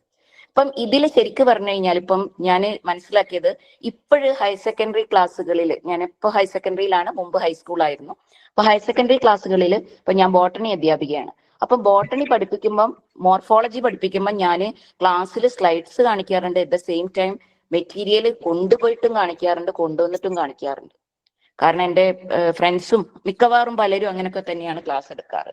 അപ്പൊ അതിൽ നിന്ന് കുട്ടിക്ക് നമ്മൾ ക്ലാസ്സിലൊരു മെറ്റീരിയൽ കൊണ്ടുവന്ന് കാണിക്കുമ്പം പിന്നെ നമ്മൾ പറയാം കുട്ടീനോട്, നിങ്ങളുടെ വീട്ടിലെ പരിസരം മീൻസ് നിങ്ങളുടെ ചുറ്റുപാട് നിരീക്ഷിക്കണം. അറ്റ് ദ സെയിം ടൈം നിങ്ങൾക്കൊരു അവസരം കിട്ടുകയാണ് പുറത്തു പോകാൻ. ഞങ്ങൾ കൊണ്ടുപോകാറുണ്ട്. അറ്റ് ദ സെയിം ടൈം പുറമെ കുട്ടികൾ വീട്ടുകാരുടെ കൂടെ പോവല്ലോ. അപ്പം നിങ്ങൾ ഒബ്സർവ് ചെയ്യണം. കാരണം സയൻസ് എപ്പോഴും നമ്മൾ നിരീക്ഷണങ്ങളിലൂടെയും പരീക്ഷണങ്ങളിലൂടെയും ഒക്കെ മനസ്സിലാക്കുന്ന ഒരു കാര്യമാണ്. മീൻസ് ജസ്റ്റ് ബുക്ക് റീഡിങ് അല്ല. ഇപ്പൊ സംഭവിച്ചുകൊണ്ടിരിക്കുന്നതിൽ ഒരു കാര്യം, കുറച്ച് നല്ല സ്റ്റുഡിയസ് ആയിട്ടുള്ള കുട്ടികളെ വീട്ടുകാരുടെ സമ്മർദ്ദം കൊണ്ടും ചിലപ്പോൾ അവരുടെ താല്പര്യങ്ങളായിരിക്കും അവര് എൻട്രൻസ് കോച്ചിങ് ക്ലാസ്സുകളിൽ എന്താ പറയാ, ആ ചുമരുകൾക്കുള്ളിലേക്ക് പോകുന്ന അവസ്ഥയാണ് ഈ സാറ്റർഡേ സൺഡേസ്. അപ്പം അവരിൽ പലർക്കും ആഗ്രഹമുണ്ട് പല ട്രിപ്പുകൾക്കും വരാൻ. അപ്പൊ അവര് പറയും, ടീച്ചറെ ഞങ്ങൾക്ക് താല്പര്യമുണ്ട്, എന്താ ചെയ്യാ, ഈ രാവിലെ തൊട്ട് വൈകുന്നേരം വരെ ശനി ഞായറും ഞങ്ങളെ ക്ലാസ് അല്ലെങ്കിൽ ഞങ്ങൾ ഓൺലൈനിലാണ്. അപ്പൊ ഞാൻ പറയുന്ന കൂടി കൊണ്ട് എന്താ പറയാ, ഞാൻ ഒരു ഗവൺമെന്റ് സ്കൂളിൽ ഒരു വർക്ക് ചെയ്യുമ്പോൾ തന്നെ അവിടെ ഉള്ള ഒരു സെഷൻ കുട്ടികൾക്ക് ഒരു എൻട്രൻസുമായി ബന്ധപ്പെട്ട പുറമേ നിന്ന് വന്ന കുട്ടികളെ ഒരു ക്ലാസ് എടുത്ത് കൊടുക്കേണ്ടി വന്നു. അപ്പം ആ സമയത്ത് ഞാൻ ശ്രദ്ധിച്ച കാര്യം, ഒരു കുട്ടി എൻട്രൻസ് ക്ലാസ്സിൽ പോയിക്കൊണ്ടിരിക്കുന്ന ഒരു കുട്ടി, അതിനെ മോശമാക്കി പറയല്ല, കുട്ടി പറയുന്നത് എനിക്ക് എന്റെ ഒരു കഴിവ്, എനിക്ക് പാട്ട് പാടാനുള്ള കഴിവ് മിസ്, എനിക്ക് അത്രയ്ക്ക് ആഗ്രഹമുണ്ട്, പക്ഷെ എനിക്ക് പാടാൻ പറ്റുന്നില്ല ഇപ്പൊ. അപ്പൊ ഞാൻ കുറച്ചു നേരം ഞാൻ ചോദിച്ചതായിരുന്നു, നിങ്ങളിൽ ആരെങ്കിലും പാടുന്ന കുട്ടി ഉണ്ടോ? കാരണം നമ്മൾ ഇങ്ങനെ കണ്ടിന്യൂസ് ക്ലാസ് എടുക്കുമ്പോൾ ഇടയ്ക്ക് ചെറിയൊരു ബ്രേക്ക് കൊടുക്കണമല്ലോ. അത് എൻ്റെ ഒരു ശീലമായതുകൊണ്ട് ഞാൻ ചോദിച്ചു പോയതാ. അപ്പൊ അവള് പറയും, കരഞ്ഞോണ്ട് പറയും, എനിക്ക് ആഗ്രഹമുണ്ട്, പറ്റുന്നില്ല നിശ്ചയം. അപ്പൊ ഞാൻ നിർത്തി. ഞാൻ പറഞ്ഞ, നീ ഒന്ന് റിലാക്സ് ചെയ്യ്, നീ ഒന്ന് പാടി കഴിഞ്ഞിട്ട് അവളെ ഒന്ന് പൊട്ടിക്കരയാം. ഇതേ അവസ്ഥ ഒരുപാട് കുട്ടികളെ അഭിമുഖീകരിക്കുന്നുണ്ട്. അത് ചിലപ്പം പല വിധത്തിലുള്ള സമ്മർദ്ദങ്ങളായിരിക്കും. അപ്പൊ ഈ സമ്മർദ്ദങ്ങളെ അഭിമുഖീകരിച്ച് ഏത് ഇൻസ്റ്റിറ്റ്യൂഷനിലും കുട്ടികൾക്ക് ചെറിയൊരു ഗ്യാപ്പ് ഇങ്ങനെയുള്ള പുറംവാതിൽ പഠനങ്ങൾക്കും അതേപോലെ തന്നെ അവരുടെ ആഗ്രഹങ്ങൾക്കനുസരിച്ചുള്ള ചെറിയ ആക്ടിവിറ്റികൾക്കും കൊടുത്താൽ ആക്ച്വലി അവരുടെ സ്വാഭാവികമായിട്ടുള്ള അവർ എൻട്രൻസ് ക്ലാസ് ആയാലും ഏത് മേഖലയിലും അവർ ഉയർന്നു വരും. അപ്പൊ അതിനും കൂടി സഹായകമാവും. സാറ് ഈ പറഞ്ഞിട്ടുള്ള കാര്യങ്ങളൊക്കെ വളരെ നല്ല കാര്യങ്ങളാണ്. അപ്പം ഈ വാതിൽപ്പുറ പഠനങ്ങൾക്ക് ഇത്രയും വർഷങ്ങളായിട്ട് ഞാൻ കുട്ടികളെ കൊണ്ടുപോയതുകൊണ്ട്, കാരണം ഒരു വർഷത്തിൽ അറ്റ്ലീസ്റ്റ് 3 മാസം കുട്ടികളുമായിട്ട് ഇങ്ങനെയുള്ള പ്രൊജക്ട് സ്റ്റഡീസിൽ ഇൻവോൾവ് ചെയ്യുന്ന ആളെന്നുള്ള നിലയ്ക്ക് എനിക്ക് സാറ് പറഞ്ഞുള്ള കാര്യങ്ങളോടൊക്കെ ഞാൻ 100% പോസിറ്റീവായിട്ട് പ്രതികരിക്കുകയാണ്. വളരെ നന്നായി. പിന്നെ ഒരു അന്താരാഷ്ട്ര പഠന കോൺഗ്രസിൽ ഞാൻ നടത്തിയിട്ടുള്ള ഒരു 22 പ്രൊജക്ട്സോളം കംപ്ലീറ്റ് ചെയ്തിട്ടുണ്ട് കുട്ടികളുടെ. അതുമായി ബന്ധപ്പെട്ട് അധ്യാപകർക്ക് തന്നെ ഒരു സെഷന് നൽകിയിട്ടുണ്ടായിരുന്നു. അപ്പൊ അതിൽ ഞാൻ പറയുണ്ടായി, കാരണം നമ്മളൊക്കെ ഇനി ഞാൻ അടുത്ത വർഷം എന്നൊക്കെ പറഞ്ഞിട്ട് റിട്ടയർ ആയി പോകും. അപ്പം ഇനി പുതിയതായിട്ട് അധ്യാപക മേഖലയിലുള്ള ആളുകളും ഒക്കെ ഇതിനും കൂടെ പ്രാധാന്യം കൊടുക്കുക. ഇങ്ങനെ പ്രാധാന്യം നമുക്ക് പുറംവാതിൽ പഠനങ്ങൾക്ക് കൊടുക്കുമ്പം അറ്റ് ദ സെയിം ടൈം അവരുടെ അക്കാഡമിക് നിലവാരം ഉയരുക ചെയ്യുക, ഒരിക്കലും താഴൂല. അതിന് എൻ്റെ കുട്ടികൾ പ്രൂഫാണ്. എനിക്കത് 100% ഉറപ്പിച്ചിട്ട് പറയാൻ പറ്റും. താങ്ക് യു സർ, വളരെ നന്നായി സെഷൻ. ഇതുപോലുള്ള ക്ലാസ്സുകൾ നിങ്ങൾക്ക് ഇനിയും ആവശ്യം. താങ്ക് യു ടീച്ചറെ. താങ്ക് യു ടീച്ചറെ. എക്സ്പീരിയൻസ് ഷെയർ ചെയ്തതിന് ഒരുപാട് താങ്ക്സ്. ഇതുപോലെ നമ്മളെ ഈ സ്റ്റഡിയിലും പിന്നെ ഇന്റർവ്യൂ ചെയ്തപ്പോൾ ഒരുപാട് ടീച്ചേഴ്സ് പറഞ്ഞ കാര്യമാണ്, ഇത് പരിസ്ഥിതി ക്യാമ്പ് അല്ലെങ്കിൽ പഠനവേൽ ക്യാമ്പ് എന്നുള്ളതിന് അപ്പുറത്തേക്ക് ഇത് പോകുന്ന ഒരുപാട് ഇൻസ്റ്റൻസസ് പറഞ്ഞിട്ടുണ്ട്. ടീച്ചർ ഇപ്പൊ കുട്ടി കരഞ്ഞ കാര്യം പറഞ്ഞപ്പോൾ എനിക്ക് എക്സാക്ട്ലി സിമിലർ ആയിട്ടുള്ള ഒരു സിറ്റുവേഷൻ ഓർമ്മ വന്നു. ഒരു മാഷ് പറഞ്ഞത് ക്യാമ്പിൽ കുറെ കളികളും കാര്യങ്ങളും ഒക്കെ ഉണ്ട്. ഈ പറഞ്ഞ പോലെ പാട്ട് പാടാനുള്ള അവസരം, ഡാൻസ് കളിക്കാനുള്ള അവസരമൊക്കെ ഉണ്ട്. അപ്പൊ ഒരു കുട്ടി ഒരു കളി കഴിഞ്ഞ് തിരിച്ചു പോയിട്ട്, മീൻസ് ഒരു ക്യാമ്പിൽ ഒരു പ്രത്യേക കളി ഉണ്ടായിരുന്നു. ആ കളിയിൽ ഒരു കോണ്ടെക്സ്റ്റ് ഉണ്ടായിരുന്നു, എന്താന്ന് ഞാൻ പറയുന്നില്ല. അത് കഴിഞ്ഞ് ആ കുട്ടി തിരിച്ച് മാഷിന് ഒരു കത്ത് എഴുതുകയാണ്. ആ കത്തില് കുട്ടി എഴുതുന്നുണ്ട്, പക്ഷെ ഇന്ന കളി ഇന്ന് കളിപ്പിച്ചല്ലോ, അല്ല ഇന്നല്ല മുന്നത്തെ ക്യാമ്പിൽ ചെയ്തല്ലോ, അതിൽ ഇങ്ങനെ ഒരു സിറ്റുവേഷൻ ഉണ്ടായിരുന്നു. അത് കണ്ടപ്പോ എനിക്ക് അല്ലെങ്കിൽ അത് എക്സ്പീരിയൻസ് ചെയ്തപ്പോ എനിക്ക് ഇങ്ങനെ ഒരു എക്സ്പീരിയൻസ് ഉണ്ടായി. അത് കുറെ കാലമായി ഞാനത് ഭയങ്കര സങ്കടമുള്ള ഒരു കാര്യമാണ്. എനിക്ക് എന്റെ രക്ഷിതാക്കളോട് എങ്ങനെ അത് അപ്രോച്ച് ചെയ്യണമെന്ന് അറിയില്ല. അത് അങ്ങനെ പിന്നീട് ആ മാഷ ആ കുട്ടിയായിട്ട് അങ്ങനെ ഒരു ബോണ്ട് രൂപപ്പെടുന്നതും അങ്ങനെ പിന്നീട് അത് ഡിസ്കസ് ചെയ്യുന്ന അങ്ങനെ ഒരു സിറ്റുവേഷൻ ഉണ്ട്. അപ്പം ബേസിക്കലി ഇതൊക്കെ എന്ന് പറയുന്നത്, ഇത് നമ്മൾ ചിലപ്പോൾ ഒരു പരിസ്ഥിതി ക്യാമ്പോ അല്ലെങ്കിൽ ഒരു ചരിത്ര ക്യാമ്പോ ഒക്കെ ആയിട്ടാണ് നടത്തുന്നതെങ്കിൽ ഇതിനൊക്കെ ഭയങ്കര ഫാർ റീച്ചിങ് ആയിട്ടുള്ള ഇമ്പാക്ട് ഉണ്ട്. ഈ ടീച്ചേഴ്സും കുട്ടികളും തമ്മിലുള്ള കണക്ഷൻ, കുട്ടികളും തമ്മിലുള്ള കണക്ഷൻ, കുട്ടികളും ആ സ്ഥലമായിട്ടുള്ള കണക്ഷൻ, ഇതൊക്കെ ഭയങ്കര ക്രിട്ടിക്കൽ ആയിട്ടുള്ള സാധനങ്ങളാണ്. അപ്പൊ ഇതൊക്കെ ഉറപ്പുവരുത്താൻ നമ്മൾ ഇത്തരം അനുഭവങ്ങൾ മാക്സിമം കുട്ടികൾക്ക് കൊടുക്കുക എന്നുള്ളതാണ്. പിന്നെ ഒരുപാട് പ്രശ്നങ്ങളുണ്ട്, എൻട്രൻസ് കോച്ചിങ്, രക്ഷിതാക്കൾ, ഇതൊക്കെ കാര്യമായിട്ട് നമ്മൾ ആലോചിക്കേണ്ട പ്രശ്നമാണ്. ഇതൊന്നും ജസ്റ്റ് 1-2 വാക്കിൽ ഇപ്പൊ ഞാൻ പറഞ്ഞതുകൊണ്ട് പരിഹരിക്കപ്പെടാൻ പോകുന്ന പ്രശ്നം അങ്ങനൊന്നും അല്ല. പക്ഷെ അത് ആലോചിച്ച് എങ്ങനെ നമുക്ക് ഇത് കുറച്ചുകൂടെ രക്ഷിതാക്കളിലേക്കും ഒക്കെ അല്ലെങ്കിൽ ഈ പറഞ്ഞ ടീച്ചേഴ്സിലേക്ക് പോലും എത്തിക്കാൻ എങ്ങനെ പറ്റും, നമ്മൾ എന്തുകൊണ്ട് ഇതിന് ഇത്രയും എഫേർട്ട് എടുക്കണം, കുട്ടികളെ എന്തുകൊണ്ട് പറഞ്ഞയക്കണം എന്നുള്ളത് ഭയങ്കര ക്രിട്ടിക്കൽ ആയിട്ടുള്ള കാര്യമാണ് തന്നെയാണ് തോന്നിയിട്ടുള്ളത്. Thank you teacher. എനിക്കൊരു ചെറിയ ക്വസ്റ്റ്യൻ ഉണ്ട്. ടീച്ചേഴ്സ് ഒഫൻഡ് ആവുമെന്ന് എനിക്ക് അറിയത്തില്ല, എന്നാലും എൻ്റെ കുറെ നാളത്തെ ഡൗട്ടാണ്. അതായത് ഈ സിറ്റിസൺ സയൻസ് പരിപാടികളായിട്ടോ അല്ലെങ്കിൽ ഇങ്ങനെയുള്ള ഇവരുടെ സാധാരണ പഠിപ്പിക്കലിന്റെ പുറത്തുള്ള മറ്റ് ആക്ടിവിറ്റീസിന് വേണ്ടിയിട്ട് ടീച്ചേഴ്സ് ഇൻവോൾവ് ആവുക എന്ന് പറഞ്ഞാൽ ഈ സമയത്ത് വളരെ ബുദ്ധിമുട്ടുള്ള കാര്യമായിട്ട് തോന്നിയിട്ടുള്ളത്. കാരണം കോളേജുകളിലായാലും സ്കൂളുകളിലായാലും ഇവർക്ക് 100 കൂട്ടം ഉത്തരവാദിത്തങ്ങളാണ്. അപ്പൊ അത്യാവശ്യം ഈ പറഞ്ഞ പരിസ്ഥിതിയോട്ടൊക്കെ താല്പര്യമുള്ള ടീച്ചേഴ്സിനും അങ്ങനെയുള്ള ആളുകൾക്കൊക്കെ 100 കൂട്ടം മറ്റു ഉത്തരവാദിത്തങ്ങൾ കാണും. അപ്പൊ അങ്ങനെയുള്ള സമയത്ത് എന്തെങ്കിലും തരത്തിലുള്ള രണ്ട് സബ് ക്വസ്റ്റ്യൻസ് ആണ്. ഒന്ന്, എന്താണ് നിങ്ങൾക്ക് ടീച്ചേഴ്സിനുള്ള ഇൻസെന്റീവ്? ഇൻട്രസ്റ്റ് ഉള്ള ആൾക്കാർക്ക് ഇൻസെന്റീവ് ആവശ്യമില്ല, ഞാൻ മോണിറ്ററി മാത്രമാണ് ഉദ്ദേശിക്കുന്നത്. എന്ത് ഇൻസെന്റീവ് കൊണ്ടായിരിക്കാം ടീച്ചേഴ്സിനുള്ള മോട്ടിവേഷൻ എന്തായിരിക്കാം? ഒന്ന്. രണ്ട്, ഈ പറഞ്ഞൊരു ഹാൻഡ് ടു നെക്ക് ആയിട്ട് പൊയ്ക്കൊണ്ടിരിക്കുന്ന ഒരു സെറ്റപ്പിൽ ടീച്ചേഴ്സിന് എങ്ങനെ സമയം ഒഴിവാക്കി ഇങ്ങനത്തെ പരിപാടികൾക്ക് പോകാനൊരു അവസരം ഉണ്ടാക്കി എടുക്കാൻ കഴിയും? What do you think? അടിപൊളി ചോദ്യങ്ങളാണ് രണ്ടും. ഈ സ്റ്റഡി തുടങ്ങുമ്പോഴും ഇപ്പൊ കഴിഞ്ഞപ്പോഴും ഇനി ബാക്കി ചിന്തിക്കുമ്പോഴൊക്കെ എന്റെ മുന്നിലുള്ള 2 ചോദ്യങ്ങളാണ്. പ്രത്യേകിച്ചും എന്റെ അമ്മ പ്രൈമറി സ്കൂൾ ടീച്ചറാണ്, എന്റെ അനിയത്തി ഇപ്പോ ടീച്ചേഴ്സ് ട്രെയിനിങ് കോഴ്സ് കഴിഞ്ഞ ആളാണ്. സോ ഞങ്ങളുടെ വീട്ടിൽ എപ്പോഴും അടിപിടി ഉണ്ടാവുന്ന ഒരു വിഷയം കൂടിയാണിത്. എന്ത് കുട്ടികളോട് പറയണം, എങ്ങനെ കുട്ടികളോട് പറയണം, എപ്പോ ഇതിന് അവസരം കിട്ടും, എന്ത് ചെയ്യണം, എന്ത് ചെയ്യണ്ട എന്നുള്ളത്. രണ്ടാമത്തെ ചോദ്യം, അതായത് എങ്ങനെ ടീച്ചേഴ്സ് ഇതിന് സമയം ഉണ്ടാക്കും എന്നുള്ളത്. അപ്പൊ ഇത് ഈ ഇന്റർവ്യൂ നടക്കുന്നതിനിടയിൽ തന്നെ 2-3 ടീച്ചേഴ്സ് പറഞ്ഞിട്ടുണ്ട്, ഇതൊക്കെ ആണെങ്കിലും ഗിവൺ ഓൾ ദിസ് ഇതിനൊക്കെ സമയം ഉണ്ടാക്കിയെടുക്കുക. സമയം മാത്രമല്ല, ആക്ച്വലി ഒരുപാട് പ്രശ്നങ്ങളുണ്ട്. ഇത് മാത്രം പഠിച്ച സ്റ്റഡീസ് ഉണ്ട്, എന്തുകൊണ്ട് ടീച്ചേഴ്സ് ഔട്ട്ഡോർ എഡ്യൂക്കേഷൻ ചെയ്യുന്നില്ല എന്നുള്ള സ്റ്റഡീസ് ഉണ്ട്, ഇന്ത്യയിലല്ല പുറത്ത്. അപ്പൊ അതിൽ ടൈം, മണി, എഫേർട്ട്, പ്രിപ്പറേഷൻ, ട്രെയിനിങ്ങിലെ അഭാവം. അതായത് നമ്മളിങ്ങനെ ഔട്ട്ഡോർ എഡ്യൂക്കേഷൻ എന്ന് പറയുന്നത് അല്ലാതെ എത്ര ടീച്ചേഴ്സിന് എന്താണ് ഔട്ട്ഡോർ എഡ്യൂക്കേഷൻ എങ്ങനെ ചെയ്യാമെന്നുള്ളതിനൊരു ട്രെയിനിങ് ഇല്ല. നമ്മളെ പല ടീച്ചേഴ്സ് ട്രെയിനിങ് കോഴ്സുകളിലും ഇങ്ങനെ ചെയ്യാം, അങ്ങനെയാണ് ഇങ്ങനെയാണെന്നൊക്കെ പറയുമെങ്കിലും ആക്ച്വലി എങ്ങനെ ചെയ്യണം അല്ലെങ്കിൽ എന്ത് രീതിയിൽ അപ്രോച്ച് ചെയ്യണം എന്നുള്ള ഒരു ഭയങ്കര പ്രശ്നം അത് നിലവിലുണ്ട്. ഇങ്ങനെ ഒരുപാട് പ്രശ്നങ്ങളുണ്ട്. ഞാൻ കാണുന്നത് പോസിറ്റീവായിട്ടുള്ള ഒരു സൈഡ് എന്ന് പറയുന്നത്, ഒരു പരിധി വരെ ടീച്ചേഴ്സിന് ഇത് ചെയ്യാൻ പറ്റില്ല എന്ന് തന്നെ വെക്കുക. കാരണം ഇപ്പോഴത്തെ നിലവിലുള്ള സിറ്റുവേഷൻ വെച്ചിട്ട് ഭയങ്കര ടൈറ്റ് ആണ്, കരിക്കുലം ഓൾറെഡി നല്ല ടൈറ്റ് ആണ്, സമയം ഉണ്ടാക്കിയെടുക്കാൻ ബുദ്ധിമുട്ടാണ്. അപ്പോ ഒന്നാമത്തെ ഓപ്ഷൻ എന്ന് പറയുന്നത്, നമ്മൾ ക്ലാസ്സിൽ 1 മണിക്കൂർ കൊണ്ട് എടുക്കാൻ, ഒരു 5 മണിക്കൂർ കൊണ്ട് എടുക്കാൻ ഉദ്ദേശിച്ച 5 ഡിഫറെന്റ് കോൺസെപ്റ്റ്സ് 1-2 മണിക്കൂറുകൾ കൊണ്ട് നമുക്ക് ഫീൽഡിൽ വിത്ത് ഡയറക്റ്റ് എക്സ്പീരിയൻസ് കാണിക്കാൻ പറ്റുമെങ്കിൽ, കാണിക്കാൻ പറ്റുന്നുള്ളത് ഞാൻ ഉദ്ദേശിക്കുന്ന അതിനുള്ള ഔട്ട്പുട്ടും ഉണ്ടാവണം. അത് ക്ലാസ്സിൽ 5 മണിക്കൂർ എടുക്കുന്ന സാധനം ഇവിടെ 2 മണിക്കൂർ കൊണ്ട് കാണിച്ചാൽ സെയിം ഇമ്പാക്ട് ഉണ്ടാവുമെന്ന് നമുക്ക് പ്രൂവ് ചെയ്യാൻ പറ്റിക്കഴിഞ്ഞാൽ അത് ഭയങ്കര ഒരു സാധനമായിരിക്കും. ഇത് പ്രൂവ് ചെയ്യാൻ പറ്റിക്കഴിഞ്ഞാൽ പറഞ്ഞാൽ അങ്ങനത്തെ സ്റ്റഡീസ് നിലവിൽ കുറവാണ്, പുറത്തുനിന്നുണ്ട് പക്ഷെ നമുക്കില്ല. അപ്പൊ പക്ഷെ ഇത് ആക്ച്വലി സ്റ്റഡി ചെയ്യണമോ എന്നുള്ളതും വേറൊരു ക്വസ്റ്റ്യൻ. കാരണം ടീച്ചേഴ്സ് തന്നെ എക്സാമ്പിൾസ് നമ്മളെടുത്ത് പറഞ്ഞിട്ടുണ്ട്. ഞാൻ എത്രയോ മണിക്കൂറുകൾ ക്ലാസ്സിൽ പറയുന്ന സാധനം ഇത്ര സമയം കൊണ്ട് പറഞ്ഞപ്പോൾ കുട്ടികൾക്ക് സിമ്പിൾ ആയിട്ട് മനസ്സിലായി എന്ന് പറയുന്ന എക്സാമ്പിൾസ് ഉണ്ട്. അപ്പൊ അത് കുറച്ചുകൂടി ടീച്ചേഴ്സിലേക്ക് എത്തിച്ചു കഴിഞ്ഞാൽ ഈ പറഞ്ഞ സമയത്തിന്റെ പ്രശ്നം ഒരു പരിധി വരെ കുറയ്ക്കാൻ പറ്റും. പക്ഷെ അത് കംപ്ലീറ്റ്ലി അഡ്രസ് ചെയ്യില്ല, കംപ്ലീറ്റ്ലി അത് അക്നോളജ് ചെയ്യും.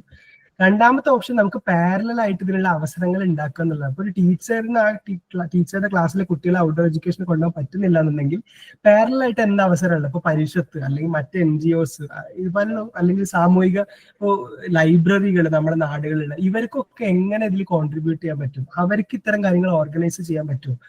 അത് ഒരു ശനിയാഴ്ചയോ ഞായറാഴ്ചയോ ഒരു സ്കൂളിലെ അല്ലെങ്കിൽ 1-2 സ്കൂളുകളിലെ കുട്ടികളെ ഒരുമിച്ച്, അതൊക്കെ കൂട്ടായ്മയുടെ ഇമ്പോർട്ടൻസ് ഇതിൽ ഭയങ്കര കൂടുതലാണ്. ഇപ്പൊ നമ്മൾ ക്ലസ്റ്റേഴ്സ് അല്ലെങ്കിൽ ഇപ്പോ ഒരു ഒന്നിച്ച് ഒരു BRCയിലൊക്കെ ഒന്നിച്ച് ടീച്ചേഴ്സ് തീരുമാനിക്കുകയാണ്, നമുക്ക് ഇന്ന ചാപ്റ്റേഴ്സ് ഉണ്ടല്ലോ, അതെല്ലാം കൂടെ നമുക്ക് ഒരു 3-4 സ്കൂളുകൾ ഒരുമിച്ച് ഇങ്ങനെ ചെയ്തുകൂടെ? അങ്ങനെ ചെയ്തു കഴിഞ്ഞാൽ കുറെ ഒരു പരിധി വരെ നമുക്ക് അഡ്രസ് ചെയ്യാൻ പറ്റും. കാരണം ലോജിസ്റ്റിക്സ് അതിലെടുക്കുന്ന ടൈമൊക്കെ ഒരുപാട് നമുക്ക് അതിൽ കുറയ്ക്കാൻ പറ്റും. അപ്പം പാരലൽ ആയിട്ടുള്ള അവസരങ്ങൾ ഉണ്ടാക്കുക, നോൺ സ്കൂൾ എൻറ്റിറ്റീസ് ഇതിലേക്ക് കൂടുതൽ കോൺട്രിബ്യൂഷൻ കൊടുക്കുക എന്നുള്ളത്. 2, അത് ഏതൊക്കെ എൻറ്റിറ്റീസ് ആണെന്നുള്ളത് നമ്മളൊന്നുകൂടെ ചിന്തിക്കേണ്ടതുണ്ട്. വെറുതെ NGOs അല്ലെങ്കിൽ പരിഷത്ത് പോവാന്ന് പറഞ്ഞാൽ അപ്പുറത്തേക്ക് കുറച്ചുകൂടെ ജനകീയമായിട്ട് പഞ്ചായത്തുകളോ അല്ലെങ്കിൽ പഞ്ചായത്ത് ലൈബ്രറികളോ ഒക്കെ എങ്ങനെ യൂസ്ഫുൾ ആവുന്നത്. 2, ടീച്ചേഴ്സിന്റെ ഇടയിൽ തന്നെ ഗ്രൂപ്പുകൾ ഉണ്ടാക്കിയിട്ട് അവർ ഇതിനെ എങ്ങനെ അഡ്രസ് ചെയ്യുന്നുള്ളത് നോക്കാം. പിന്നെ രക്ഷിതാക്കൾ അത് ഭയങ്കര ഇമ്പോർട്ടൻ്റ്. കാരണം രക്ഷിതാക്കൾക്ക് ഇതിൽ അവയർനെസ് ഉണ്ട്, രക്ഷിതാക്കൾ വില്ലിങ് ആണെങ്കിൽ മാത്രമേ ഇത് നടക്കുള്ളൂ. കാരണം ടീച്ചറിന് ഞാൻ ഔട്ട്ഡോർ എഡ്യൂക്കേഷൻ കൊണ്ടുപോകാന്ന് പറഞ്ഞുകൊണ്ട് എല്ലാ കുട്ടികളും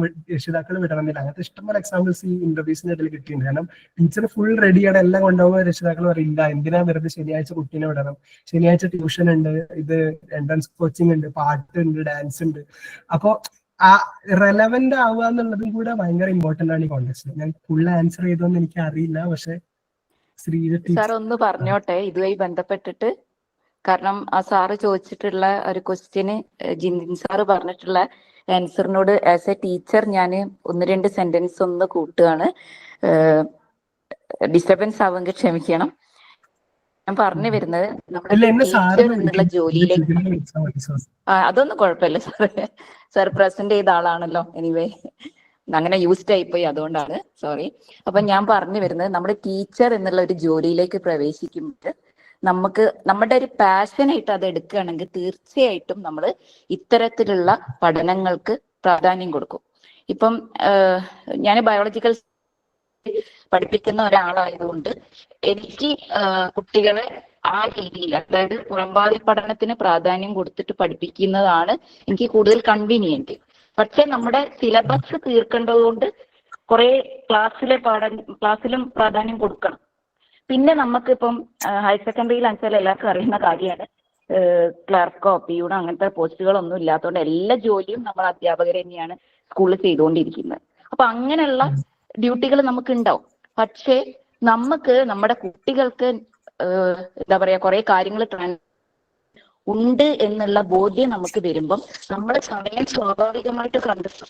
ഉദാഹരണമായിട്ട് ഞാൻ കുറെ കാര്യങ്ങളോട് ഇൻവോൾവ് ആണ്. തിങ്കളാഴ്ച നമ്മളെ സ്കൂളിൽ ശാസ്ത്രോത്സവം നടക്കേണ്ട, എനിക്ക് ഇതിന്റെ ചാർജ് ഉണ്ട്, അക്കാര്യങ്ങൾ ചെയ്തുകൊണ്ടിരിക്കുന്നുണ്ട് ഇന്ന് സ്കൂളിൽ പോയിട്ട്. പക്ഷെ ഈ ക്ലാസ് ഉണ്ട് എന്ന് കണ്ടപ്പം ഇത് ഒരു അധ്യാപിക എന്നുള്ള നിലയ്ക്ക് എനിക്ക് യൂസ്ഫുൾ ആണെന്ന് എനിക്ക് മനസ്സിലായതുകൊണ്ട് ഞാൻ ഇതിൽ ഇപ്പം ഇവിടെ വേറെ കാര്യങ്ങളൊക്കെ നടക്കുന്നുണ്ട് വീട്ടില്. അപ്പൊ അതിന്റെ ഇടയിൽ കൂടെ ഞാൻ അറ്റൻഡ് ചെയ്യാണ്. അപ്പം ഇങ്ങനെ അറ്റൻഡ് ചെയ്യുമ്പോൾ എന്റെ കുട്ടികൾക്ക് അത് ഉപയോഗപ്രദമാണെന്ന് ഞാൻ മനസ്സിലാക്കുന്നുണ്ട്. പിന്നെ മോണിറ്ററി ബെനിഫിറ്റ് എന്ന് പറഞ്ഞാൽ ഗവൺമെന്റിന് അത്യാവശ്യം നല്ലൊരു സാലറി നമുക്ക് കിട്ടുന്നത് കൊണ്ട് നമ്മൾ ഒരിക്കലും വേറൊരു മോണിറ്ററി ബെനിഫിറ്റിനെ കുറിച്ച് സർവീസ് കാലത്ത് ചിന്തിക്കുന്നേ ഇല്ല. കാരണം ഞാനൊരു പ്രൈവറ്റ് സ്കൂളിൽ ചെന്നൈയിൽ 1250 രൂപയ്ക്ക് ജോലി ചെയ്ത ആളാണ്. പക്ഷെ എന്നെ സംബന്ധിച്ചിടത്തോളം ഇപ്പൊ എനിക്ക് കിട്ടുന്ന സാലറി എന്ന് പറഞ്ഞാൽ ഗവൺമെന്റ് സാലറി എന്ന് പറഞ്ഞാൽ നല്ലൊരു സാലറി തന്നെയാണ്. അപ്പൊ അതുകൊണ്ട് തന്നെ പാവപ്പെട്ടിട്ടുള്ള ഒരുപാട് കുട്ടികൾക്ക് വീട്ടിൽ നിന്ന് ഒരുപാട് കാര്യങ്ങൾ കിട്ടാത്ത ഒരു അവസ്ഥ ഉണ്ടാവും ചിലപ്പോഴും. അതായത് അക്കാഡമിക്കലി പിന്തുണ കിട്ടാത്ത കുട്ടികളുണ്ടാവും. അപ്പൊ അങ്ങനെയുള്ള കുട്ടികൾക്ക് ഇങ്ങനെയുള്ള കാര്യങ്ങളിൽ, ശാസ്ത്ര കാര്യങ്ങളിലോ അല്ലെങ്കിൽ മറ്റുള്ള സ്കൂളിലെ അക്കാഡമിക് കാര്യങ്ങളിലോ കൂടുതൽ താല്പര്യം ഉണ്ടെങ്കിൽ നമ്മൾ അതിനെ സപ്പോർട്ട് ചെയ്ത് കൊടുക്കേണ്ട ഉത്തരവാദിത്വം നമുക്കുണ്ട്. അത് മനസ്സിലാക്കുമ്പോൾ, ഒരു സ്കൂൾ മനസ്സിലാക്കുമ്പം, പ്രിൻസിപ്പൽ മനസ്സിലാക്കുമ്പോൾ, അധ്യാപകരും രക്ഷിതാക്കളും മനസ്സിലാക്കുമ്പോൾ സ്മൂത്ത്. കാരണം പക്ഷെ എന്നെ സപ്പോർട്ട് ചെയ്തിട്ട് ഞാൻ ചോദിക്കുന്നതിന് ആൻസർ ചെയ്യാൻ അവിടെ സോഷ്യൽ സയൻസിലുള്ള അധ്യാപകരുണ്ട്, അതുപോലെ മറ്റുള്ള കൊമേഴ്സിലുള്ളവരുണ്ട്, മാത്സ് ഉള്ളവരുണ്ട്, മറ്റു സബ്ജക്റ്റ് ഉള്ളവരുണ്ട്. അവരോട് ഞാൻ ചോദിക്കും. അപ്പൊ അവരെനിക്ക് അറിയാത്തത് പറഞ്ഞുതരും. പരസ്പരം അപ്പൊ അങ്ങോട്ട് കൊടുക്കൽ വാങ്ങലുകളിലൂടെ നമ്മൾ അധ്യാപകർക്ക് ശരിക്കും പറഞ്ഞു കഴിഞ്ഞാൽ കുട്ടികളെ നന്നായിട്ട് മുന്നോട്ട് കൊണ്ടുപോകാൻ പറ്റും. ചില അവസരങ്ങളിൽ നമുക്ക് കുറച്ച് അറിവില്ലാത്ത കാര്യങ്ങളൊക്കെ കുറെ ഉണ്ടാവും. പക്ഷെ നമ്മളെ സഹായിക്കാൻ ഈ സൊസൈറ്റിയിൽ പലരും ഉണ്ട്. നമ്മൾ അങ്ങോട്ട് ചോദിക്കണമെന്നേ. കാരണം സാർ ഇതൊന്ന് പറഞ്ഞു തരുമോ എന്ന് ചോദിച്ചു കഴിഞ്ഞാൽ, അല്ലെങ്കിൽ മറ്റൊരു ടീച്ചറെ പറഞ്ഞു തരുമോ എന്ന് ചോദിച്ചാൽ നമ്മളുടെ സഹപ്രവർത്തകർ തന്നെ നമുക്ക് ഒരുപാട് വിവരങ്ങൾ വഴി നമ്മളുടെ ടീച്ചിങ് നന്നാക്കി കൊണ്ടുപോകാൻ പറ്റും എന്നാണ് അനുഭവം. Thank you teacher. ഈ പലതുള്ളി പെരുവെള്ളം, അതുപോലെ നമ്മൾ ഇടയ്ക്കിടയ്ക്ക് 1-2 പേരെങ്കിലും ഇങ്ങനെ കാര്യങ്ങൾ ചെയ്താതാവുന്നുള്ളതും ഇതുപോലെ ഇന്റർവ്യൂസിൽ എന്നോട് ടീച്ചേഴ്സ് പറഞ്ഞിട്ടുണ്ട്. അപ്പൊ ഞാനിങ്ങനെ ചെയ്തുകൊണ്ട് എനിക്ക് എന്താണ് നേട്ടം, ഇൻസെന്റീവ് ഞാൻ നേരത്തെ അഡ്രസ് ചെയ്യാത്തോണ്ടാണ് പറയുന്നത് എന്നുള്ള ഒരു സാധനം ടീച്ചേഴ്സിന് വന്നപ്പോൾ ടീച്ചേഴ്സ് തന്നെ പറയുന്നുണ്ട്, ഞാൻ പഠിപ്പിച്ച ഒരു കുട്ടി ഇങ്ങനെ വർഷങ്ങൾ കഴിഞ്ഞിട്ട് ഇങ്ങനെ ഒരു ഇതിലാണ്, കോണ്ടെക്സ്റ്റിലാണുള്ളത്. അത് ആ കോണ്ടെക്സ്റ്റിൽ ചിലർ സ്പെസിഫിക് ആയിട്ട് ചിലർ പറഞ്ഞത് ഇന്ന ജോബ് കിട്ടിയെന്നോ ഇന്ന പൊസിഷനിൽ എത്തിയെന്നുള്ളതല്ല, പക്ഷെ ആ കുട്ടി ഇങ്ങനെ ഒരു പ്രവൃത്തി ചെയ്തു എന്നറിഞ്ഞിട്ട് ആ കുട്ടീന്റെ മനസ്സിലെ നന്മ അറിയുന്ന സമയത്ത് ഉണ്ടാവുന്ന ചാരിതാർത്ഥ്യം കുറെ ടീച്ചേഴ്സ് എടുത്ത് പറഞ്ഞിട്ടുണ്ട്. പക്ഷെ ഓഫ്കോഴ്സ് അത് മാത്രം ഒരു ഇൻസെന്റീവ് ആയിട്ട് നമുക്ക് പരിഗണിക്കാൻ പറ്റുന്നതല്ല, നമ്മളെല്ലാ ടീച്ചേഴ്സിന്റെയും കോണ്ടെക്സ്റ്റ് എടുക്കും. പക്ഷെ അത് പറഞ്ഞിട്ടുണ്ട്. അപ്പൊ അത് ടീച്ചർ പറഞ്ഞ പോലെ 1-2 സ്ഥലങ്ങളിലാണെങ്കിൽ പോലും അങ്ങനെ കുറച്ച് ടീച്ചേഴ്സ് അങ്ങനെ ചെയ്തു തുടങ്ങി കഴിഞ്ഞാൽ അത് പിന്നെ ബാക്കിയുള്ളവർക്കും ഒരു പ്രചോദനമായിരിക്കും. പിന്നെ അത് കണ്ട് അതിന് എന്താണ് ബെനിഫിറ്റ് എന്ന് മനസ്സിലാക്കുമ്പോഴാണ് ഓഫ് കോഴ്സ് നമുക്ക് ഇൻസ്ട്രുമെന്റൽ ബെനിഫിറ്റ്സ് പ്രധാനം തന്നെയാണ്, അതിന് ഞാൻ നിരാകരിക്കുന്നില്ല. എന്തിനും ഞാൻ ഇത്ര എഫേർട്ട് എടുക്കണം എന്നുള്ള ചോദ്യത്തിന് ആൻസേഴ്സ് നമുക്ക് ആവശ്യമാണ് ശരിക്കും. അപ്പൊ അതിലും ഈ പറഞ്ഞ പോലെ നമ്മൾ കാര്യമായിട്ട് പഠനങ്ങൾ നടക്കുക എന്നുള്ളതിന്റെ അപ്പുറത്തേക്ക് കാര്യമായിട്ട് അത് ചർച്ച ചെയ്യപ്പെടേണ്ടതുണ്ട് എന്നുള്ളതാണ്. വെറുതെ ഒരു കോഴ്സിലോ അല്ലെങ്കിൽ ടെക്സ്റ്റ് ബുക്കിലോ അല്ലെങ്കിൽ ഹാൻഡ് ബുക്കിലോ ഇങ്ങനെ ചെയ്യണം എന്ന് പറഞ്ഞതിന് അപ്പുറത്തേക്ക് അങ്ങനെ എന്തുകൊണ്ട് ക്ലാസ്സിൽ ചെയ്യാൻ പറ്റുന്നില്ല എന്നുള്ളത് അഡ്രസ് ചെയ്യേണ്ടതും ആ രീതിയിലേക്ക് മൊത്തത്തിൽ നമ്മളെ മൂല്യനിർണ്ണയ രീതികളും ക്ലാസ് മുറികളും ഒക്കെ ആ രീതിയിലേക്ക് മാറേണ്ടത് തീർച്ചയായിട്ടും ചർച്ച ചെയ്യപ്പെടേണ്ടതും അഡ്രസ് ചെയ്യപ്പെടേണ്ടതായിട്ടുള്ള വിഷയമാണ്. അതും ഭയങ്കര ക്രൂഷ്യൽ ആയിട്ടുള്ള വിഷയമാണ് എന്നുള്ളതാണ് മറ്റൊരു വസ്തുത. ഞാൻ ഒരു കമന്റ് ഇതിൽ കണ്ടത്, Thomas Augustine, I am 16 years old and I really think that your perspective are meant to be applied on our life really well. Thank you for the session. Yes, അതാണ് വേറൊരു സാധനം. ഇത് ഇങ്ങനെ ഒരു കോണ്ടെക്സ്റ്റ് ഇതാണെങ്കിൽ പോലും ഞാൻ പറഞ്ഞ ഒരുപാട് കാര്യങ്ങൾക്ക് ഇത് സ്റ്റഡിയിൽ നിന്ന് കിട്ടിയ ഒരുപാട് പോയിന്റ്സിന് ജനറൽ ലൈഫിൽ ഭയങ്കര ഇമ്പോർട്ടൻസ് ഉണ്ട്. അതായത് നമ്മളെ റിലേഷണൽ വാല്യൂസ്, നമ്മളൊരു സ്ഥലത്ത് ചെല്ലുമ്പോൾ ആ സ്ഥലത്ത് ഒരു സാധനത്തിൽ മാത്രം ഫോക്കസ് ചെയ്യുന്നത്, അതൊക്കെ അങ്ങനത്തെ കുറെ കാര്യങ്ങളിൽ ഇതിൽ ആക്ച്വലി എനിക്ക് തന്നെ ഒരുപാട് ലേണിങ്സ് ഉണ്ടായിട്ടുള്ള ഒരു സ്റ്റഡിയാണത്. നമ്മള് ഇപ്പൊ മാടായിപ്പാറ പോലുള്ള സ്ഥലത്ത് വന്നിട്ട് അവിടെ എന്താ പറയാ, ഇവിടെ ഇന്ന ചെടി ഉണ്ട്, പിന്നെന്താ പറയാ അനിമൽ ഉണ്ടെന്നുള്ളതിന് അപ്പുറത്തേക്ക് ആ സ്ഥലത്തിനെ മൊത്തത്തിൽ മനസ്സിലാക്കുമ്പോൾ കിട്ടുന്ന അറിവ് എന്ന് പറയുന്നത് അത് വേറെ തന്നെയാണ്. അറിവ് എന്ന് മാത്രമല്ല, അനുഭവം എന്ന് പറയുന്നത് വേറെ തന്നെയാണ്. താങ്ക്സ്. ഹലോ ജിതിൻ. പറഞ്ഞോളൂ. ഞാനൊരു റിട്ടയർഡ് ടീച്ചറാണ്. നമ്മളിപ്പോൾ ഇപ്പോഴും പോയിക്കൊണ്ടിരിക്കുന്നത് പഴയ രീതിയിൽ തന്നെയാണ്. നമ്മുടെ വിദ്യാഭ്യാസ രീതിയിലൊക്കെ ഒരുപാട് മാറ്റങ്ങൾ വരേണ്ട കാലങ്ങളൊക്കെ കഴിഞ്ഞു. ഇപ്പോഴും നമ്മളൊരു ടണലിലൂടെ ഇങ്ങനെ പോവുക, അപ്പുറത്തേക്ക് നോക്കാൻ സാധ്യതയില്ലാതെ കുട്ടികളെ അങ്ങനെ കടത്തി കൊണ്ടുപോയി അവരെ ഒരു പരീക്ഷ എഴുതിച്ച് വീണ്ടും എൻട്രൻസ് എക്സാമിനേഷനിലേക്കൊക്കെ പോയിട്ട് കുറെ കുട്ടികൾ BSc പഠിക്കുന്നു, ക്ലർക്കാവുന്നു, കുറച്ചു പേര് ഡോക്ടർ ആവുന്നു, എഞ്ചിനീയർ ആവുന്നു. അതിലപ്പുറം ജിതിനെ പോലെയുള്ള വളരെ കുറച്ച് കുട്ടികൾ മാത്രം ഒരു മാറി ചിന്തിക്കുന്നു. ഇപ്പോഴും ആ ഒരു രീതി മാറിയിട്ട് കുട്ടികൾക്ക് അവരുടേതായ താല്പര്യങ്ങള് ചുറ്റുപാടിനെ നിരീക്ഷിച്ച് മുമ്പോട്ട് പോകാനുള്ളൊരു താല്പര്യം ഏത് കാലത്താണ് വിദ്യാഭ്യാസ രീതിയിൽ ഉണ്ടാകുക എന്നുള്ളത് അറിയില്ല. അത്ര മോശമായ ഒരു വിദ്യാഭ്യാസ രീതിയിലൂടെയാണ്. നമ്മുടെ സിലബസ് ഒക്കെ അടിപൊളിയാണ്, പക്ഷെ പറഞ്ഞിട്ടെന്താ കാര്യം? അത് കുട്ടികൾക്ക് ഒരുപാട് ഗുണത്തെക്കാളേറെ ദോഷം ചെയ്യുന്ന രീതിയിലാണ് നമ്മുടെ വിദ്യാഭ്യാസ രീതി പോയിക്കൊണ്ടിരിക്കുന്നത്. അത് മാത്രമല്ല, സിലബസ് തന്നെ നമുക്ക് കുട്ടികളുടെ മനസ്സിലേക്ക് അത് ഉൾക്കൊള്ളിക്കാനുള്ള സമയം ഇപ്പൊ അധ്യാപകർക്ക് കിട്ടുന്നില്ല. സിലബസ് നല്ലതാന്ന് പറഞ്ഞിട്ട് എന്താ കാര്യം? എത്ര സമയം എടുത്തു വേണം ഒരു ക്ലാസ്സിൽ? ഇപ്പൊ ഇവിടെ ഒരു പഠനത്തിന്റെ കണക്ക് പറഞ്ഞില്ലേ, ഈ 30% കുട്ടി എന്ന് പറഞ്ഞാല് ഒരു വിദ്യാലയത്തിന്റെ പടി കയറി വരുന്ന 30% കുട്ടികൾക്ക് മാത്രമേ ഒരു അധ്യാപിക പഠിപ്പിക്കുന്നത് പെട്ടെന്ന് മനസ്സിലാക്കാൻ കഴിയുള്ളൂ. ബാക്കിയുള്ള 70% കുട്ടികൾ നമ്മുടെ മുന്നിലുണ്ട്. അപ്പൊ അവരുടെ ഉള്ളിലേക്കെല്ലാം ഈ സിലബസ് എത്തിക്കുന്നതിനുള്ള സമയമൊന്നും ഒരധ്യാപികയ്ക്കും കിട്ടുന്നില്ല. അപ്പൊ കാരണം ഇപ്പൊ തന്നെ സ്കൂളുകളിൽ എന്തെല്ലാം പരിപാടികളാണ് നടക്കുന്നത്. സ്പോർട്സ്, യൂത്ത് ഫെസ്റ്റിവലിന് ഇനി സ്കൂൾ തലം, സബ് ജില്ലാതലം, ജില്ലാതലം, സ്റ്റേറ്റ് തലം, ഇതിനെല്ലാം ഈ അധ്യാപകരുടെ പുറകിൽ നിന്നിട്ട് തന്നെയാണ്. അപ്പൊ ഈ വളരെ ചുരുങ്ങിയ സമയം കൊണ്ടാണ് ഈ സിലബസ് കുട്ടികളുടെ ഉള്ളിലേക്ക് എത്തിക്കാനായിട്ട് അധ്യാപകർ ശ്രമിക്കുന്നത്. ഒരുപാട് പറയാനാണെങ്കിൽ ഒരുപാട് നമുക്ക് മോശമായ ഒരു സാഹചര്യമാണ് ഇപ്പോൾ സ്കൂളുകളിലുള്ളത്. ആദ്യം തന്നെ ഞാൻ പറയുകയാണെങ്കിൽ ഈ ഇങ്ങനെയുള്ള ഫെസ്റ്റിവലുകളൊക്കെ നിർത്തലാക്കണം. സ്കൂൾ തലത്തിൽ മാത്രമേ ഇതൊക്കെ നടത്താൻ പാടുള്ളൂ. നമുക്ക് സിലബസാണ് വളരെ പ്രധാനപ്പെട്ട കാര്യം. അതുപോലും കുട്ടികളിൽ എത്തിക്കാനുള്ള സമയമില്ലാത്തൊരവസ്ഥയിലൂടെ പോയിക്കൊണ്ടിരിക്കുക. ഇന്നും എൻട്രൻസ് എക്സാമിനേഷനാണ് പ്രാധാന്യമുള്ളൂ. അപ്പൊ അങ്ങനെ ഒരു കുട്ടിയുടെ ആഗ്രഹം അറിഞ്ഞ് വിദ്യാഭ്യാസം കൊടുക്കാനുള്ള സമയം പോലും അധ്യാപകർക്കില്ലാത്തൊരു സാഹചര്യം സ്കൂളുകളിലുണ്ട്. ഇപ്പോഴത്തെ വിദ്യാഭ്യാസ രീതി തന്നെ മാറണം. അതിലാണ് ഞാൻ അങ്ങനെ വിശ്വസിക്കുന്ന ഒരാളാണ് ഞാൻ. ഒരു തുറന്ന ഒരു വിദ്യാഭ്യാസ സാധ്യത ഇല്ല. ഇപ്പോഴും പഴയ രീതി തന്നെ തുടർന്നുകൊണ്ടിരിക്കുന്നു. നമ്മൾ പലരും തമാശ രൂപത്തിൽ ചോദിക്കുന്ന കേൾക്കാറുണ്ട്, A+B² പഠിച്ചത് കൊണ്ട് എന്താണ് ഗുണം ഉണ്ടായതെന്ന്. അപ്പൊ ഗുണമുള്ളവരുണ്ട്. അത് അവർക്ക് മാത്രമേ ആ ഒരു ഇക്വേഷൻ കൊണ്ട് കാര്യമുള്ളൂ. പക്ഷെ അത് ഇല്ലാത്തവരും നിർബന്ധമായിട്ടും അത് പഠിക്കാൻ ബാധ്യസ്ഥരാണ്. അപ്പൊ വളരെ നന്നായിരുന്നു ക്ലാസ്. നമ്മൾ ക്ലാസ് കേട്ടവർക്കെല്ലാം ഇതൊരു വളരെ ഉത്തേജനം തരുന്ന രീതിയിലുള്ള ഒരു ക്ലാസ് ആയിരുന്നു. നമുക്ക് ഒരുപാട് കാര്യങ്ങൾ ചെയ്യാനുണ്ട് എന്നൊരു തോന്നലുണ്ടാക്കുന്ന ഒരു ക്ലാസ് ആയിരുന്നു. വളരെ നന്ദി Nitin. Thank you teacher. Teacher അനുഭവങ്ങൾ ഷെയർ ചെയ്തിട്ട് ഒരുപാട് താങ്ക്സ്.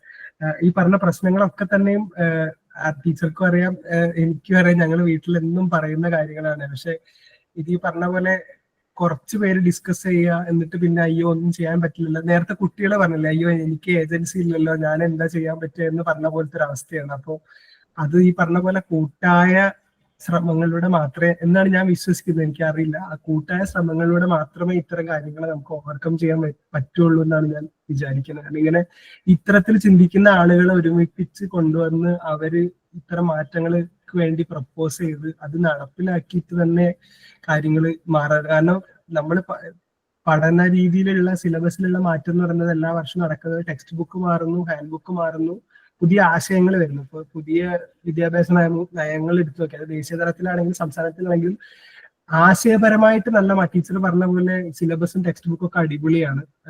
കണ്ടന്റ് വൈസ് നോക്കുകയാണെങ്കിലും ആശയപരമായിട്ടുള്ള സാധനങ്ങൾ നോക്കുകയാണെങ്കിലും, പക്ഷെ അത് ഓൺ ഗ്രൗണ്ടിൽ അപ്ലൈ ചെയ്യുന്നത് ഇപ്പോഴും ടിപ്പിക്കലായിട്ടുള്ള രീതി പ്ലസ് ഓൺ ഗ്രൗണ്ടിലുള്ള റിയാലിറ്റീസ് ഇപ്പോഴും അപ്പോഴും ഒരു പരിധി വരെയൊക്കെ സെയിം ആണ്. ഇത്രയും ഒരുപാട് സാധനങ്ങളിലേക്ക് ഫോക്കസ് പോകുന്നതുകൊണ്ട് എവിടെ എങ്ങനെ ചെയ്യണമെന്ന് അറിയാത്ത അവസ്ഥയിലേക്ക് എത്തിപ്പോകുന്ന കുറെ ടീച്ചേഴ്സ്, അതുപോലെ തന്നെ കുട്ടികൾക്കും എവിടെ എങ്ങനെയെന്നുള്ളത് കുറെ, അതുപോലെ തന്നെ എല്ലാത്തിന്റെ അവസാനത്തിലേക്ക് പരീക്ഷയാണ് അവസാനം, പരീക്ഷയ്ക്ക് മാർക്ക് കിട്ടുക, അത് പാസ്സായി പോവുക, അടുത്ത ഇന്ന സാധനം ചെയ്യുക, കോച്ചിങ് ഇങ്ങനെ. അപ്പൊ ആ ഒരു മോണോട്ടോണസ് ആയിട്ടുള്ള സാധനം അത് ഒരു പരിധി വരെയൊക്കെ ആൾക്കാർക്ക് മനസ്സിലായി തുടങ്ങിയിട്ടുണ്ട്. കുറെ പേര് നമ്മൾ ഡിസ്കസ് ചെയ്യുമ്പോൾ പറഞ്ഞിട്ടുള്ള കാര്യമാണ്, അത് ഇങ്ങനെ ഞാൻ പോവില്ല, ഞാൻ ഇങ്ങനെ ചെയ്യുന്നൊക്കെ. പക്ഷെ അത് ഗ്രാജുവൽ ആയിട്ട് വരുന്ന ഒരു മാറ്റമാണ്. പക്ഷെ അത് ഒന്നായിട്ട് സിസ്റ്റമിക് ആയിട്ട് അതിനെ അഡ്രസ് ചെയ്യേണ്ടത് ഒരു വളരെ അത്യാവശ്യമായിട്ടുള്ള ഒരു കാര്യമാണ്. അത് എങ്ങനെയാ ആവുക എന്നുള്ളത് നോക്കി കാണേണ്ടത് തന്നെയാണ്. Thomas Augustine says, the students today are really trying to build a better past for themselves with better memories and experiences rather than looking for a better future, which contradicts the reality, but the knowledge from experiences really does have most priority. Exactly. അത് thanks. അത് ഭയങ്കര important ആയിട്ടുള്ള point ആണ്. കാരണം ഇപ്പൊ നേരത്തെ teacher പറഞ്ഞ പോലെ ഈ കോവിഡിന്റെ മുന്നേ ശേഷമുള്ള കുട്ടികൾ, എനിക്ക് ഹൈസ്കൂൾ ഹയർ സെക്കൻഡറി കുട്ടികളായിട്ട് അത്ര ഇന്ററാക്ഷൻ ഞാൻ ചെയ്യാറില്ല. പക്ഷെ ഡിഗ്രി ലെവലിലുള്ള കുട്ടികളായിട്ട് ഞാൻ കൺസിസ്റ്റന്റ് ആയിട്ട് ഇന്ററാക്ട് ചെയ്യാറുണ്ട്. അപ്പം അതിൽ ഈ പറഞ്ഞ കോവിഡിന്റെ മുന്നേ കോവിഡിന് ശേഷം എന്നുള്ളതും അവരുടെ കാഴ്ചപ്പാടുകളിൽ വന്ന മാറ്റം വളരെ ക്ലിയർ ആയിട്ട് നമുക്ക് മനസ്സിലാക്കാൻ പറ്റുന്നുണ്ട് ഒരു പരിധി വരെയൊക്കെ.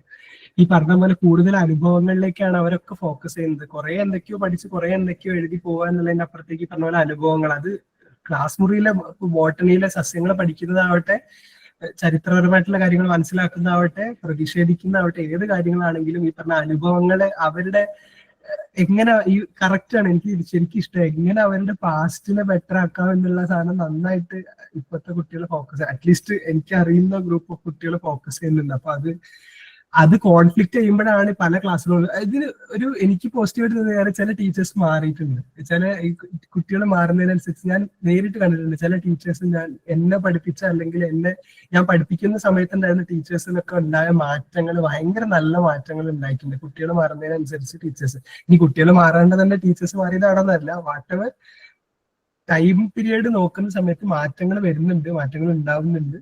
അത് നല്ലൊരു സൂചനയാണ്. അത് എത്രത്തോളം അത് ബാക്കിയുള്ള ടീച്ചേഴ്സും കൂടെ അത് ഏറ്റെടുക്കും, മാറ്റം വരുത്തും എന്നൊക്കെ ഉള്ളത് നമുക്ക് കാണാം അടുത്ത കുറച്ച് വർഷങ്ങൾക്കുള്ളിൽ.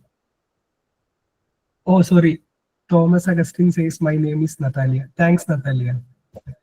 Thank you so much. ഇത്രയും കോംപ്ലക്സ് ആയിട്ടുള്ള ഈ ഒരു സ്റ്റഡി ഇത്ര ലളിതമായിട്ട്, കാരണം ഇതിന്റെ ബാക്ക്ഗ്രൗണ്ടിലുള്ള ഹാർഡ് വർക്കും അനാലിസിസുകളുടെ ബുദ്ധിമുട്ടുകളും ഈ ഒരു ലെവലിലേക്ക് സ്റ്റഡീനെ കാണിക്കാനുള്ള പ്രയാസവും എനിക്ക് ഉറപ്പായിട്ടും അറിയാം. So you did an amazing job of doing this. ഞാൻ ഈ ടോക്ക് ഇതിന്റെ വേറൊരു വേർഷൻ നേരത്തെ കേട്ടതാണെങ്കിലും I felt really honoured to be a part of this group. ഈ പറഞ്ഞ കമന്റ്സിലുള്ള പോലെയും ആൾക്കാർ പറഞ്ഞതുപോലെയും എല്ലാവർക്കും ഒരു നല്ല എക്സ്പീരിയൻസ് ആയിരുന്നു. Thank you so much. ഈ പറഞ്ഞ കുറേയധികം ആൾക്കാരുടെ ഇത് ഒരു ചെറിയ പ്രോസസ്സ് അല്ല, ഒരു വലിയ പ്രോസസ്സാണെന്ന് മനസ്സിലാക്കാനും അതുപോലെ തന്നെ കുറെ ആൾക്കാരുടെ ചിന്തകളും പ്രവർത്തനങ്ങളും അധ്വാനവും ഒക്കെ ഇതിന്റെ ബാക്ക്ഗ്രൗണ്ടിൽ വേണം. ആ ഒരു വലിയ എഫേർട്ടിന് വേണ്ടിയിട്ട് ഈ ഒരു ഇതിന്റെ ഒരു കഷ്ടപ്പാട് തുറക്കാമായിട്ട് ആഗ്രഹിക്കുന്നു, പ്രാർത്ഥിക്കുന്നു. അപ്പോൾ എല്ലാ ആശംസകളും റിസർച്ചിന് വേണ്ടിയിട്ട് ഇതിന്റെ ഓർഗനൈസേഴ്സിന്റെ പേരിലും എൻ്റെ വെറുതെ പേഴ്സണൽ ആയിട്ടുള്ള പേരിലും ഇതിന് താങ്ക് യു പറയുന്നു. അതുപോലെ ഇതിനകത്ത് പങ്കെടുത്ത ഓരോ ആൾക്കാർക്കും, ഇത്രയും നേരം ഇരുന്ന എല്ലാ ആൾക്കാർക്കും, പിന്നെ കുറെ ആൾക്കാർക്കൊക്കെ ലീവായി പോയിട്ടുണ്ട്, പക്ഷെ എല്ലാ ആൾക്കാർക്കും ഏറ്റവും സ്നേഹത്തിന്റെ പേരിൽ നന്ദി അറിയിക്കുന്നു. Thank you so much. തീർച്ചയായും എല്ലാവർക്കും താങ്ക്സ്. ഒരുപാട് നല്ല എൻഗേജ്മെന്റ്സ്, നല്ല എക്സ്പീരിയൻസ് ഒക്കെ ഷെയർ ചെയ്തതിന് താങ്ക് യു. ഇനിയും ഈ കോൺവെർസേഷൻ ഇവിടെ അവസാനിക്കാതെ കണ്ടിന്യൂസ് ആയിട്ട് എന്തെങ്കിലും ആവശ്യം, എന്തെങ്കിലും കോണ്ടാക്ട്, കമ്മ്യൂണിക്കേഷൻ ഒക്കെ ഉണ്ടെങ്കിൽ all are welcome. I'm happy to help. I'm happy to engage with you all. Thanks.